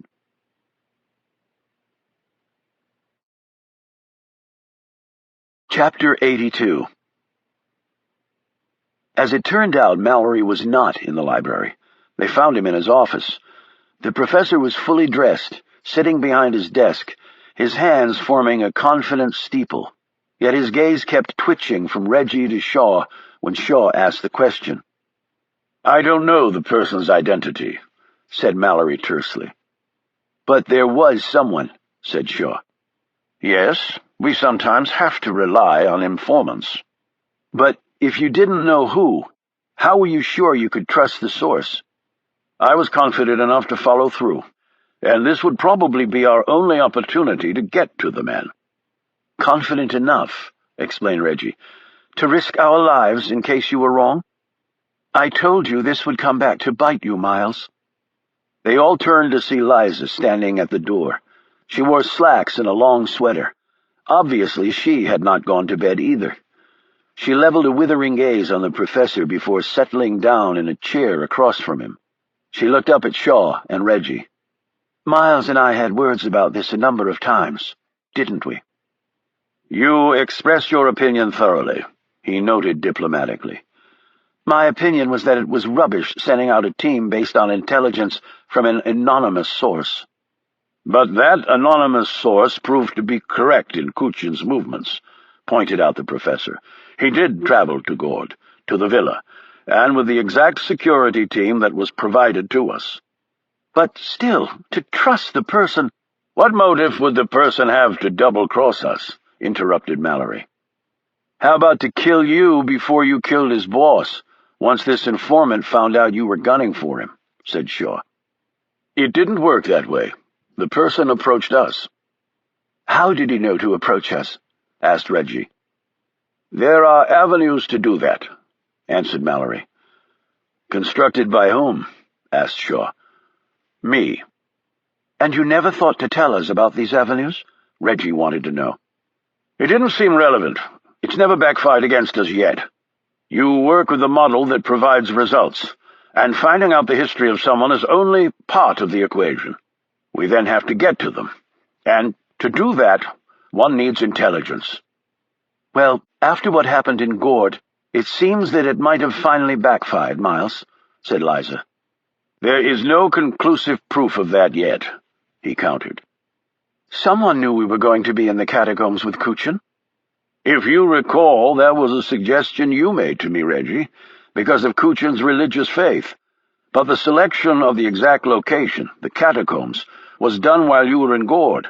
Our anonymous source would not have known of that." "But they could have followed us there," said Reggie, "if they knew we were going after Kuchin and wanted to stop us." "Again, I fail to see, logically, why the person would help us get to the man and then at the last instant try and stop us." "Maybe it was neither," said Shaw. This comment made all the others look at him in surprise. "Explain yourself," said Mallory. "Alan Rice could be your source. He wants Kuchin dead, but for his own reasons, namely to take over the man's criminal empire. I theorized to Reggie before that he might have attempted to kill his boss on the spur of the moment when I appeared on the scene and threw a monkey wrench in the works. But now, I'm not so sure." "If that was his intent, why wouldn't he just let us kill him then?" said Liza curiously. "Why show up and try and stop it?" "You kill him and stuff him in some crypt. No one knows what happened to the guy. That creates uncertainty. The Enterprise can't go forward under new leadership because everyone's waiting for the boss to come back, or other guys make a grab for it. It's not clean. If Rice is there and tries to save his boss, he earns big creds from the troops. And then you have closure. The king is dead. Rice can step in as the logical successor." "That hardly sounds logical," sniffed Mallory. "I was in those catacombs," rejoined Shaw. "I saw Rice take a shot at Kuchin. He was trying to kill his boss." "Could your informant be Rice?" said Reggie. The professor shrugged. "It's possible, I suppose. As I said, he remained anonymous." Liza spoke up. "And if what you say is true, Shaw, how does that further our goal of getting to Kuchin?" "If Rice is the inside guy, we can use that against him to get to the boss. He's got to be a little nervous already. Kuchin is alive, after all." He looked at Reggie. "You guys said his real name that night. Rice had to hear it. I doubt Kuchin is thrilled about that. Rice may think his days are numbered anyway." "But how do we get to Alan Rice?" "Kuchin has a string of legit businesses. Presumably Rice has a hand in running them. Kuchin's headquarters are in Montreal. He has a downtown penthouse there. I say I go to Canada and start pushing some buttons." "You?" asked Reggie. He looked at her. "Yeah, me. Reggie automatically glanced at the professor. "What do you think?" "What about Whit going, too?" he said. But Shaw was already shaking his head. "We don't play well together, and he's a hothead who probably won't follow my lead." "I'll go," said Reggie. "Not a good idea," shot back Shaw. "Why?" "Just not, trust me." "I disagree," said Mallory. "I think she should go." "I don't think you're calling the shots," said Shaw. "I am." "We have a vested interest in bringing this all together," said Mallory. "And more to the point, keep in mind that while I concede that you can bring us down, that sword can cut both ways." "Meaning?" "Meaning, it seems, that you also work for a highly secret organization. If our existence comes to public light, I can assure you that so will yours." Shaw considered this, keeping his true feelings behind a mask of inscrutability. "I'll think about it." "Don't think too long," said Mallory. "As you said, Kuchin is coming for us." Shaw and Reggie drove back to London. She dropped him off at the Savoy. "Do you want me to come up?" she asked. "Just to talk," she added quickly. "Not tonight. I've got a lot to think about. Maybe another night." Clearly disappointed, she drove off. Shaw rode the elevator to his room. He opened the door, flicked on the light. "How's it going, Shaw?" Frank sat at the desk, the bulge of the bandages wound around his middle, visible through his shirt. Shaw was clearly not surprised to see him. He took off his jacket and laid it on the bed. "We might be screwed, Frank." "Things not going according to our little plan?" Shaw slumped on the bed. "Definitely not."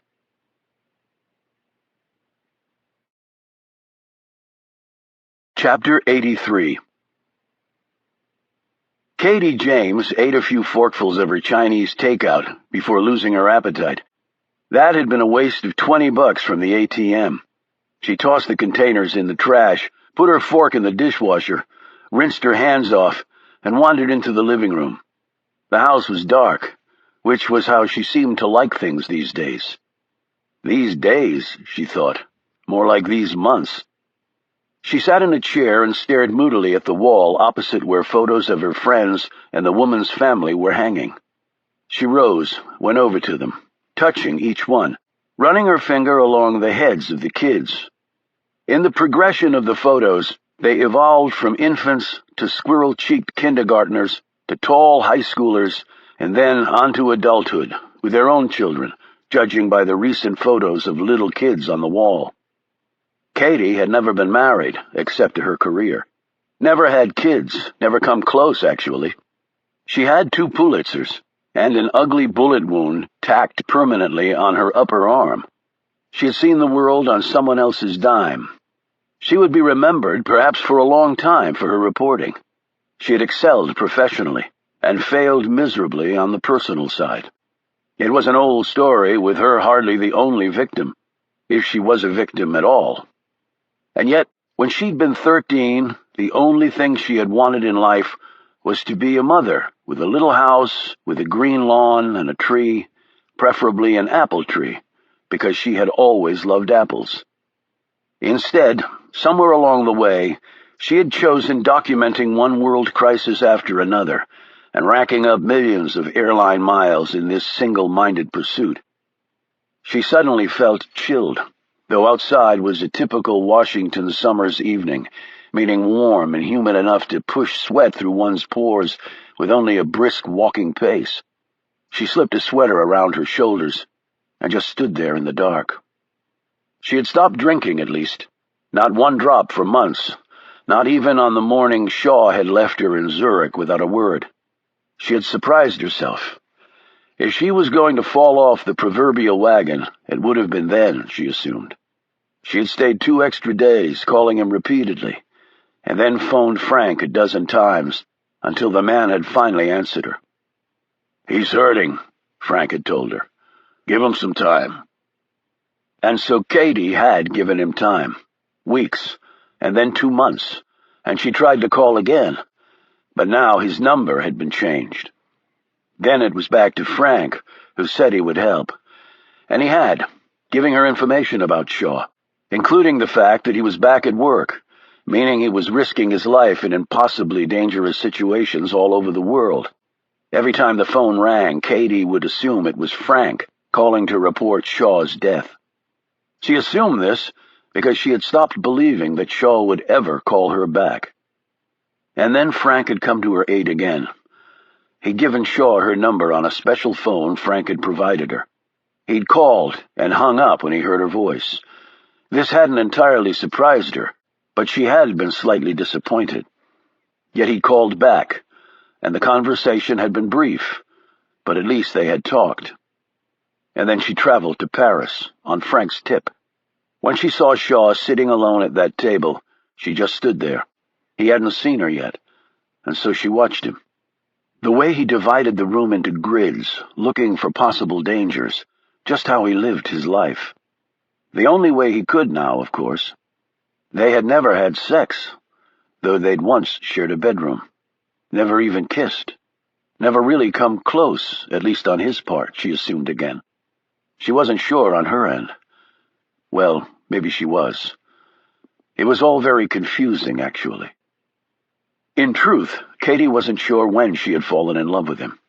It was clearly before he left her in Zurich, though it might have been that final night in Wiesbach, Germany, outside the graveyard where Anna was buried.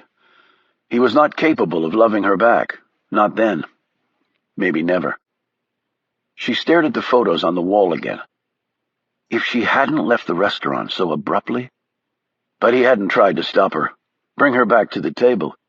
If he had just followed her out, she would have come back, desperately wanted to come and talk to him. But she had walked down the street, and he hadn't come for her. She drifted to the window and looked out. There were a few passers-by, couples mostly, walking hand in hand. Laughter filtered in from out there. A car roared by, going too fast for the narrow streets in the residential area. Katie had no idea how long she would stay here, or where she would go from here. She slipped her cell phone from her pocket, thought of calling Frank again to see if he had news about Shaw. Her finger poised over the keypad, but didn't descend. What really was the point, she thought. Packing misery on top of improbability did not seem like a viable long-term solution. She instead went to bed with the reasonable assurance that tomorrow would not be any better than today.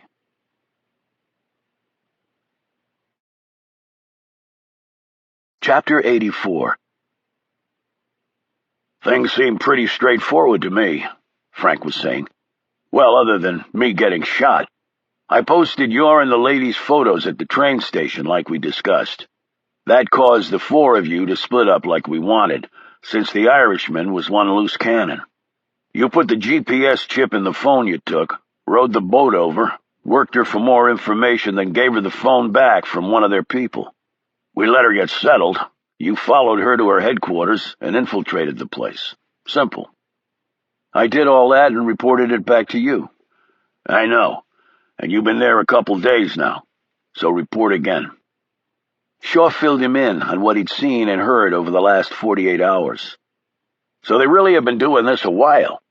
Frank brushed some lint off his rumpled suit jacket. You know, we suspected something like this was going down. How? Asked Shaw. Frank took a moment to pop open the room's minibar concealed in a cabinet and pulled out a Coke. He uncapped it and took a swallow. Dead Nazis, he said. What? Well, there being Nazis was never confirmed on our side, but we had a string of 90-year-old guys making mysterious exits from life at various points around the world over the last 5 or 6 years. A couple in South America, where those Third Reich higher-ups tended to migrate after Hitler offed himself in that bunker. Why was that even on your radar? Because some of them were later involved in stuff that came damn close to being in our bailiwick. On 2 occasions, we traced them back to their Berlin days, but the guys were already dead, and there didn't seem to be much point in pursuing it after that. But if that's the case, more power to these guys for taking those assholes down. You mean being vigilantes? I mean working out justice where there wasn't any before. That is sort of what we do here, Shaw. We've never been ordered to murder anybody. No. But do you think all the guys we find and turn over get a jury of their peers? I know they don't. Then let's get back to the matter at hand. So what's the issue now? Shaw told him of Mallory's ultimatum. Either Reggie comes with me while I'm hunting Kuchin, or they expose us too. Frank finished his Coke. Is that all? Then I don't see the problem, really. Take her with you. Shaw's jaw went slack. I don't want to go after this bastard with her tagging along. It's too dangerous. But the flip side is, if you leave her alone, maybe Kuchin catches up to her while you're looking for him. Then this time he finishes the job. Frank tossed the empty Coke bottle in the trash and fished out a package of salted almonds from his pocket and started popping them into his mouth, crunching down hard with his back molars. Shaw looked uncomfortable. Frank said, "You disagree?" "Not necessarily. But what's the ultimate goal here?" "You tell me what you think it is, and I'll tell you if you're right or not." "Get Kuchin? I thought the expensive suits didn't care about that anymore. He's just back to making kids into whores for profit. No more mushroom clouds. That's what you said." Frank finished his almonds before answering. "Well, I truthfully can't say that their attitude has changed on that. But what they are interested in is this new angle in England." "Why?" "Why?" Frank said incredulously. "Another organization doing stuff that might have global repercussions? Let's think about that." "It really has nothing to do with us," Shaw said, a bit lamely. "You think so, Shaw? Then let me enlighten you. The part that really interested us was the fact that these guys are not only going after past monsters, but current ones, too. You said they were researching stuff right now in Africa, Asia, and South America, although they wouldn't tell you who. So what?" Frank tossed the empty packet of nuts in the trash and wiped off his hands on his pants. "I'll tell you so what. Deposed scumballs sometimes come back to power. These Brits kill a recently deposed dictator, then in geopolitical terms, things can get hairy fast. Who cares if they go after people like that? Didn't you just say it was a good thing as far as you were concerned?" "I was talking about the Nazis. They aren't coming back to power." "I don't understand the difference." "Don't be a virgin. If you want black and white, go watch a Bogey and Bacall flick. These guys take out a monster in the Middle East or South America, we could have revolutions going on in places we don't need them. You see what I'm saying?" "No, I really don't. Because if they've already been deposed..." "Like I said, they sometimes come back. And depending on who deposed them, it might be in our interest to make sure they do come back, because the asshole that knocked them off their perch is even worse. I can give you about a dozen historical examples of that if you want, but we don't have that option if they're dead." "Jesus, this is insane." Frank rose. "Maybe I don't disagree with you, but it doesn't really matter what the hell we think. We're just grunts on the ground. So go after Kuchin and take the chick with you. That way you can work on the inside with them and learn even more about their operation. We'll give you primary support, whatever you need." "And when and if we catch him?" Shaw asked dubiously. "Then he'll get what's coming to him." "And Reggie and her people?" Frank slid on his hat and walked to the door. "And they'll get what's coming to them." "Frank, there has to be another way." Frank eyed him intently. "Tell me something." "What?" "You already slept with her, didn't you?" "What?" Shaw said with a stunned look on his face. "We were watching this place, genius. You two came in that night all touchy-feely and didn't show again until breakfast."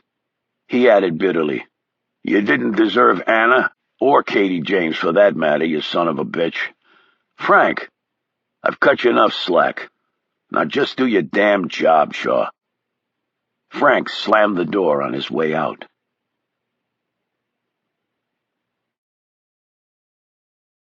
Chapter 85. Shaw and Reggie were private wings up 8 hours later, heading to Montreal. At 39,000 feet, Shaw pulled out some documents and spread them over the dining table, and motioned Reggie to sit opposite him. They were both dressed casually, she in jeans and a long-sleeved T-shirt, and Shaw in khakis and a dark, short-sleeved shirt. "Nice way to travel," she said, admiring the interior of the Gulfstream 5. "We've got a lot of work to do and not a lot of time, so let's get to it," he said, in a tone that could only fairly be described as a bark. She sat. "What the hell is your problem?" "I've got too many to list right now, so let's just focus on this one." He indicated the architectural plans in front of him. "Kuchin's penthouse in downtown Montreal." "What, are we going to break into it?" she said jokingly. "Do you have a problem with that?" She looked at him incredulously. "I thought we were going to find Alan Rice and hold his feet to the fire about him being the informant, and then use him to get to Kuchin." "That's one possibility. But what if he isn't the inside guy? What then?" "But he has to be." "No, he doesn't. And if we make all our plans contingent on that, we're idiots. No, we're dead idiots. Now, we have Rice's address, too. The problem is, if we go to him first and he isn't the guy, then Kuchin will be warned." "Wait a minute. Isn't he already warned? I thought the little encounter in the catacombs would have been enough to put the man on his guard for the rest of his life." "You're not analyzing the picture deeply enough, Reggie," Shaw said, in a clearly condescending tone. "Well then, Professor, why don't you spell it out for me, since I can't get my poor brain to do it?" "The fact that Interpol hasn't knocked on his door yet tells Kuchin that you guys were totally unofficial. He probably thinks the same about me. Interpol or the FBI comes in with badges and overwhelming force. We had neither. So, for now, he's not feeling that his liberty is at risk. Just his life. That will impact how he acts from here on. He'll go underground, but not as deeply as if it were the FBI or an officially sanctioned hit squad on his butt." "Okay, I guess I see that." "Good, but we still have to tread cautiously. While he's plotting against us, he has to assume that we'll likely come after him again." "Do you really think so?" "A guy like that didn't survive in the KGB all those years without knowing how to anticipate his adversary's next move. In the Soviet Union at that time, you were far more likely to get popped, not by the West, but by a guy in your own office who wanted your job, your flat, and your car, even if it was always breaking down. So he'll definitely plan for a second strike on our part." Reggie glanced down at the documents. "So, what are we going to do?" "Two-pronged attack, with Kuchin first." "How?" "We get into his penthouse, search the place, and hopefully dig up some intel on where he is right now." "How do you know he's not in his penthouse?" "Because we have people posted there. He hasn't been there since leaving for France." "Wait a minute. If you guys knew where he was all along, why didn't you just nail him in Montreal? Why go after him in Gord?" "That's classified." "That's bullshit. You talk about trust, but it's apparently all one-sided." Shaw sat back. Her request, under the circumstances, wasn't all that unreasonable. He had more guards in Montreal, and a shootout on the street there was not an option. We've also had some issues with the Canadians before, and they are not our best friends. A holiday in Provence, where we could get him in a cave, was a far better option. Mollified, Reggie looked down at the drawings. "He must have a fairly sophisticated security system in place at his home." "He does, but we've broken better." "So what's my role?" "To do exactly what I say." "Okay, I'll just be in the back of the plane. You let me know when you want to bite my head off again. I'll come running like a good little mate." Shaw grabbed her arm. She was whirling to slug him when he said, "I'm sorry." She froze, with her fist only a few inches from his chin. She lowered her hand. "Okay." But her tone was one of bewilderment rather than conciliation. Shaw seemed to sense what she was thinking. "Look, I didn't want you to come along on this thing. I just thought it was too risky. Kuchin almost got you once." "I volunteered. But if you didn't want me to come, why am I here?" "You heard Mallory. You don't come, then he goes public." "Oh, come off it. There's no way you believed that. He was bluffing." She watched him closely. "But you knew that, didn't you? You knew it was an empty threat. You just didn't want me to get hurt." "People around me tend to get hurt, Reggie. Really hurt. Then again, why am I here? I guess Frank took the threat seriously. He insisted that you come along." She eyed the plans on the table. "I won't be dead weight, Shaw. I'll do everything I can to be an asset." "I appreciate that, but, you see, I don't want you to get hurt either. My safety shouldn't be your concern. But it is. I've got your back. Do you have mine?" "Yes." "Then please understand this. If it comes down to me living or Kuchin dying, tell the monster I'll see him in hell. Do not miss him, Shaw. Do not. Even if it means I don't make it back. Will you promise me that?" Shaw didn't answer.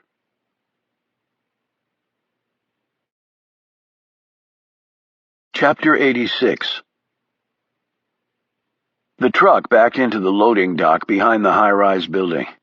Work orders were duly scanned and proper signatures obtained. The 2 big boxes were offloaded and placed inside the dock storage area. The manifest said that inside were some antiques belonging to a resident in the building who was away for the summer. The crates were to be stored and opened only when the owner returned.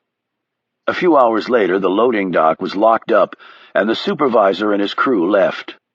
30 more minutes passed before a side of one of the crates collapsed outward, and Shaw emerged. Using a small focused beam light, he went over to the second crate and helped Reggie out of her hiding place.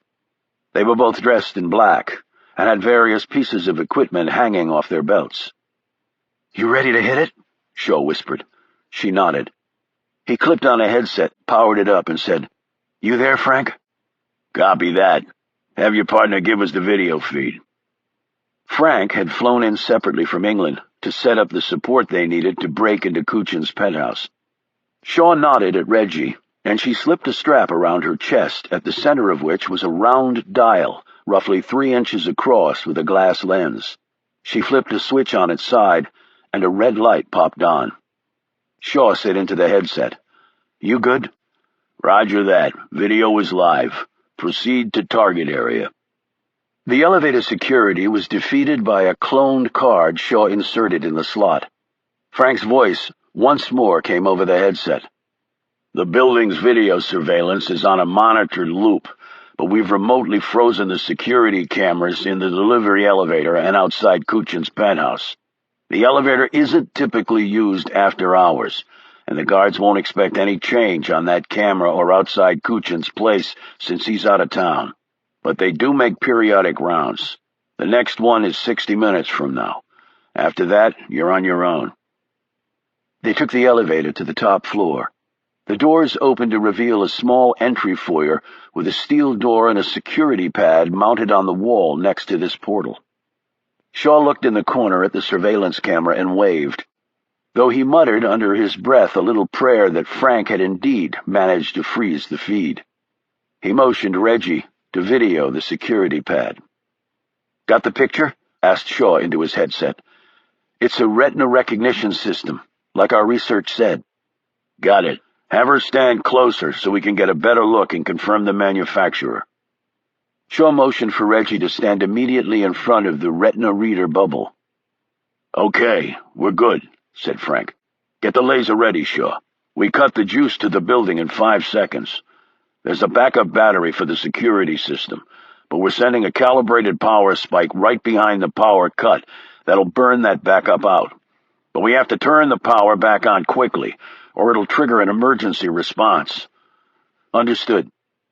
Shaw pulled the laser from a holder on his belt and pointed it straight at the retina reader. "On my mark," said Frank. 5, 4, 3. Right after the count of 1, the power to the building vanished, and they were in complete darkness inside the enclosed foyer. The red power light on the retina reader went out. Shaw powered up the laser and pointed it right at the reader. The red beam shot into the glass disc, filling it with a reflected crimson color. A moment later, the power came back on. The door clicked open. Reggie looked at Shaw, as he put the laser away. He said, "Little flaw in this particular system we discovered a while back. Power off, power on, and in that millisecond of startup, it'll read a laser point set at a specific frequency, as if it were an authorized retina." "Pretty cool," she said with admiration. "Well, it's not really a flaw." "What do you mean?" "I mean, we have a good working relationship with some major security hardware firms. We do some stuff for them from time to time, and they leave back doors like this for us." Reggie shook her head, while Shaw pulled the steel door all the way open. 59 minutes and counting. Let's get to it." Shaw slipped a miniaturized laminated set of floor plans from his pocket and looked at them using a low-power penlight. "Keep away from the windows," he advised, "just in case Kuchin has real eyeballs on the place from another building. Even without any lights on, we could be seen with the right surveillance equipment." "Too bad." "Why?" "I wanted to check out the views." They searched quickly but methodically, and on their bellies, when they had to get close to the window line. After 30 minutes, they had found nothing helpful. They stood in the middle of Kuchin's bedroom. Reggie looked disappointed, but Shaw seemed curious. "What is it?" she finally asked, noting his puzzled look. "I used the laser to mark out the square footage of the place as we went along, but according to these plans, we're about 1,500 square feet short." "How can that be?" Shaw spent 5 minutes pacing off parameters. "Center core is off," he finally said. "What does that mean?" "That means there's some hidden space in the interior block of this penthouse, and it's too big just to be the HVAC equipment. That's usually in the ceiling in places like this anyway."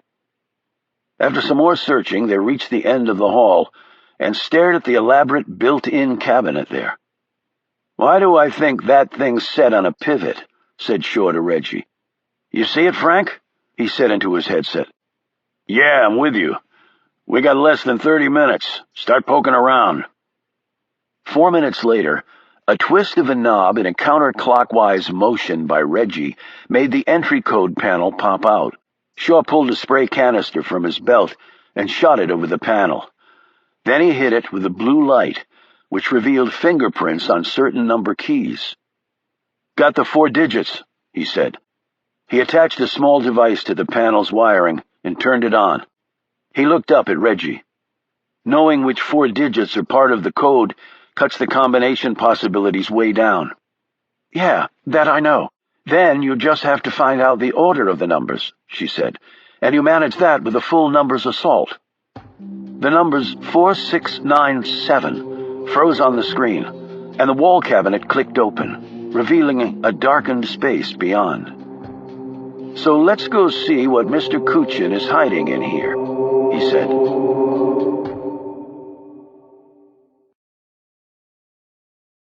Chapter 87.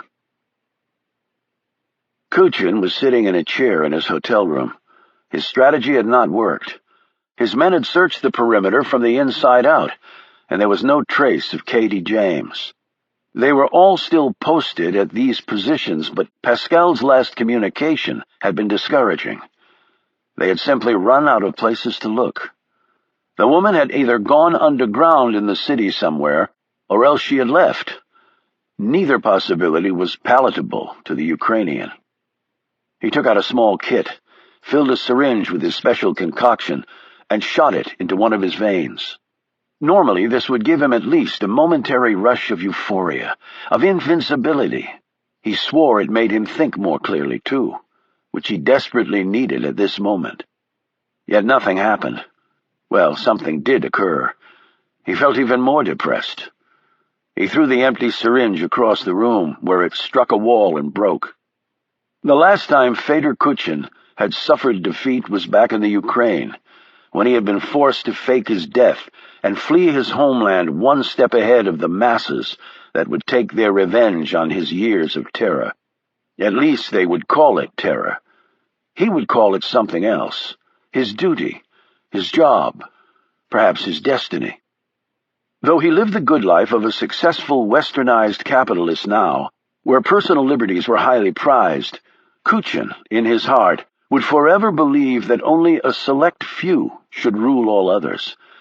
And the way one accomplished that was with selectively and effectively used power. Most people were only capable of being followers.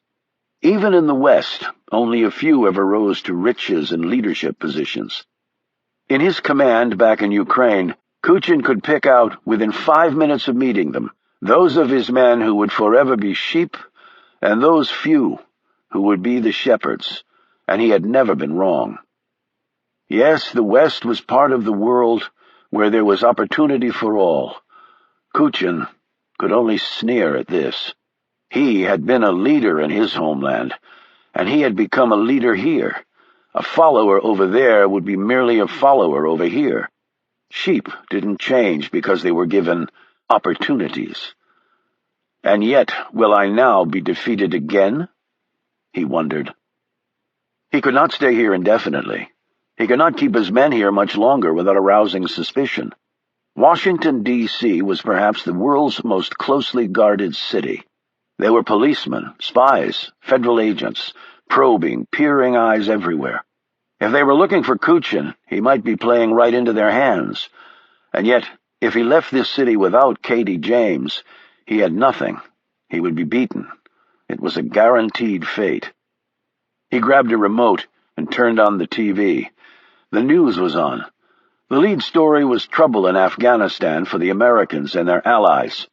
This made him both smile and also conjure up bitter memories of his own country's devastating defeat in that ancient land.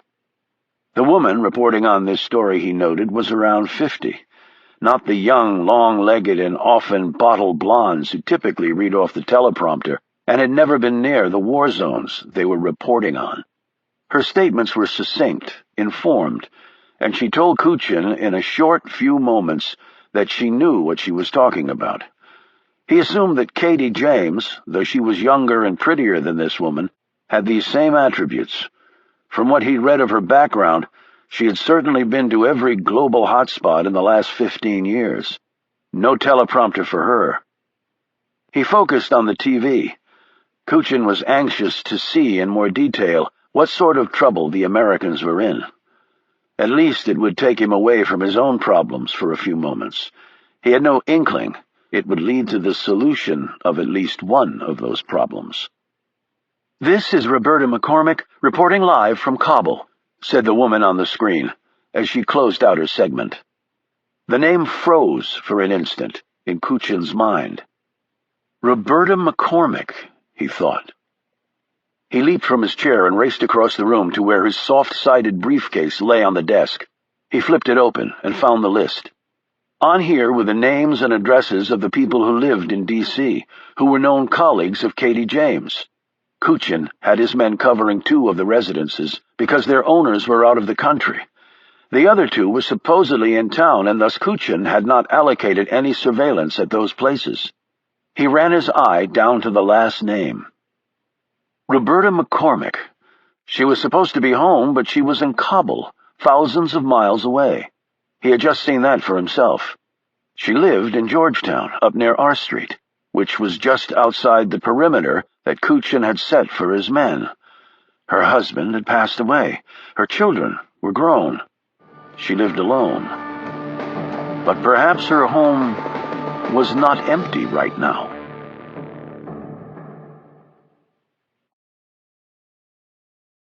Chapter 88. "My God!" exclaimed Reggie, as she and Shaw looked at the interior of the room.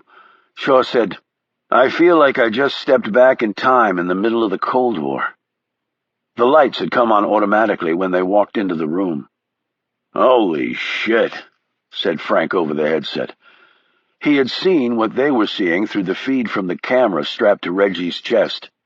"This guy has issues." "You think?" said Shaw, as he looked around at the Soviet flag, the old lockers, the battered desk and file cabinets. "Reggie, sweep the room so Frank can record it all on the camera." She did so, getting as close to as many objects as she could. Shaw opened one of the lockers and saw the uniform that Kuchin had worn while with the KGB. He next searched the file cabinets and took out documents showing some of the atrocities that the man had exacted on innocent men, women, and children. Reggie captured all of this with her camera. And then they found the film reel and projector. It took a few minutes to set up. As the film ran, Shaw and Reggie said nothing. Not even Frank muttered a word. Finally, Reggie hit the off switch. "I can't watch anymore," she said, as the face of the dead child faded on the screen. When Shaw looked over at her, he saw the tears in the woman's eyes. He put the projector away, but slipped the film reel in his bag. "We need to see anything else, Frank?" he said. When Frank answered, his voice was strained. "No. Good to go." A couple minutes later, Shaw and Reggie were walking down the streets of Montreal. A car picked them up and took them to a low-rise office building about a half-mile away. Frank was waiting for them there. They all sat in silence for a few minutes, staring down at their hands. Shaw looked up. "Okay, this confirms a lot. The guy is a psycho. Not that we ever doubted that." "But what did we find that might help us get to him?" asked Reggie. Shaw looked over at Frank. "Alan Rice?" "The plane came back from France, that we know. It landed at the airport in Montreal. Neither Rice or Kuchin were on it. And Rice is not at his home or office or any other place we can find. He's either dead or more likely laying low. To go any further than that, we would have to involve the local authorities, and we don't want to go there. At least not yet. Might actually make matters worse." "So we can't use Rice as leverage?" asked Reggie. "It's Kuchin or nothing, it seems." "But where is he?" she asked. "We took a risk in breaking into his place and really came away with nothing that'll help us find him." Shaw and Frank exchanged glances. "There's been no sign of him since France," said Frank.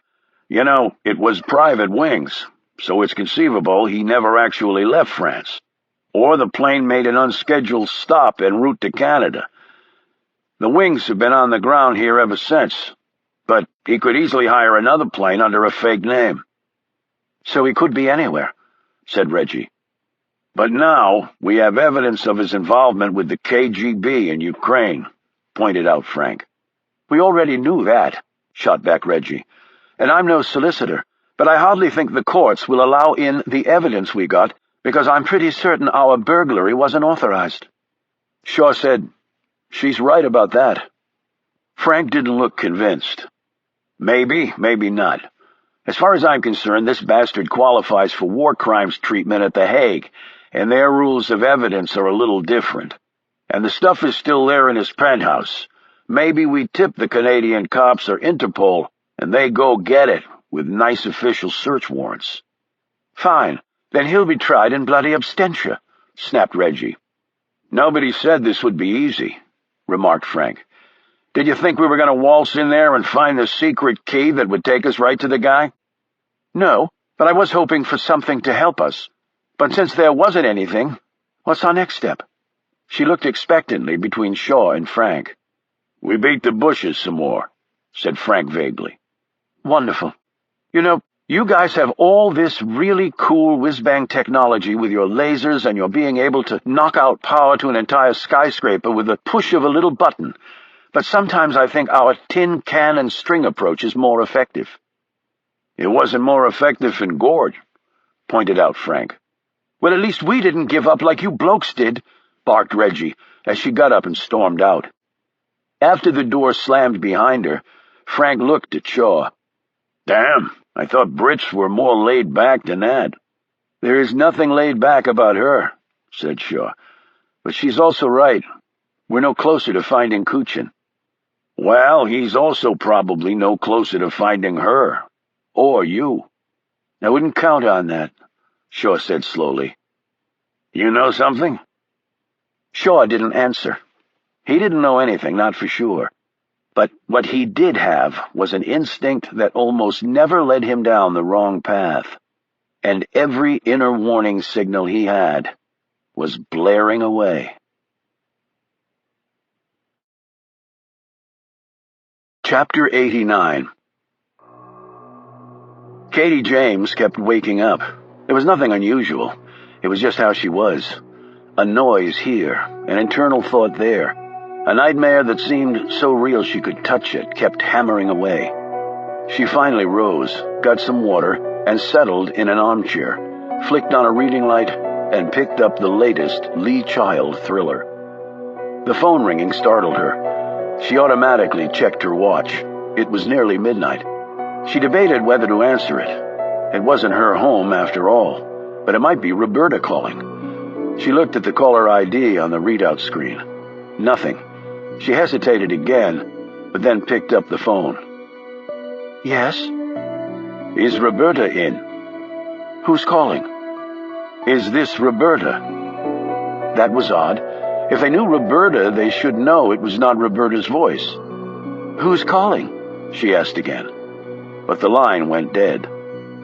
Unnerved, she quickly went to check that the front and back doors were locked.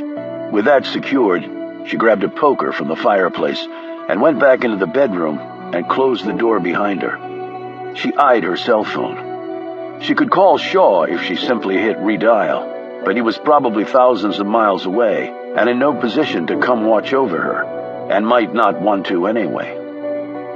The hand was around her mouth before she could scream. The poker was ripped from her grip along with her cell phone. The smell was awful, making her nostrils clench. A moment later, Katie collapsed. The pounding in her head was fierce. Her eyes opened and quickly closed when they encountered the bright lights overhead. She groaned, felt sick to her stomach. She opened her eyes again, and this time they stayed that way. She sat up, and then froze as she saw the man standing there watching her. He held out a hand. "I hope you are feeling better," said Kuchin. She didn't take his hand, but remained where she was. Katie looked around. Except for the light on her, the area beyond was dark. She felt a bump under her, and then another. She looked down. She was on a chair that had folded down to a bed.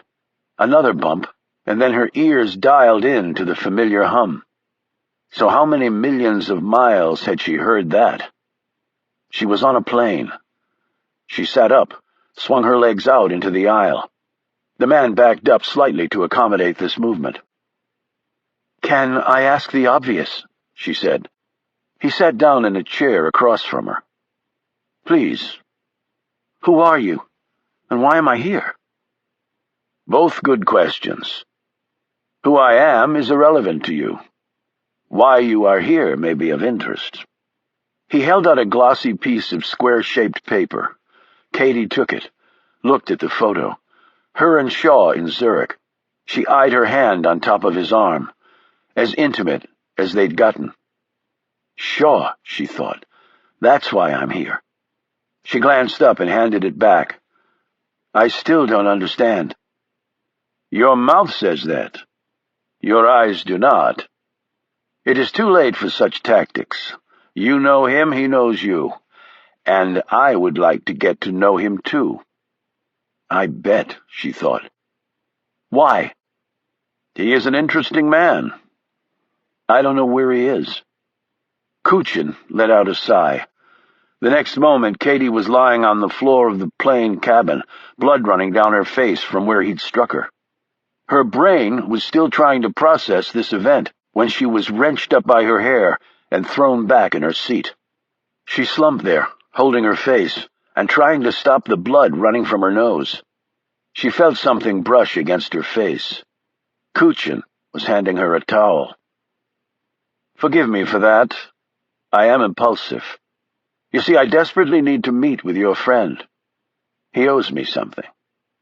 "What?" Katie said slowly through her busted mouth. "Again, not relevant to you." "I don't know where he is. I'm telling you the truth."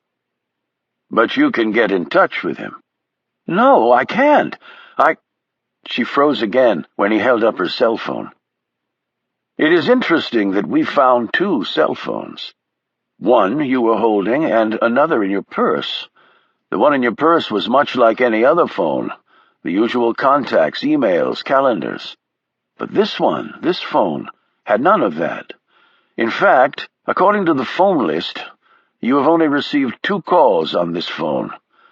Now this man I am seeking, your friend, why do I think he is a man who would give you such a phone?" "He didn't," said Katie, as she wiped off her face. "Then you have no trouble with my calling back this number, just to see who answers." Katie looked down for a moment, trying to get her breath and her nerves under control. What the hell has Shaw done to get a guy like this ticked off at him, she thought. "I will take your silence as an affirmation. He won't come." "I think he will." "Why?" Katie said miserably. Kuchin looked at the photo of Shaw and Katie. "I think you know why."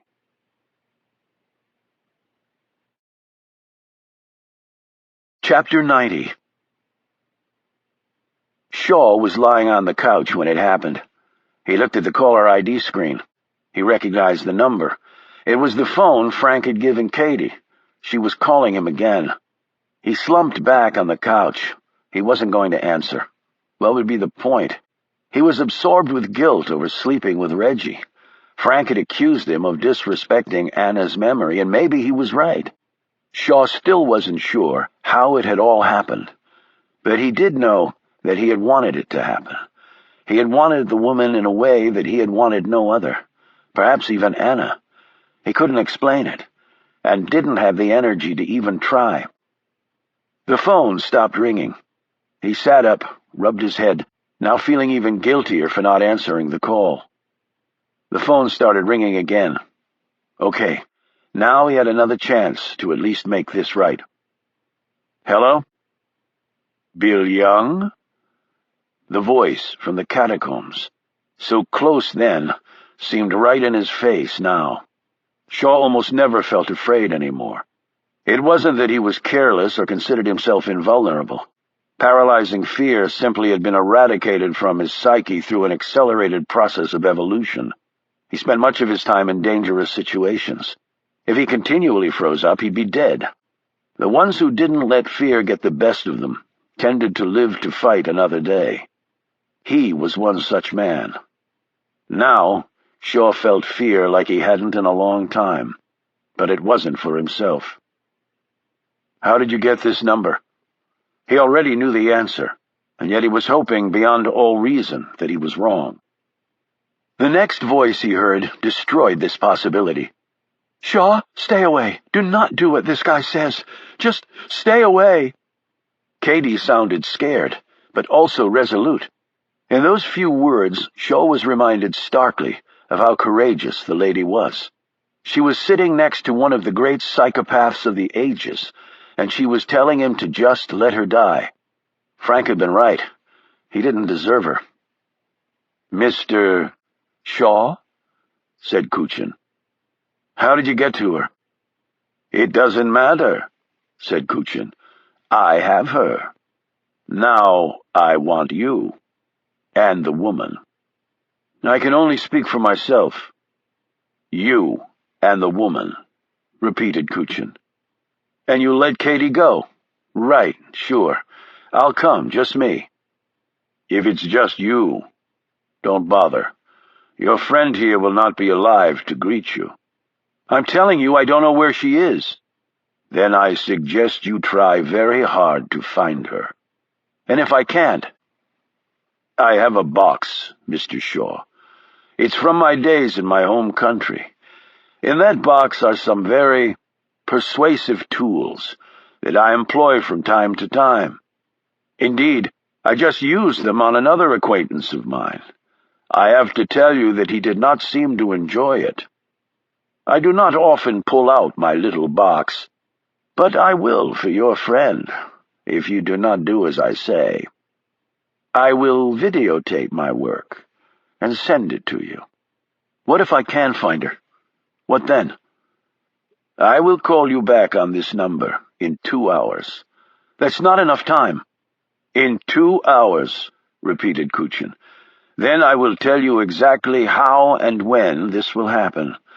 And I would advise you strongly not to let this conversation go beyond you and—" Janie. Such a tactic would be fruitless, and will ensure your friend's death in the most painful way I can possibly achieve. You saw the pretty pictures on the wall beneath that church. You know what I'm capable of. Listen to me." But Kuchin was gone. Shaw stared down at the phone like it was a live grenade that he needed to throw himself on to save everyone else. But it wasn't a grenade. It was a phone, and he apparently couldn't save anyone. And Reggie? He couldn't ask her to do it. He wouldn't ask her to do it. He would tell Kuchin when he called back that he had found Reggie. They would arrange the meeting.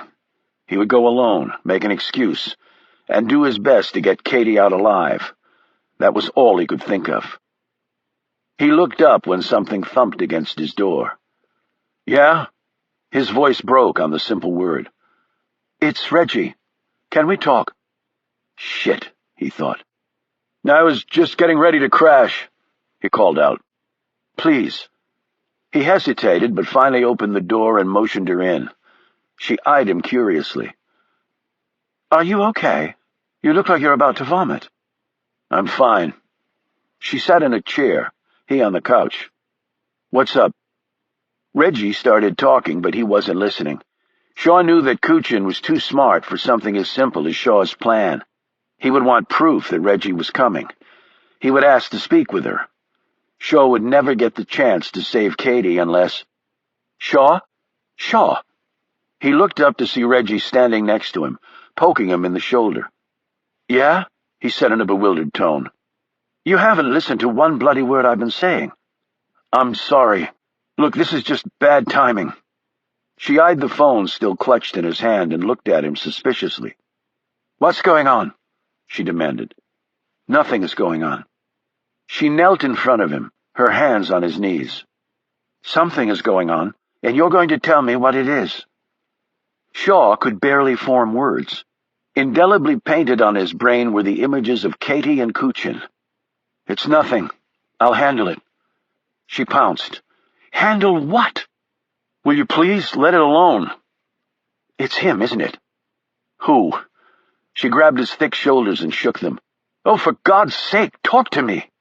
He stood abruptly, causing her to fall on her backside, and walked away. "I said I'll handle it." She rose, followed him. "How?" "I'll think of something." "He has someone, doesn't he? Someone you care about." He whirled, terrible suspicions running through his own mind now, but none of them made sense. "How did you—" "I guessed," she said.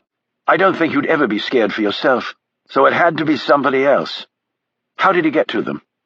Shaw sank down on the edge of the bed. "I don't know." "Who is it?" "Her name is Katie James." "I've heard of her." "Journalist." "Right, that's right. He's got her? You're sure?" "Too sure." "And what does he want?" "Me." He hesitated, licked his lips. "And you?" "The package?" "I told him I didn't know where you were." "But that wasn't good enough, was it?" "What do you think?" "So where and when?" "Reggie, don't even go there." "I'm already there, Shaw." "I'm not going to let you do this." "Are you kidding? This is the best thing that could have happened." "What?" he said in a shocked voice. "I don't mean for your friend. I'm very sorry about that," she added quickly. "But we were never going to find Kuchin, and now the guy is inviting us to come to him. This is our opportunity, our shot." "It's hardly an invitation, Reggie. He's going to kill us." "No, he's going to try and kill us," she corrected. "And we're going to do the same to him." "Well, given the circumstances, I think the odds lie with him." "It's still our only chance." "Do you understand that if you come with me, you're most likely going to be murdered in some sadistic, painful way? Do you get that loud and clear?" He pointed to the door. "Just walk out and keep going." Instead, Reggie sat down next to him. "I guess I could say something cute or flippant to show you that I'm not scared, even though I am. But I think I'll try the truth." This got Shaw's attention. He stared over at her. "Part of me never wants to see Kuchin again, Shaw. Never again. I see the man in my head all the time. I wake up with him in my brain. I see him over my shoulder. I came one instant from dying that night. I saw his eyes. There was nothing there. I might as well have been a gnat. He didn't give a shit. There's no way for a normal, sane person to match something like that. And you still want to go. I can't live while that guy is still breathing. That's the bottom line. I want him as badly as anything I've ever wanted in my life. I will kill him with my own hands if I have to. He'll have to kill me, because I will never stop going for him. The guy is the monster. No, he's a monster. He's not the first, and he's not the last, and he has to be dealt with. Why the hell do you do this? She stood. Just tell me when it's time to go. I'll be ready.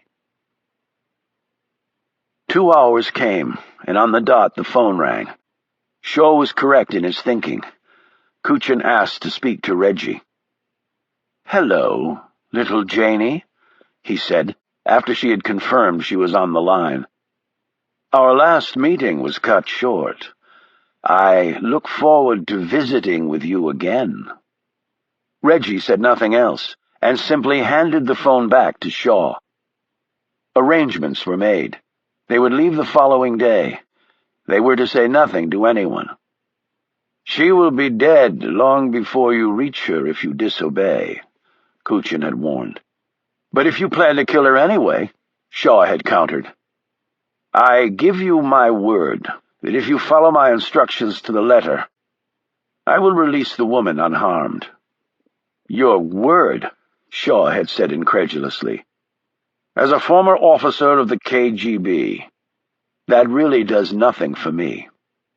On my mother's grave, then, I swear it. I have no fight against your friend. My issue is with you and the woman. Where and when? That depends on where you are currently. In your own backyard, Montreal." Shaw thought he could hear a small gasp from the other man, and it gave him some pleasure at having startled him. "Then that simplifies matters," said Kuchin. He explained the details. When he was done, Shaw clicked off and looked at Reggie. "You still game for this?" "Even more so now. His arrogance pisses me off. He takes it as a foregone conclusion that we're just sheep, blithely going to the slaughter." "Well, aren't we?" thought Shaw.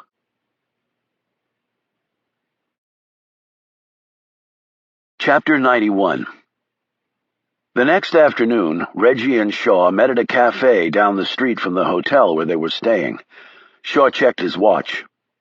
1 hour, he said. "The address we're supposed to meet at is a 5-minute cab ride from here." "Good. Then we can catch up, Paddy." Shaw jerked around when he heard the voice. Whit was standing there next to the table, with Dominic behind him. "What the hell are you two doing here?" "I'll take that as an invitation to sit down," said Whit, who did. Dominic sat across from him, resting his arm cast on the table. Shaw looked at Reggie. "You arranged this?" "I called and told them what was up. They were the ones who insisted on flying over."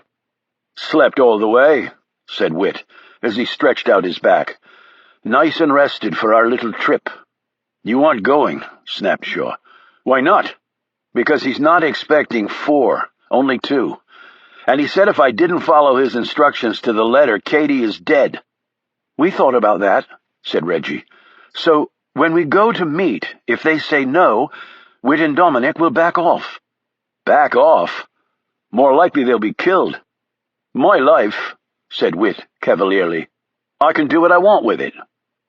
Dominic simply nodded in agreement. "But if you're really concerned," said Reggie, "then call Kuchin back and ask his permission. You just have to hit last number received." Shaw pulled the phone out of his pocket and stared at it for a moment before looking up at Whit. "You do realize if he approves this, you probably won't be coming back alive." Whit glanced at his friend. "You okay with that, Dom?" "I wouldn't be here if I wasn't." "There's your answer," said Whit. Shaw made the call.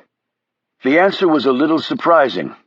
Kuchin seemed happy to add 2 more to his list. "I welcome you all," he said, before Shaw clicked off, shaking his head. "Everything good?" asked Reggie. "Oh, yeah. Now we got 4 funerals instead of 2. Break out the champagne." They rode in a cab to the rendezvous spot. It was a warehouse, which didn't surprise Shaw. "It's usually a damn warehouse," he said to Reggie. The door was unlocked. They went inside. There was no one there, just a tan GMC Yukon XL with the keys on the front seat and a set of directions under the visor. That did surprise Shaw, at least until he thought about it. If we were going to set up an ambush, they just took that opportunity away. But this leaves us in control, so I'm not getting it fully. They drove out of Montreal, heading northeast. 2 hours later, following the directions, they turned off onto a one-lane road in an area covered with forest and not a sign of human life anywhere. 200 yards down this strip of gravel, the truck suddenly cut off. Shaw tried to restart it, but the engine never even turned over. "We've got half a tank of gas," Reggie said, pointing to the gauge on the dash. "Everything else looks normal." "It's a new truck, too," said Whit from the back seat. Shaw looked up at the button above the rearview mirror. "It's also got an OnStar system." "So?" said Reggie. "So they can take remote control of the car in case of an emergency, or you lock yourself out, or cut off the engine in case it's been stolen. If someone overrode that system or piggybacked on it, they can pull the power to the engine and there's nothing I can do about it." "I think you're right," said Reggie, as she looked out the window at the 2 trucks pulling up to their vehicle, one in front and one behind. 6 men climbed out with SIGs, Glocks, and MP5s pointed at them. 20 minutes later, they were standing naked in a circle inside a small concrete block building. They had been searched first by hand and then via a scanner, and then hosed down with a jet stream of water. After that, the men repeatedly dragged hard metal combs through their hair and across their arms and legs, leaving long red marks on their limbs. They had also cut off Dominic's cast and thrown it away. They'd given him a sling in replacement. After they dried off, they were given clean clothes to wear consisting of bright yellow jumpsuits, underwear, and sneakers with white socks. "What the hell was that all about?" fumed Whit as he pulled on his shoes. "They almost drowned us." Reggie was dressing behind a door propped open for privacy, though everyone had already seen the others naked. Shaw buttoned up his jumpsuit. It was several inches too short for him in the arms and legs. The sneakers were tight on his long feet. Surveillance devices. These days they have trackers built into fake hair follicles, fake skin patches. They scanned and searched us for the obvious and did the hose comb treatment for the sophisticated stuff. Whit smelled his skin. "There was something else mixed in that water. Probably causes cancer," he said irritably. "You should hope to live that long," replied Shaw. Reggie joined them after zipping up her jumpsuit. "Well, I can see you're still Mr. Optimistic. I'm just being realistic." "Why do you think the yellow jumpsuits?" asked Dominic. "If I had to guess," said Shaw, "the harder it will be to lose us." "Lose us?" exclaimed Whit. "How the hell could they possibly lose us?" "I guess that depends on us, doesn't it?" said Reggie. Chapter 92. More hours passed, and then with hands cuffed, feet shackled, mouths taped, and hoods over their heads, they were stuffed in an SUV with blacked-out windows and driven for a long time. Shaw had been counting off the seconds in his head, and while they were not on major highways, at least that he could tell, their speed had been pretty consistent and at least 60 miles an hour from the sound of the engine and the whine of the wind outside the truck. When the vehicle finally pulled to a stop, he had a rough gauge, 9 hours. In which direction he wasn't certain, though he didn't think it was likely it had been back west toward Montreal or south to the United States. Security between the U.S. and Canada wasn't that tight, but 4 hooded and trussed-up figures in an SUV would have raised at least modest curiosity along the way. If not, there was no hope ever of border security. That left the direction they'd gone in as north or east. 9 hours due east in Canada at 60 miles an hour would also have taken them through Maine in the United States in order to reach New Brunswick or farther along to Nova Scotia. And when the Yukon had cut off, the largest city they had been near was Quebec. From there to Halifax in Nova Scotia was far longer than the approximate distance they'd driven. For those reasons, Shaw concluded they'd been heading more north than east, skirting the border with America but not crossing it. They had been allowed one bathroom break along the side of the road, and then they were off again. Later, the vehicle's doors opened, and they were forced to lie face down, partially on top of each other in the back cargo area. For one terrible moment, Shaw thought this was it. Execution time. From the quickening breaths of his companions, he deduced they were thinking the same thing. Instead, a heavy tarp was thrown over them, and a voice said, "Not a sound, or your friend is dead." Truck doors closed, and the vehicle drove on. Then it stopped. Doors popped open again. There was talk. The doors closed again, and the vehicle pulled forward haltingly, and then stopped. Whatever they were on now, it was not solid ground, Shaw could tell. The truck was moving, though the engine was off. Only it was moving slightly up and down and side to side, or at least whatever it was on was doing that. A few minutes passed, and Shaw heard more noises, including the clanging of a bell and feet moving fast. There was lurch and the sensation of something sliding away, like a train leaving a station platform. The first real jolt he felt answered the question. We're on a boat, he thought. Probably a car ferry. The water was rough, the ride uncomfortable, particularly lying face down while wedged in the back of a truck. Shaw could hear Reggie moaning next to him, and he thought she might become sick again, as she had on the ferry crossing from Amsterdam. And then it was over. They drove for more hours, and then the truck stopped again. They were pulled from the back and made to march, still hooded and shackled, in single file. They were maneuvered roughly into seats in a confined space. Shaw actually hit his head on the top of whatever they were inside. When the engine engaged, the sound of the prop wash started, and the stomach lurch occurred when the vertical lift happened. He knew they were on a chopper. Shaw continued to count the seconds even as he tried to calibrate their speed. When they began the descent, at least 18,000 seconds or 5 hours had elapsed. If they'd been traveling in excess of 200 knots north or east, they would have covered over 1,000 kilometers. That put New Brunswick or even Nova Scotia in play, though much farther than 1,000 kilometers east, and they would have been in the Atlantic. But Shaw didn't think they had traveled directly east because of the ferry. While in the truck coming from Montreal and then Quebec, they had been on the southern tip of the strip of water that cut through that part of Canada, and that employed ferry service to cross it. He knew that because he had been on one of those ferries. No one would bother to take a boat north, only to chopper back across that slice of water to head south or east. If New Brunswick or Nova Scotia were the destination, they would have gotten on the chopper on the southern side and not used the ferry at all. One would use the ferry if one were going due north, toward Hudson Bay, or even the Arctic Circle, or to the east to Newfoundland and Labrador. When the chopper set down and they climbed out, Shaw knew they were not in the Arctic Circle.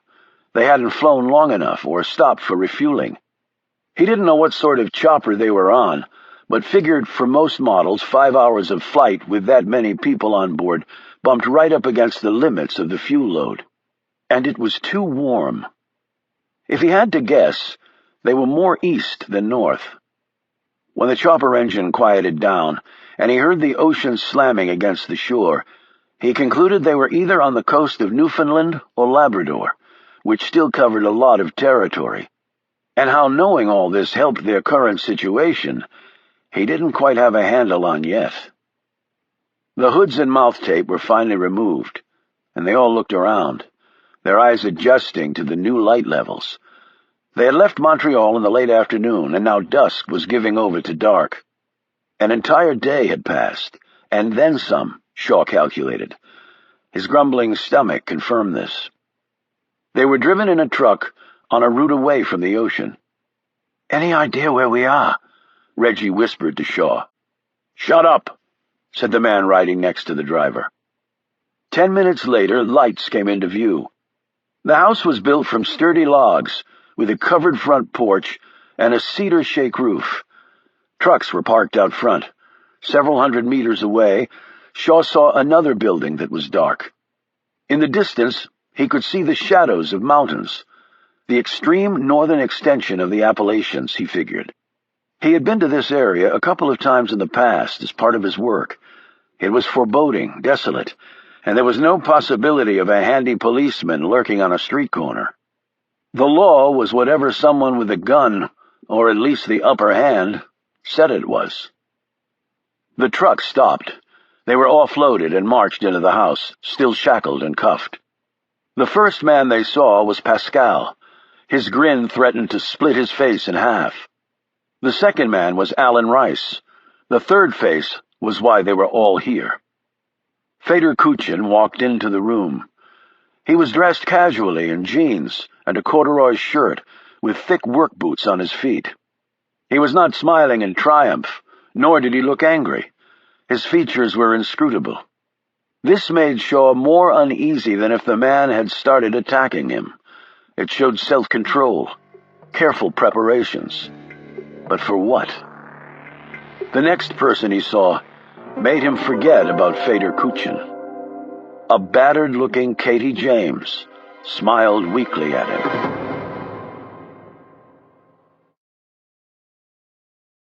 Chapter 93.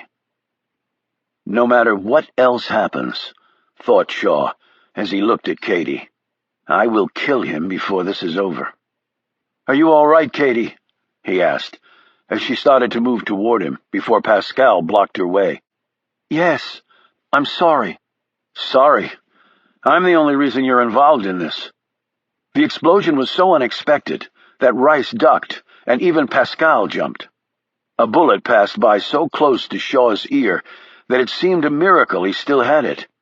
Kuchin lowered the weapon, his gaze first on Reggie, and then Shaw. "Thank you for your attention," Kuchin said. "The matter is a simple one." He pointed the gun at Katie. "She was the bait I used to bring you here. Now you are here." He ran his gaze over Whit and Dominic. "All four of you, including the Irishman who was so anxious to put me in a box of bones."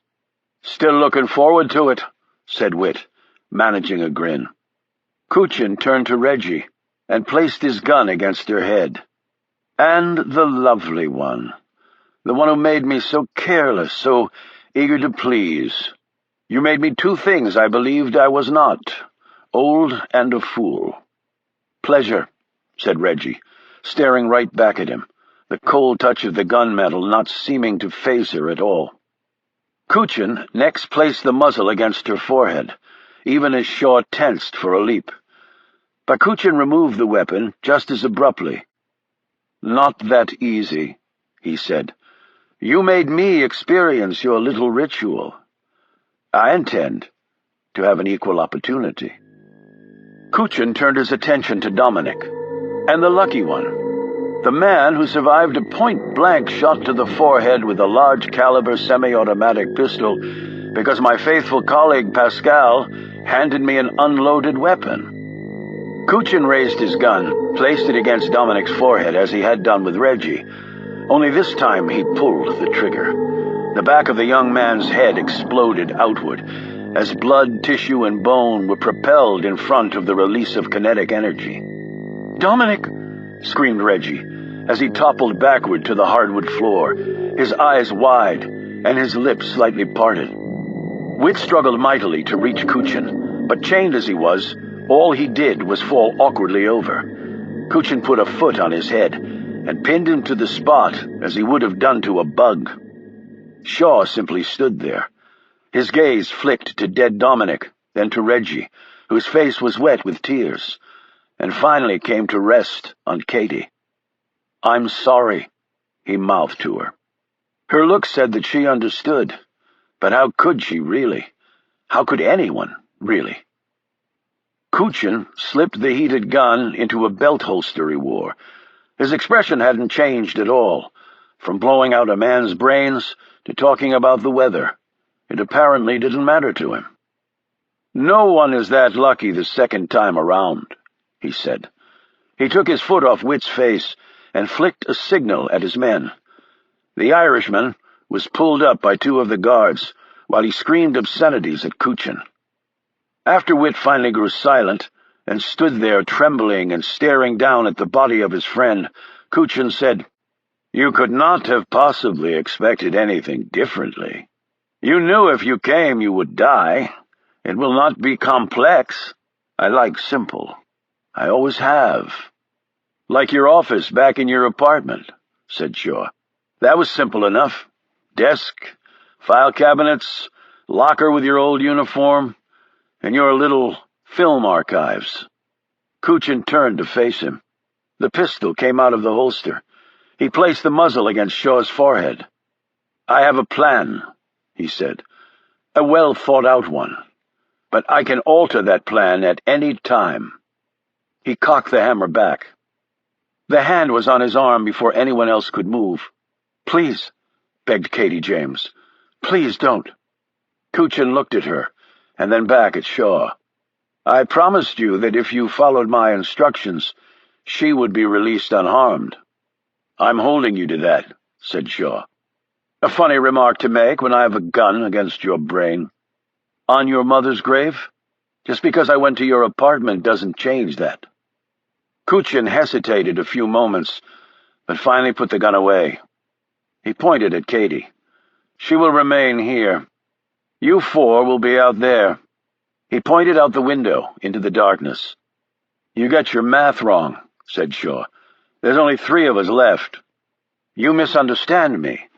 That is why I killed him, because I only wanted there to be 4 of you, and he was the odd man out." Shaw stared at him in confusion. Kuchin snapped his fingers. One of his men brought a yellow jumpsuit and sneakers forward. Kuchin took them and turned to Alan Rice. "Alan, please put these on." Rice took a step back, his face turning first red as the blood rushed there, and then white as the reality of the man's words hit him, and the blood drained right back out. "Evan?" Kuchin tossed the jumpsuit and shoes at Rice, who managed to snare the suit, but the shoes clunked to the floor. "Evan?" he said again, as he began to totter on his feet, his lips trembling. "You should have aimed better in the church, Alan." He touched his ear. "Still, it was close.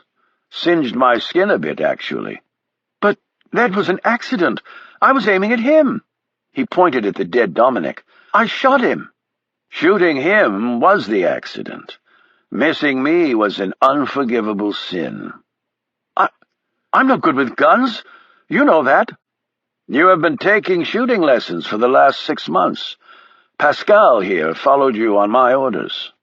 And your knowledge of guns, you let that slip out too. Your only fault was that you believed since you could hit a paper target at 25 yards, that you could kill a man in the middle of confusion at 20 feet. You couldn't, and thus I lived." "You're mistaken, Evan. I took the lesson so I wouldn't disappoint you in case something came up. I didn't want to disappoint you. You saved my life." "I told you I would be monitoring the business." Rice seemed to gain new life. "But I've done nothing against your interests. Your monitoring would show nothing." "Every dime was accounted for." "So then I don't understand what this is all about." "Freight charges haven't gone up, Alan. The price of gas has actually fallen 60% from a year ago. Cargo ships still run on fuel, do they not? It took some digging, but we found the account with the fuel money in it." "No, you're wrong. It was that way because the shipments come in on 2 boats. I told you that." "But they weren't coming in on 2 ships, only 1. But you were double billing for the fuel. I know this because right before Pascal cut his tongue out, your colleague down at the docks confessed. And then you try to kill me so you can take over the business completely. No, Evan, no, I put the clothes and shoes on, Ellen. Now, or you'll get the next bullet to the brain right here.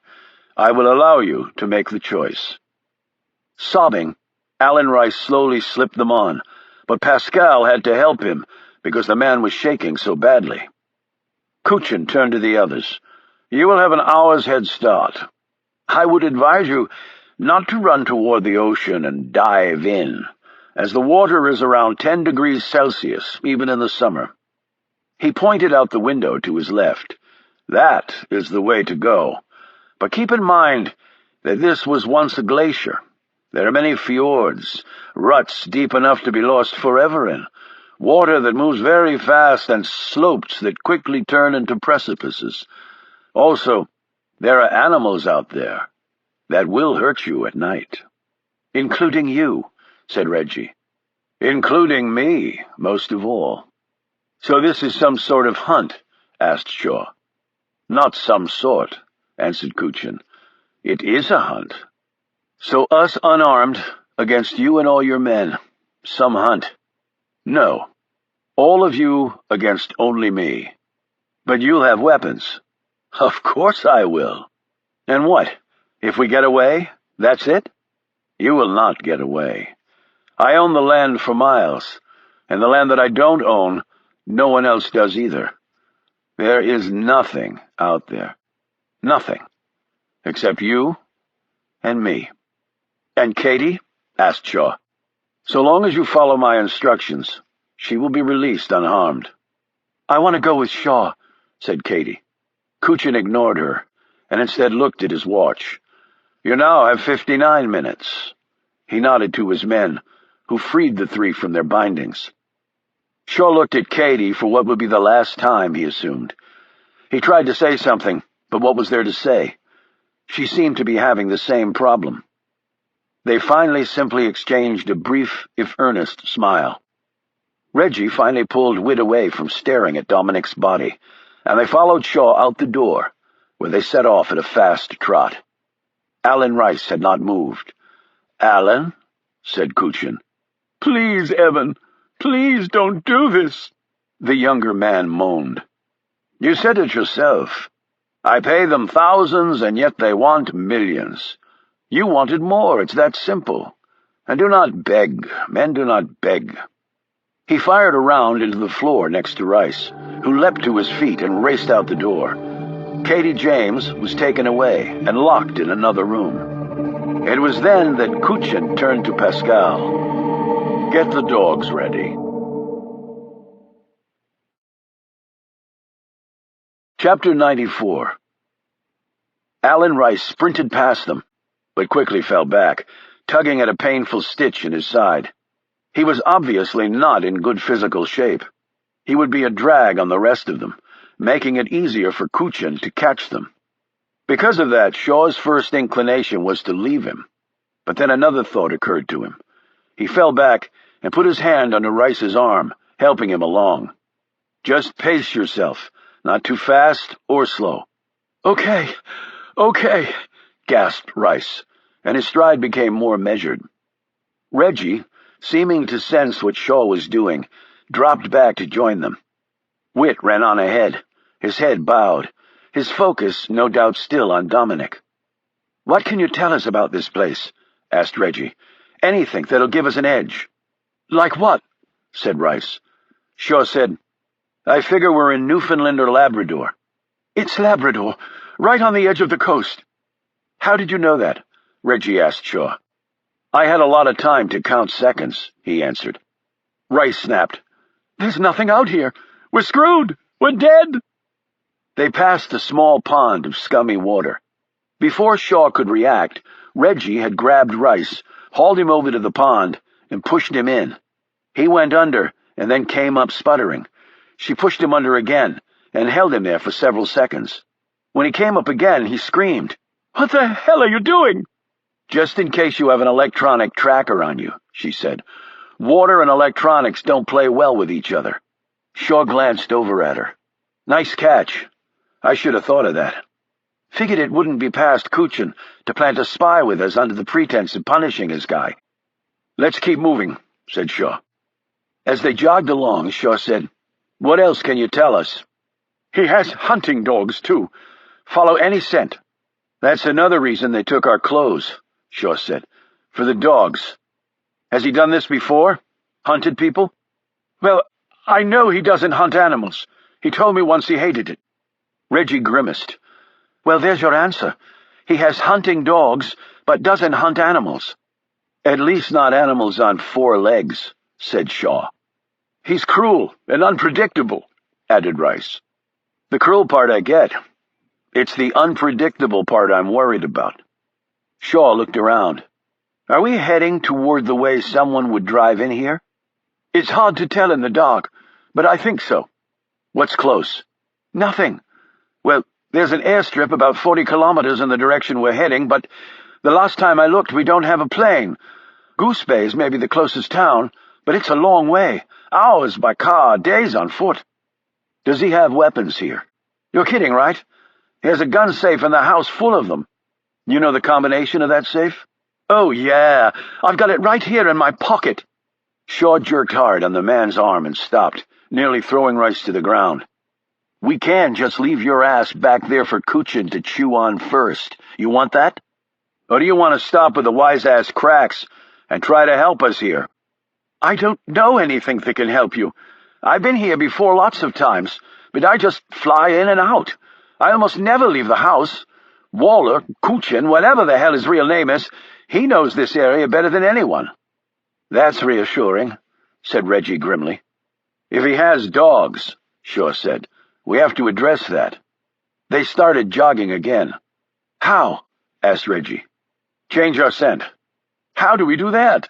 Asked Rice, as he puffed along beside them. I thought dogs couldn't be fooled. Anything can be fooled, even scent dogs, and we have an advantage. What? Asked Reggie. Take a whiff. What? Take a deep breath. Both she and Rice drew in heavy breaths. Rice almost gagged, while Reggie wrinkled her nose. Rotten eggs, she said.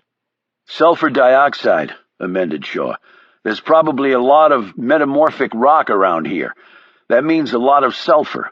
Probably some sulfur pools, too. So you mean, Reggie began slowly, we cover ourselves in the smell. That way we smell like everything around here. It's not perfect, but we may confuse the dogs just enough. And we don't have a lot of options. And we need to turn our jumpsuits inside out. The lining color stands out a lot less than the neon yellow.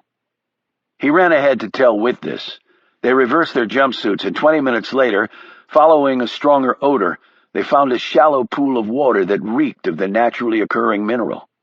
We have to go in that? Exclaimed Rice. If you want to live a little longer, yeah, said Shaw. Just don't drink it.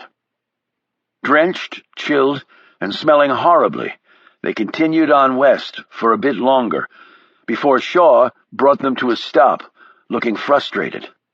This is all wrong. What the hell are you talking about? Demanded Whit, his wet hair down to his eyes. We're trying to stay ahead of the guy.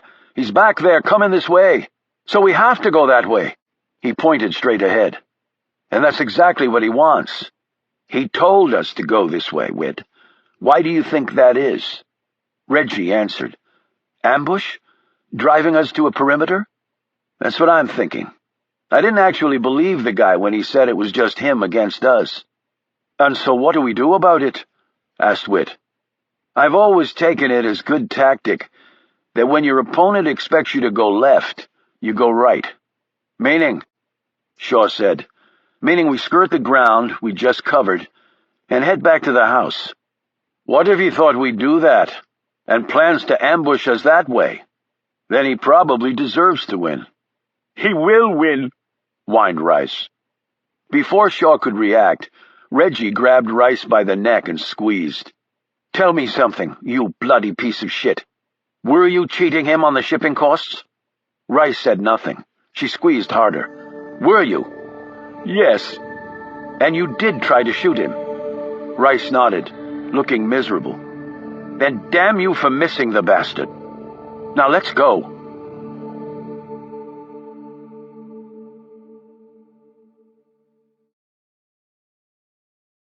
Chapter 95.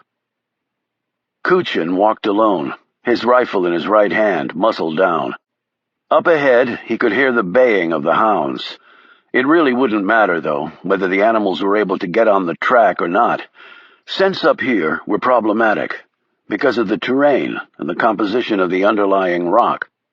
He felt certain that a man like Shaw would have experience in dodging even experienced scent hounds. This was a chess match, and one had to think of the current and at least 4 future moves. Kuchin had followed traders through the muck, mud, ice, and waters of Ukraine as part of his duties with the KGB. He had almost always succeeded, aided by an internal desire never to concede defeat. It was the same attribute that had fueled his swift rise up the security agency ladder. Superiors loved men like Kuchin because they made them look good to their superiors. He had long debated how to do this. Part of him strongly wanted to tie each of them naked to a table and then pull out his little metal suitcase. He wanted to peel off their skin, cut out their intestines, and put them through torture that Abdul-Majid, mutilated as he was, could never have imagined. But he had finally decided against that. He had done so principally because, unlike Abdul-Majid, they had shown courage. They had confronted him directly, risking their lives. They had not hidden like the Muslim and let a drugged-out lackey attempt to do the killing. For that, Kuchin had grudging respect for the group. Rice was another matter. He would die either way, but Kuchin had placed him with the others solely as a matter of convenience. He did not intend on wasting too much time with Alan Rice. The man did not deserve it. That left only the hunt. Here on his home turf, Kuchin had given them a sporting chance, if a poor sporting chance. He was not a fool. He would survive this. They would not. But at least they had an opportunity to postpone their deaths a bit. And it wasn't as though Kuchin would escape either. In a way, he'd come full circle. They knew about his little room at his penthouse. Others undoubtedly knew of it too. They were probably there right now, gathering all the evidence they needed to send him to Ukraine to stand trial, with his execution the inevitable outcome.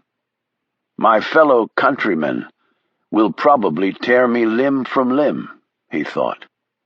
His days of hiding were over. Evan Waller was dead. The Canadian businessman was a pale imitation of the man Fedor Kuchin really was. When it was over, he would not run. He was through with hiding. They would have to take him here, at his last stand.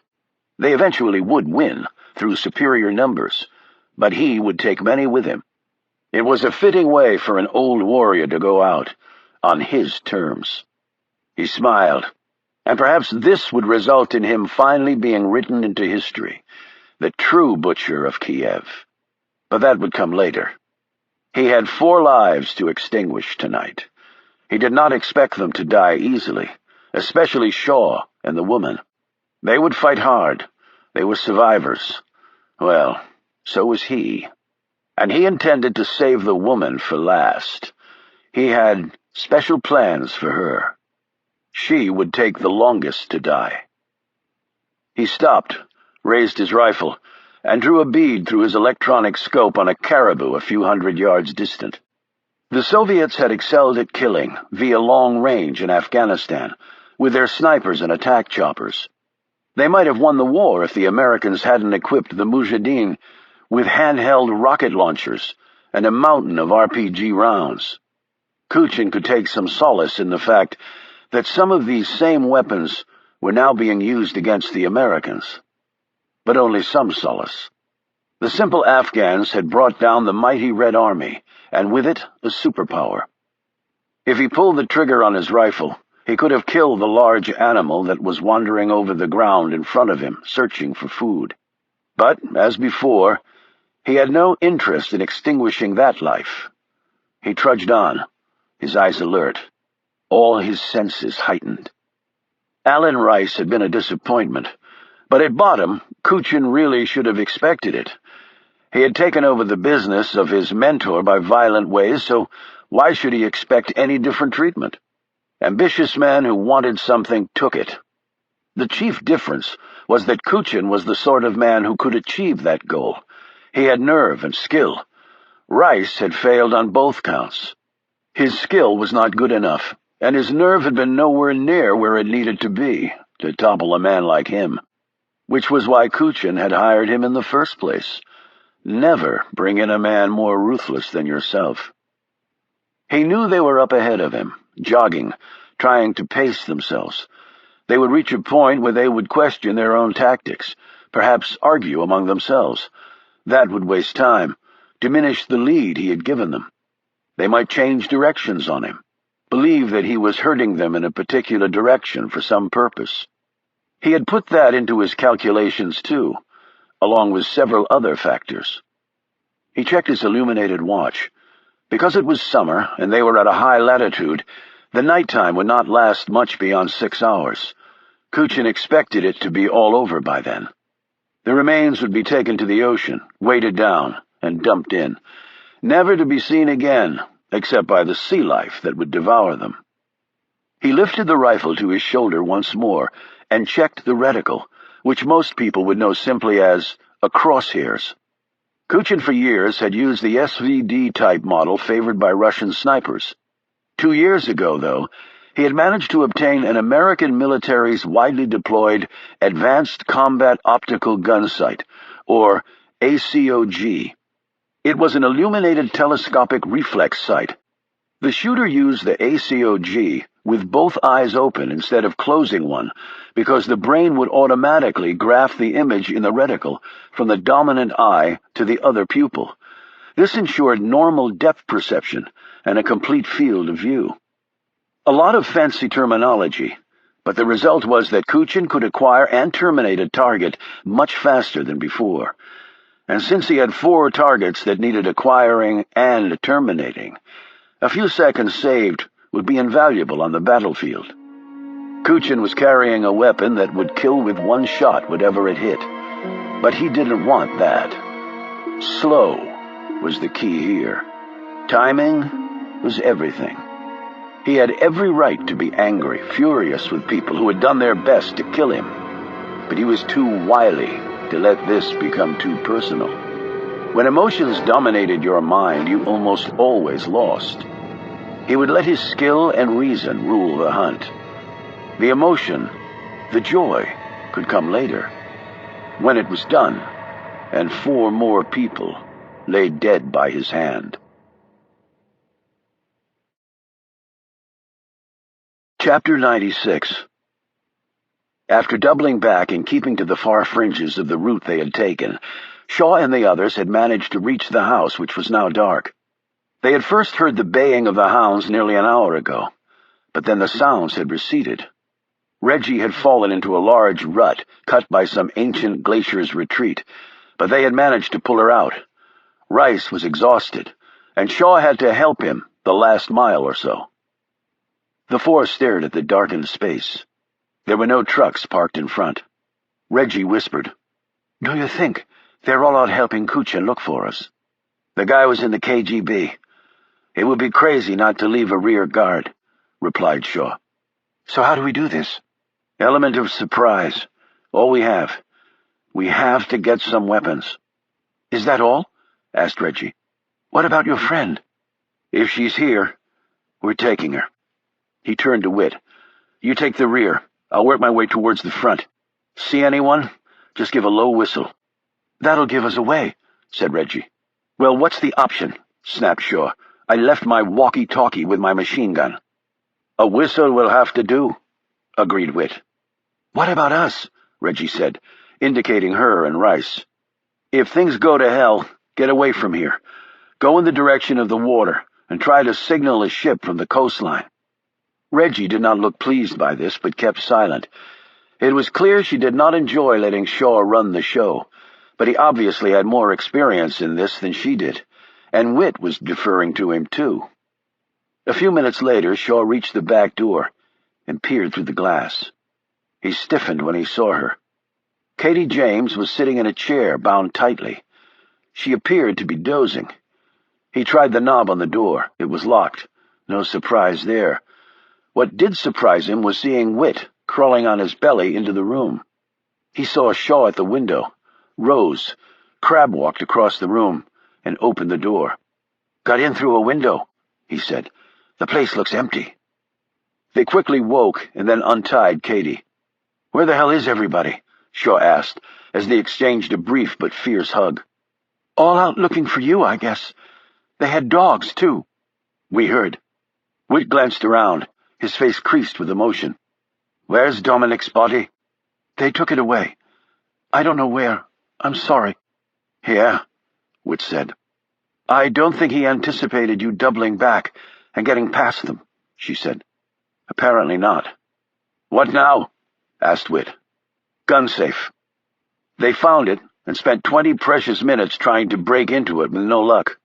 Shaw finally threw down the crowbar he'd found in the garage. On the other side of that 3-inch door was probably enough firepower to get them out of this safely, and he couldn't get to any of it. "Well, it looks like they did anticipate we might come back this way," he said. "You think this is an ambush?" asked Whit. "Make it seem like they pulled everybody? Let us get in, get Katie, and then hit us on the way out?" "Nothing would surprise me at this point," said Shaw. "But they could have killed us easily enough when we first got here, too." They searched the rest of the house, but Shaw only came away with 2 serrated knives from the kitchen. He handed one to Whit. "Knives against guns?" said Whit. "Best we can do. Now let's see if we can find a phone or anything that'll let us call for help." They didn't.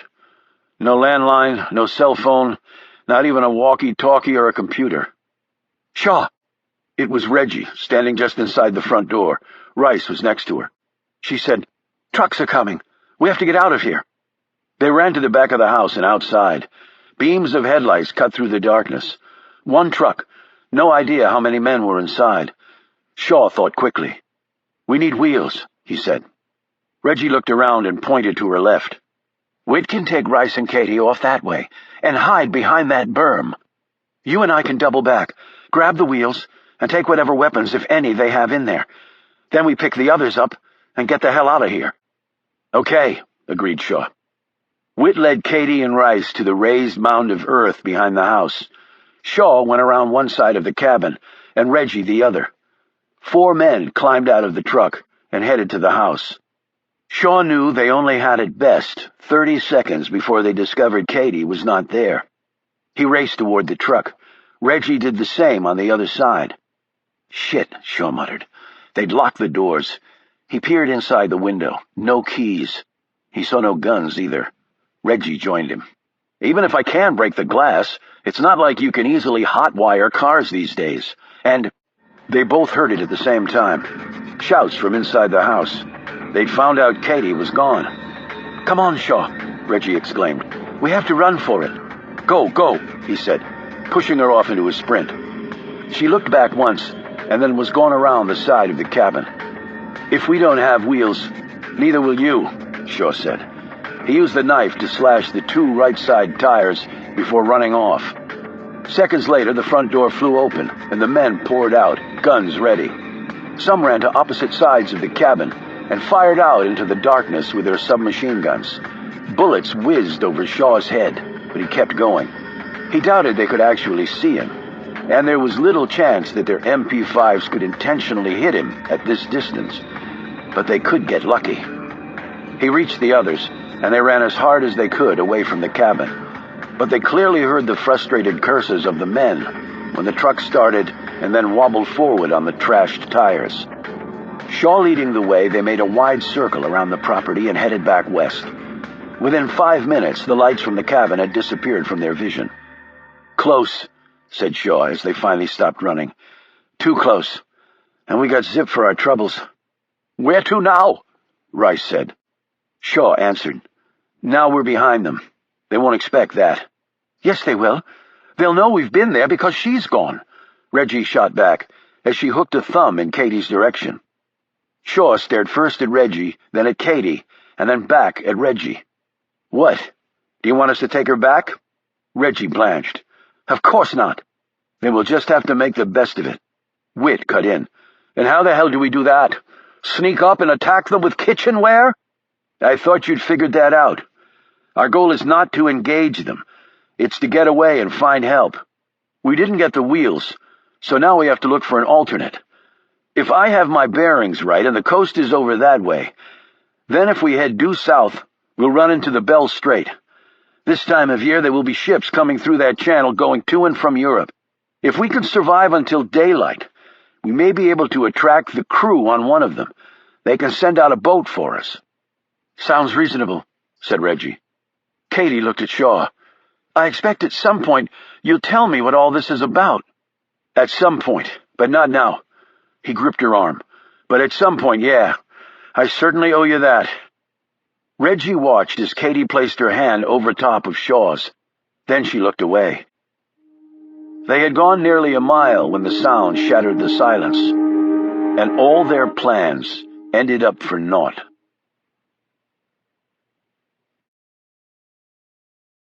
Chapter 97. Alan Rice screamed and grabbed his leg, where the heavy-caliber round had ripped into his flesh and shattered his femur. He fell hard, rolled, and came to a stop against a small boulder. Shaw grabbed Katie and threw her face down behind an elevated stretch of ground. Whit and Reggie took cover too. Shaw peered over the top of the mound. "Anybody see the muzzle flash?" he called out. Nobody had. "Rice!" he shouted. "Get behind that chunk of rock!" "My damn leg is broken!" he screamed back. "You'll have more broken if you don't get behind that rock." Crawling on his belly, Rice had almost made it to the rock when another round slammed into his shoulder. "Shit!" Shaw jumped up and ran in zigzags to Rice and pulled him behind the rock. The man was bleeding heavily from both wounds and drifting in and out of consciousness from the pain. The break was a compound one, the pale, snapped bone sticking out of his thigh. If it had ripped the femoral artery on the way out, Rice was dead, Shaw knew. Using his knife, he tore a length of cloth off his jumpsuit and made a crude tourniquet for Rice's leg, cranking it down just above the thigh. The blood flow ebbed a bit, but only a bit. "Am I going to die?" gasped Rice as he came to. "Look, I'm going to try and get you out of here. Can you stand?" "He'll shoot us both," yelled Rice. "He'll just shoot us both dead." Shaw looked down at him. The man was going into shock, and there was nothing he could do to stop it.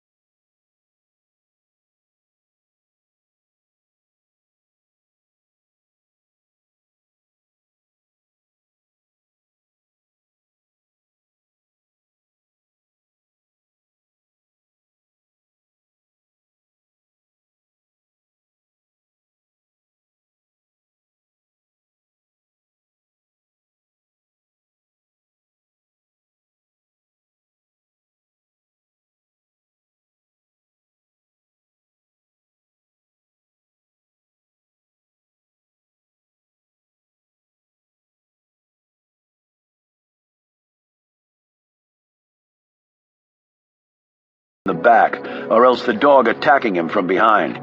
In his mind, he saw it pulling him down, the jaws, the stench of breath in his face as the dog bit into his neck. Following an ages-old instinctual tactic it knew would rip the big blood vessels and kill the prey. None of it would be less than a nightmare. But it didn't happen. He understood a second later why. Rice screamed louder than Shaw had ever heard anyone do before. It was like he had ripped his lungs from his chest and inflated them with a ton of oxygen, producing a sound that froze Shaw to his core. He looked back and wished he hadn't. Shaw had seen a lot of violence in his life, more than most people, but he had never seen anything like this.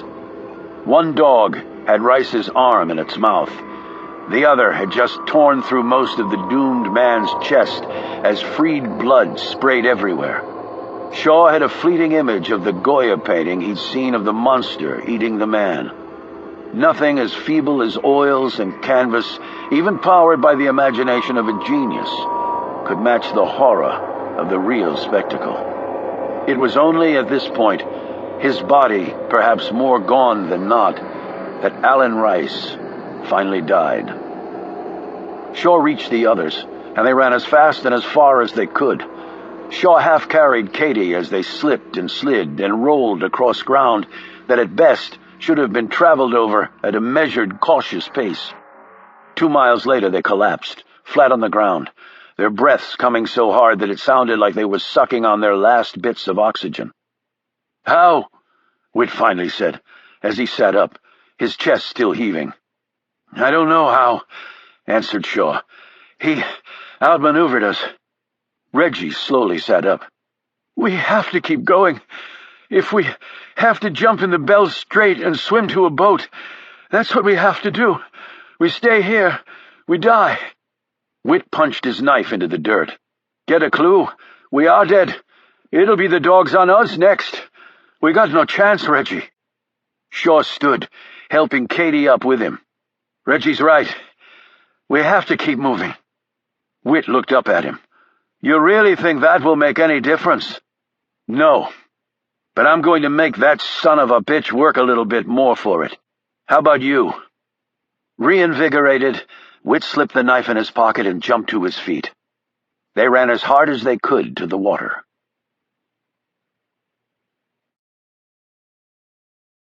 Chapter 98. What was left of Alan Rice was swept into plastic trash bags and carried off. The gorged dogs, blood running down their jowls, were corralled with the long metal control poles, and their muzzles were once more attached.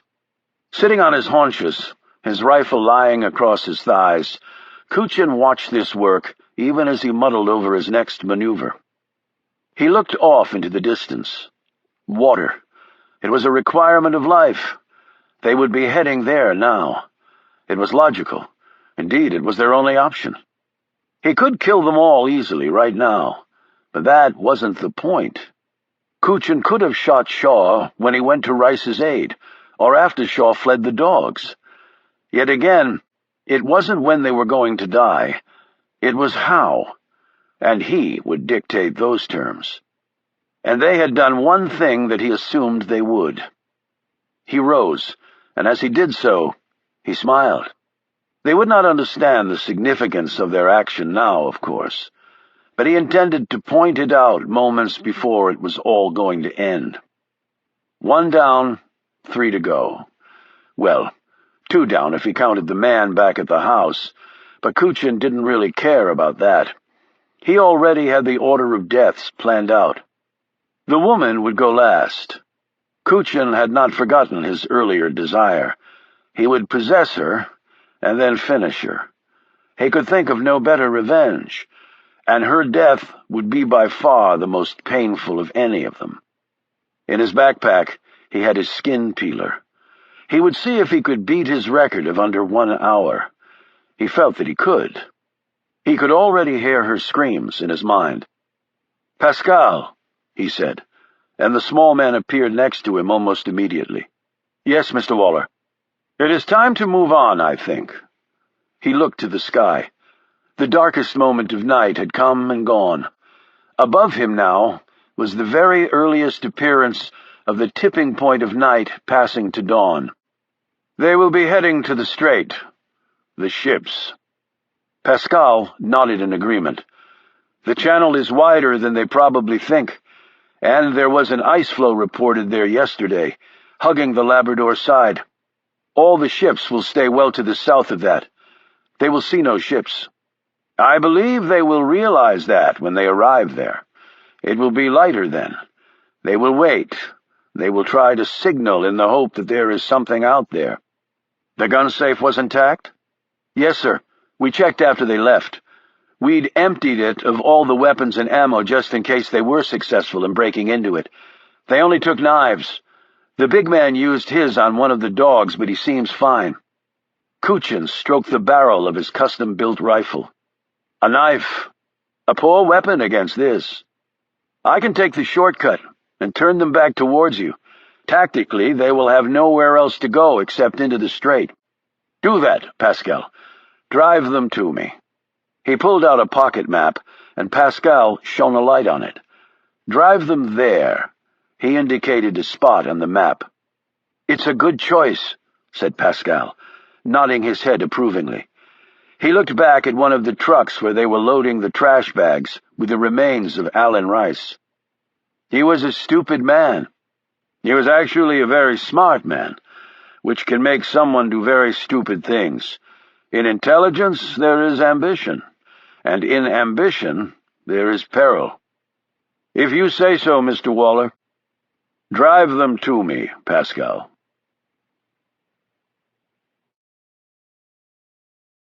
Chapter 99. There was nothing. No ships visible, certainly, but not even a light on the water that would indicate one was close by. And to impede matters more, a fog was rolling in from off the strait. Shaw stood and looked over at the others, and then at the rocks below. We can climb down there, hide until something comes along. The other three looked warily up at him. Postpone the inevitable, said Witt. I like to think of it as securing a defensive position. At least then, he has to come down and try and take us. Or stand up here on the high ground and pick us off one by one, pointed out Reggie. We never even saw from where he shot Rice, but it was a hell of a long way away. You have a better idea? Asked Katie. Reggie toed the rock with her sneaker. Not really, no. Shaw looked back at where they had come from. What are you thinking? Asked Reggie. He outmaneuvered us once. I'd like to return the favor this time. How? He has every tactical and strategic advantage. Witt added, and he has guns and dogs that would make the Hound of the Baskerville seem like a bleedin' Pekingese. Shaw squatted down, thought about this. He looked at the lightening sky. The fog could help us hide. Reggie nodded. It could, but chances are pretty good the sun will burn it off, and then we're exposed again. And while we can probably make our way down those rocks, I don't see us making our way back up. And there's not a lot of cover down there. We could be halfway down and he could stand up here and pick us off. Only good thing about that, said Witt, is that the dogs won't be able to get down there to have a nice dinner. Katie stood. Jesus, people, Shaw's trying to think of a way to get us out of here, and all you can do is— Shaw put a hand over her mouth and looked around. They all heard it. Something was moving to the right and above them. Shaw motioned to the others to follow him. They set off to the left, away from the noise. Look, Shaw, said Reggie, pointing back. They all stood still, watching as it snaked down the cliff, a rope with a bag attached. It reached the bottom, and the rope went slack. The plastic bag fell over on its side. Take it, said a voice. They all looked up. Pascal was standing at the top of the cliff. Shaw and Witt automatically held up their knives. Pascal grinned and shook his head. The fog was rolling in faster now, almost obscuring him. Take it. It will help you. Watching him closely, Shaw moved cautiously toward the bag. When he reached it and saw what was inside it, his jaw slackened in amazement. He pulled out the gun and the cell phone. Pascal said, "The phone is fully juiced. You have full bars. There is a cell tower that Mr. Waller had put in a mile from here. Call whoever you need to, and its GPS chip is activated." "Why are you doing this?" Shaw asked. "He wants me to drive you that way," said Pascal, pointing back the way they had come. "About a mile from here, where the two trails converge. There is high ground to the west. If I had to guess, he will be there waiting." "You haven't answered my question." Shaw automatically checked the gun to make sure the mag was loaded and all critical elements were in working order. Surprisingly, Pascal looked over at Reggie and Whit. "I hoped you would have killed him in Gord. The information I passed on to your colleagues I thought was sufficient, but Rice got in the way. He followed you," Pascal said, pointing at Reggie. "To the church." "You were our inside contact?" asked Reggie in amazement. "Damn," added Whit, shaking his head in disbelief. "I didn't know what Rice had discovered until it was too late. I went with him to the church thinking I might be able to help you somehow." He looked at Shaw. "Then he showed up, and you no longer needed help from me." "You wanted Waller dead?" asked Reggie. "He was Feder Kuchin when my mother knew him. I'm Greek, and he visited us there on holiday from Ukraine when I was little." "You knew him when you were a boy?" asked Katie. "You could say that. He was my father, though he was never much of a father, and he left my mother to die with nothing. We Greeks do not forgive or forget that. He believes I do not know who he really is. He does not think I am smart enough to figure it all out. He thinks I believe he simply came to Greece and rescued a poor orphaned boy. It's true he gave me food and shelter and trained me, but he still is the reason my mother died, and so nothing he did could ever make up for that." Shaw looked down at the gun. "What is this for?" "So you will have a chance." Whit called out, "Why don't you just kill him yourself?" "I have my reasons, and he is my father. I will take care of the others, and the dogs, too. You take care of him. Good luck," he added curtly. The next moment, Pascal was gone. They all eyed each other. "What do you think?" said Katie. "Do you believe this is legit?" Shaw fingered the gun. "Legit enough for him to give us a real weapon and a communication line. And let's just take care of that right now." He punched in a number. Frank's sleepy voice answered. "I've got 1 minute to explain, Frank, and then I need you to move like you've never moved in your whole damn life." Shaw told Frank what he needed to hear, and then clicked off. He fingered the gun and glanced at Katie. "You and Reggie stay here with Whit. I'll take the gun and kill the guy. Then I'll come back for you." "It's not just him, Shaw. He has other people," said Reggie. "You may need help." "You heard Pascal. He'll take care of the others." Whit shook his head. "Yeah, but he's only one guy. They might kill him. And then there's the bleeding dogs.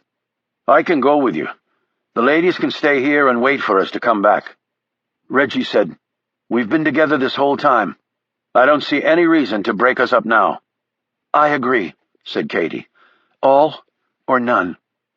"Tactically, that makes no sense," retorted Shaw. "If we're all together, it just makes his job that much easier." "Or harder," said Reggie, "depending on your perspective." "Okay. Why can't we all stay here and wait for Frank to come?" asked Whit. "Because if we do, Kuchin will just come to us. Even by plane or chopper, it'll take Frank a while to get here. We can ambush him here. The ground here is not good. We're sitting ducks. Look how easily that guy snuck up on us. If I go back there where he's expecting us, but hit it from a different angle, I may be able to get the jump on him, and he's not expecting me to have a gun." "We're not staying behind, Shaw," said Katie.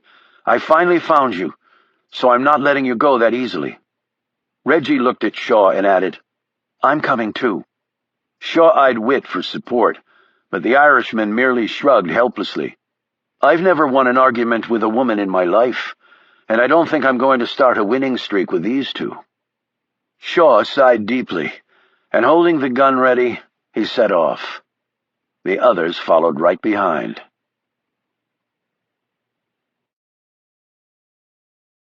Chapter 100. Kuchin had chosen the ground, but not in the location one would have expected. Not even Pascal.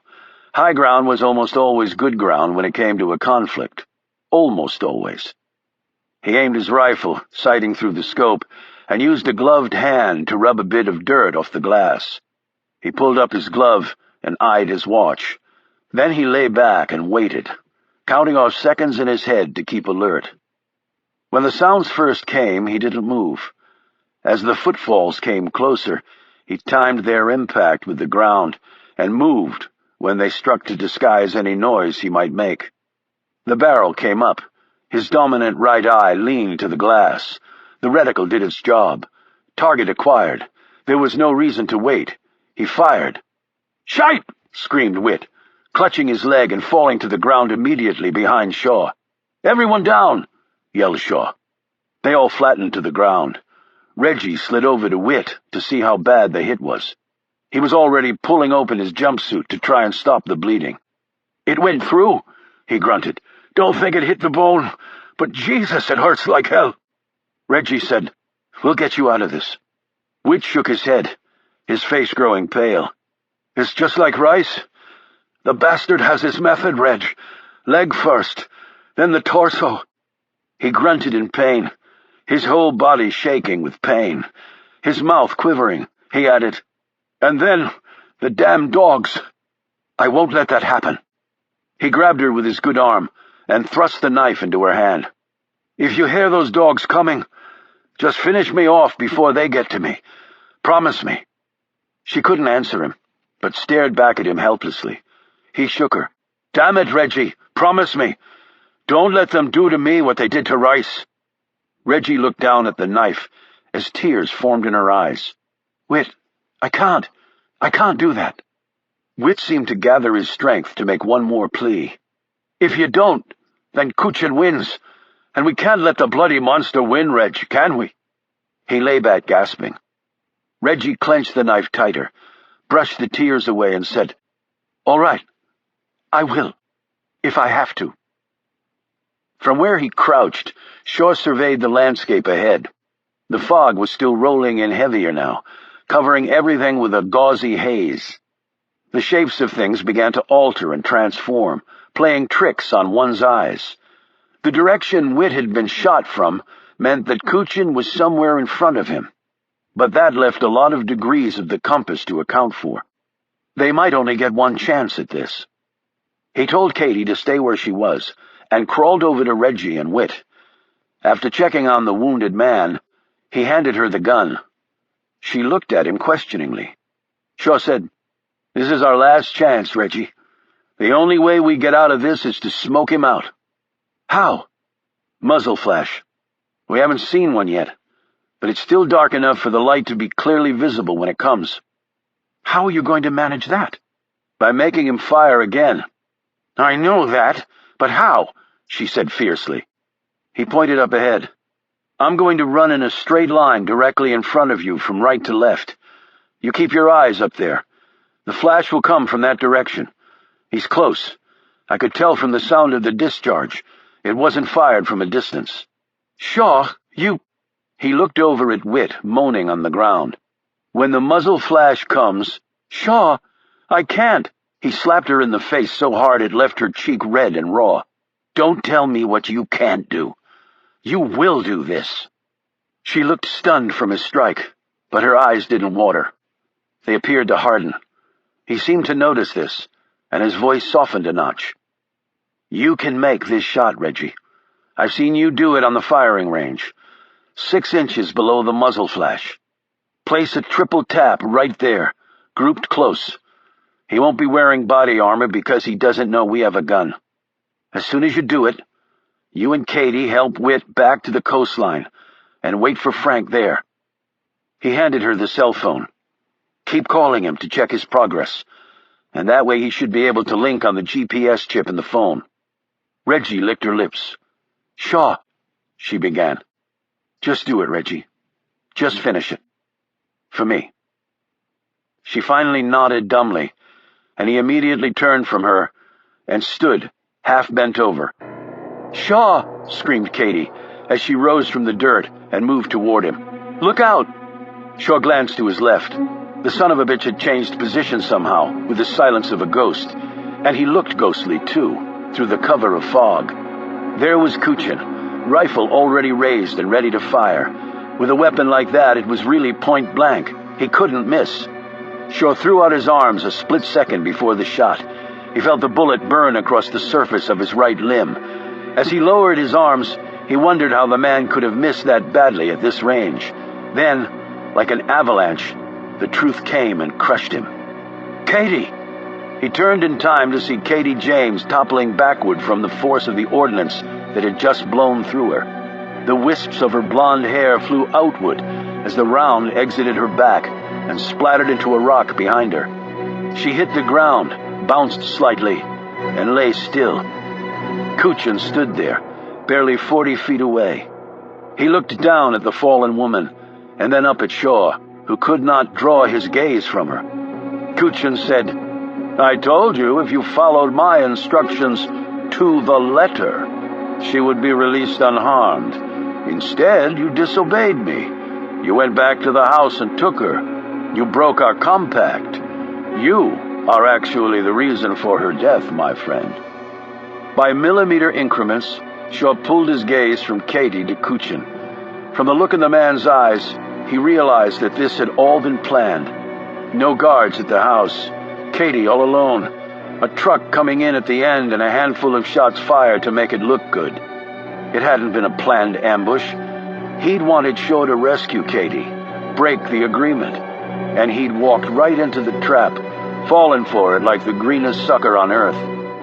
With a blur of motion fueled by a level of rage he'd only felt one other time in his life,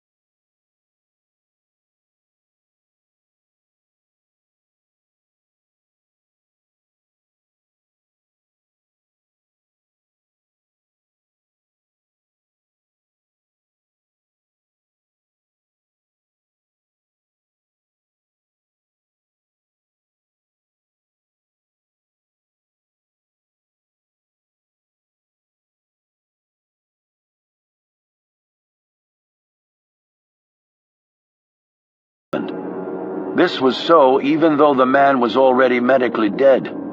Scientists sometimes referred to this as the technical soul, the last synaptic firing from a dead brain that left some traces of reason despite physical life already having come to an end. An instant later, Shaw collided with Kuchin and drove the knife right through his skull with such force that it broke off at the handle. Fedor Kuchin fell backward, with Shaw on top of him, and he hit him, once, twice, the blows accelerating, raining down on the dead man until there was no face left, only tissue that had been turned to pulp as Shaw's knuckles cracked and his hands bled. "Shaw! He's dead!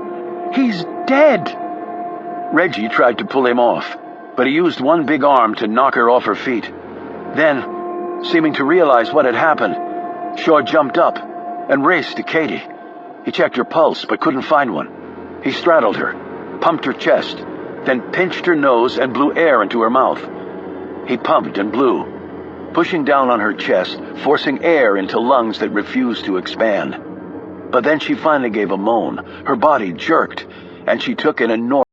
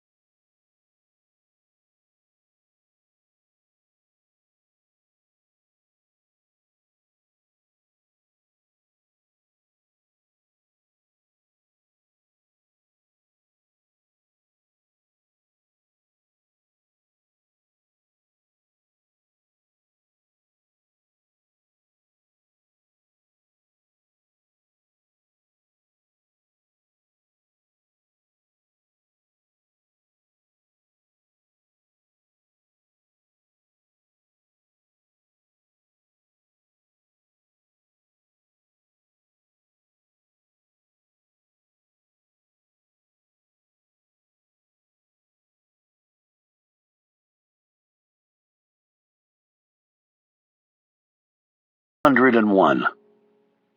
Katie and Whit were treated on the plane by a medical team Frank had brought. When they landed in Boston, they were both rushed to a trauma hospital. Shaw, Reggie, and Frank sat in the waiting room for hours, Frank drinking cup after cup of bad vending machine coffee, while Shaw just stared at the floor. The doctors came out to tell them that Whit was fine and would fully recover. Then more hours passed. Shaw stirred when a tall man and woman walked past the waiting room. It was Katie's parents. He recognized them from a photo she'd once shown him. They looked both exhausted and frantic. They were with their daughter for an hour before they came back out and into the waiting room. Shaw remembered that Katie had told him her father was an English professor. He was tall and spare, his hair mostly gray. Katie's mother looked like her daughter, slim and blonde, same eyes, same way of walking. Katie's father said, "They told us that you helped our daughter." He directed this at Shaw.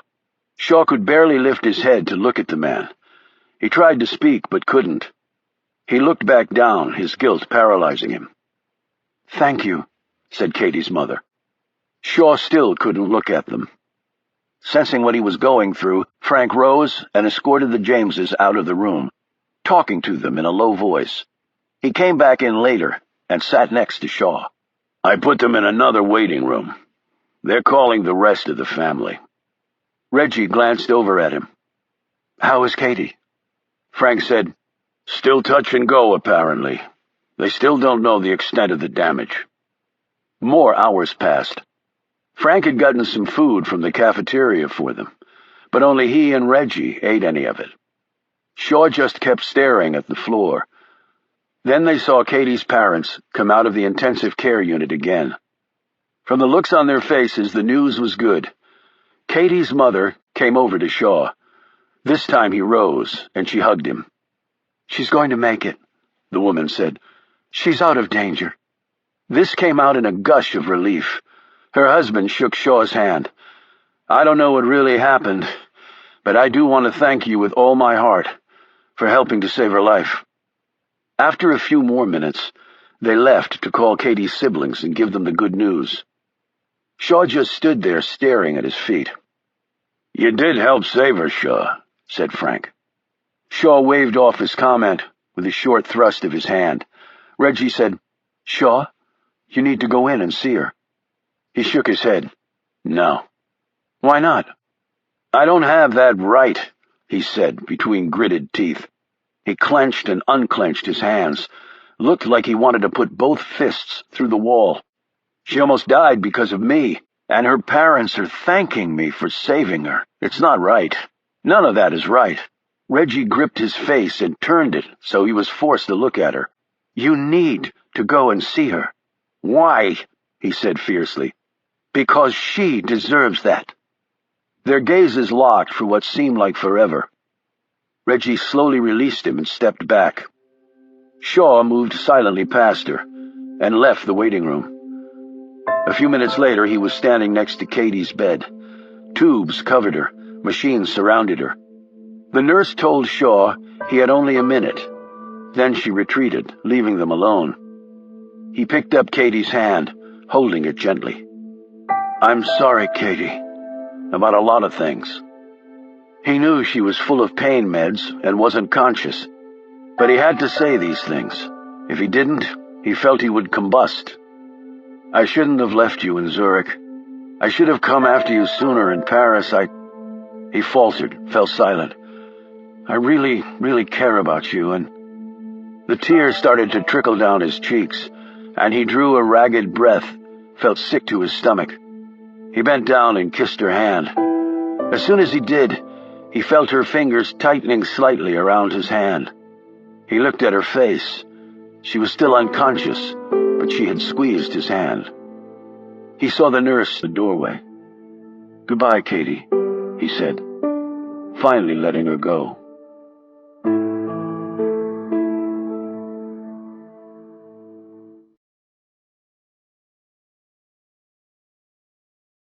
Chapter 102.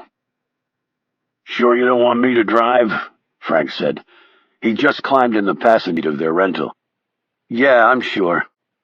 Shaw drove faster than he should have to the airport. Frank looked over nervously from time to time, but seemed loath to break the silence. Finally he said, "We found the rest of Kuchin's boys. All dead. All except for this Pascal guy. He was nowhere to be found. Good for him." Shaw's gaze never veered from the road ahead. "You sure you don't want to stay around here? I can get you the time off. You can be there when Katie leaves the hospital. The only thing I'm going to do is get as far away from her as I possibly can." "But Shaw—" Shaw slammed on the brakes, bringing the car to a rubber-burning stop as horns blared all around them and cars whizzed past on either side. "What the hell are you doing?" exclaimed a stunned Frank. Shaw's face was red. His big body shook like he was suffering from meth withdrawal. "She almost died because of me, and it wasn't the first time, so I am never going near her, because this is never going to happen again, Frank. Do you understand me?" Yeah, I got it." Frank had seen Shaw under virtually every situation imaginable, but he had never seen him like this. Later that night, Shaw and Frank boarded a British Airways 777 at Boston's Logan Airport that would take them to London by the next morning. During the flight, Frank watched a movie, had some drinks and dinner, did some work, and napped. Shaw spent the entire 6-hour and 20-minute flight staring out the window. When they landed, the men cleared customs at Heathrow and walked toward the exits. "Shaw, I've got a car. You want to lift into town?" "Just get me another assignment. The sooner the better." Shaw kept walking, head down, bag swinging at his side. Frank stared at him for a bit, then found his ride and was driven off. Shaw got into London an hour later on a bus. He didn't go to the Savoy. He wasn't working. He couldn't afford the place on his own dime. He checked into a far more modestly priced room in a far less desirable part of town. He had just thrown his bag down in a chair when his phone rang. He didn't even bother to look at the caller ID. He wasn't talking to anyone right now. He went out, bought some beer, came back, popped one, drank it down, and then another, crumpling the empty cans in one hand and throwing them into the trash. The phone rang again. He had another beer, went to the window, gazed out on the street, and saw a bunch of people pass by who had never personally known Katie James, and might not even know how close she had come to dying. "She's a terrific person," Shaw said to the window. "I don't deserve her, and she sure as hell doesn't deserve me." He held up his beer can, tapped it against the glass, thinking of her hand squeezing his. It had felt wonderful, and yet he knew he would never feel it again. At midnight, his phone stopped ringing, even as he finished off the last beer, which was now warm. He couldn't sleep, and rose in the middle of the night to throw up all that he had drunk into the toilet. He showered, shaved, dressed in fresh clothes, and headed out to find some breakfast at 4 a.m. This being London, he was successful after only a 2-block search. He sat in the back of the mostly empty cafe and ordered the biggest platter they had. When it came, he just stared at the food, and instead drank down 2 cups of black coffee, before dropping a pile of British notes on the checkered tablecloth and leaving. He walked along the Thames and found the spot where he and Katie had stood when a shot had rung out and a man had fallen dead into the river. Then he ventured to another street, where, if he'd been a second later, Katie would have been murdered by a man wielding a syringe. He passed a shop where they had had dinner together, and finally, the hotel, where he had thrown her breakfast card against the wall, and she'd responded by calmly pouring him a cup of coffee.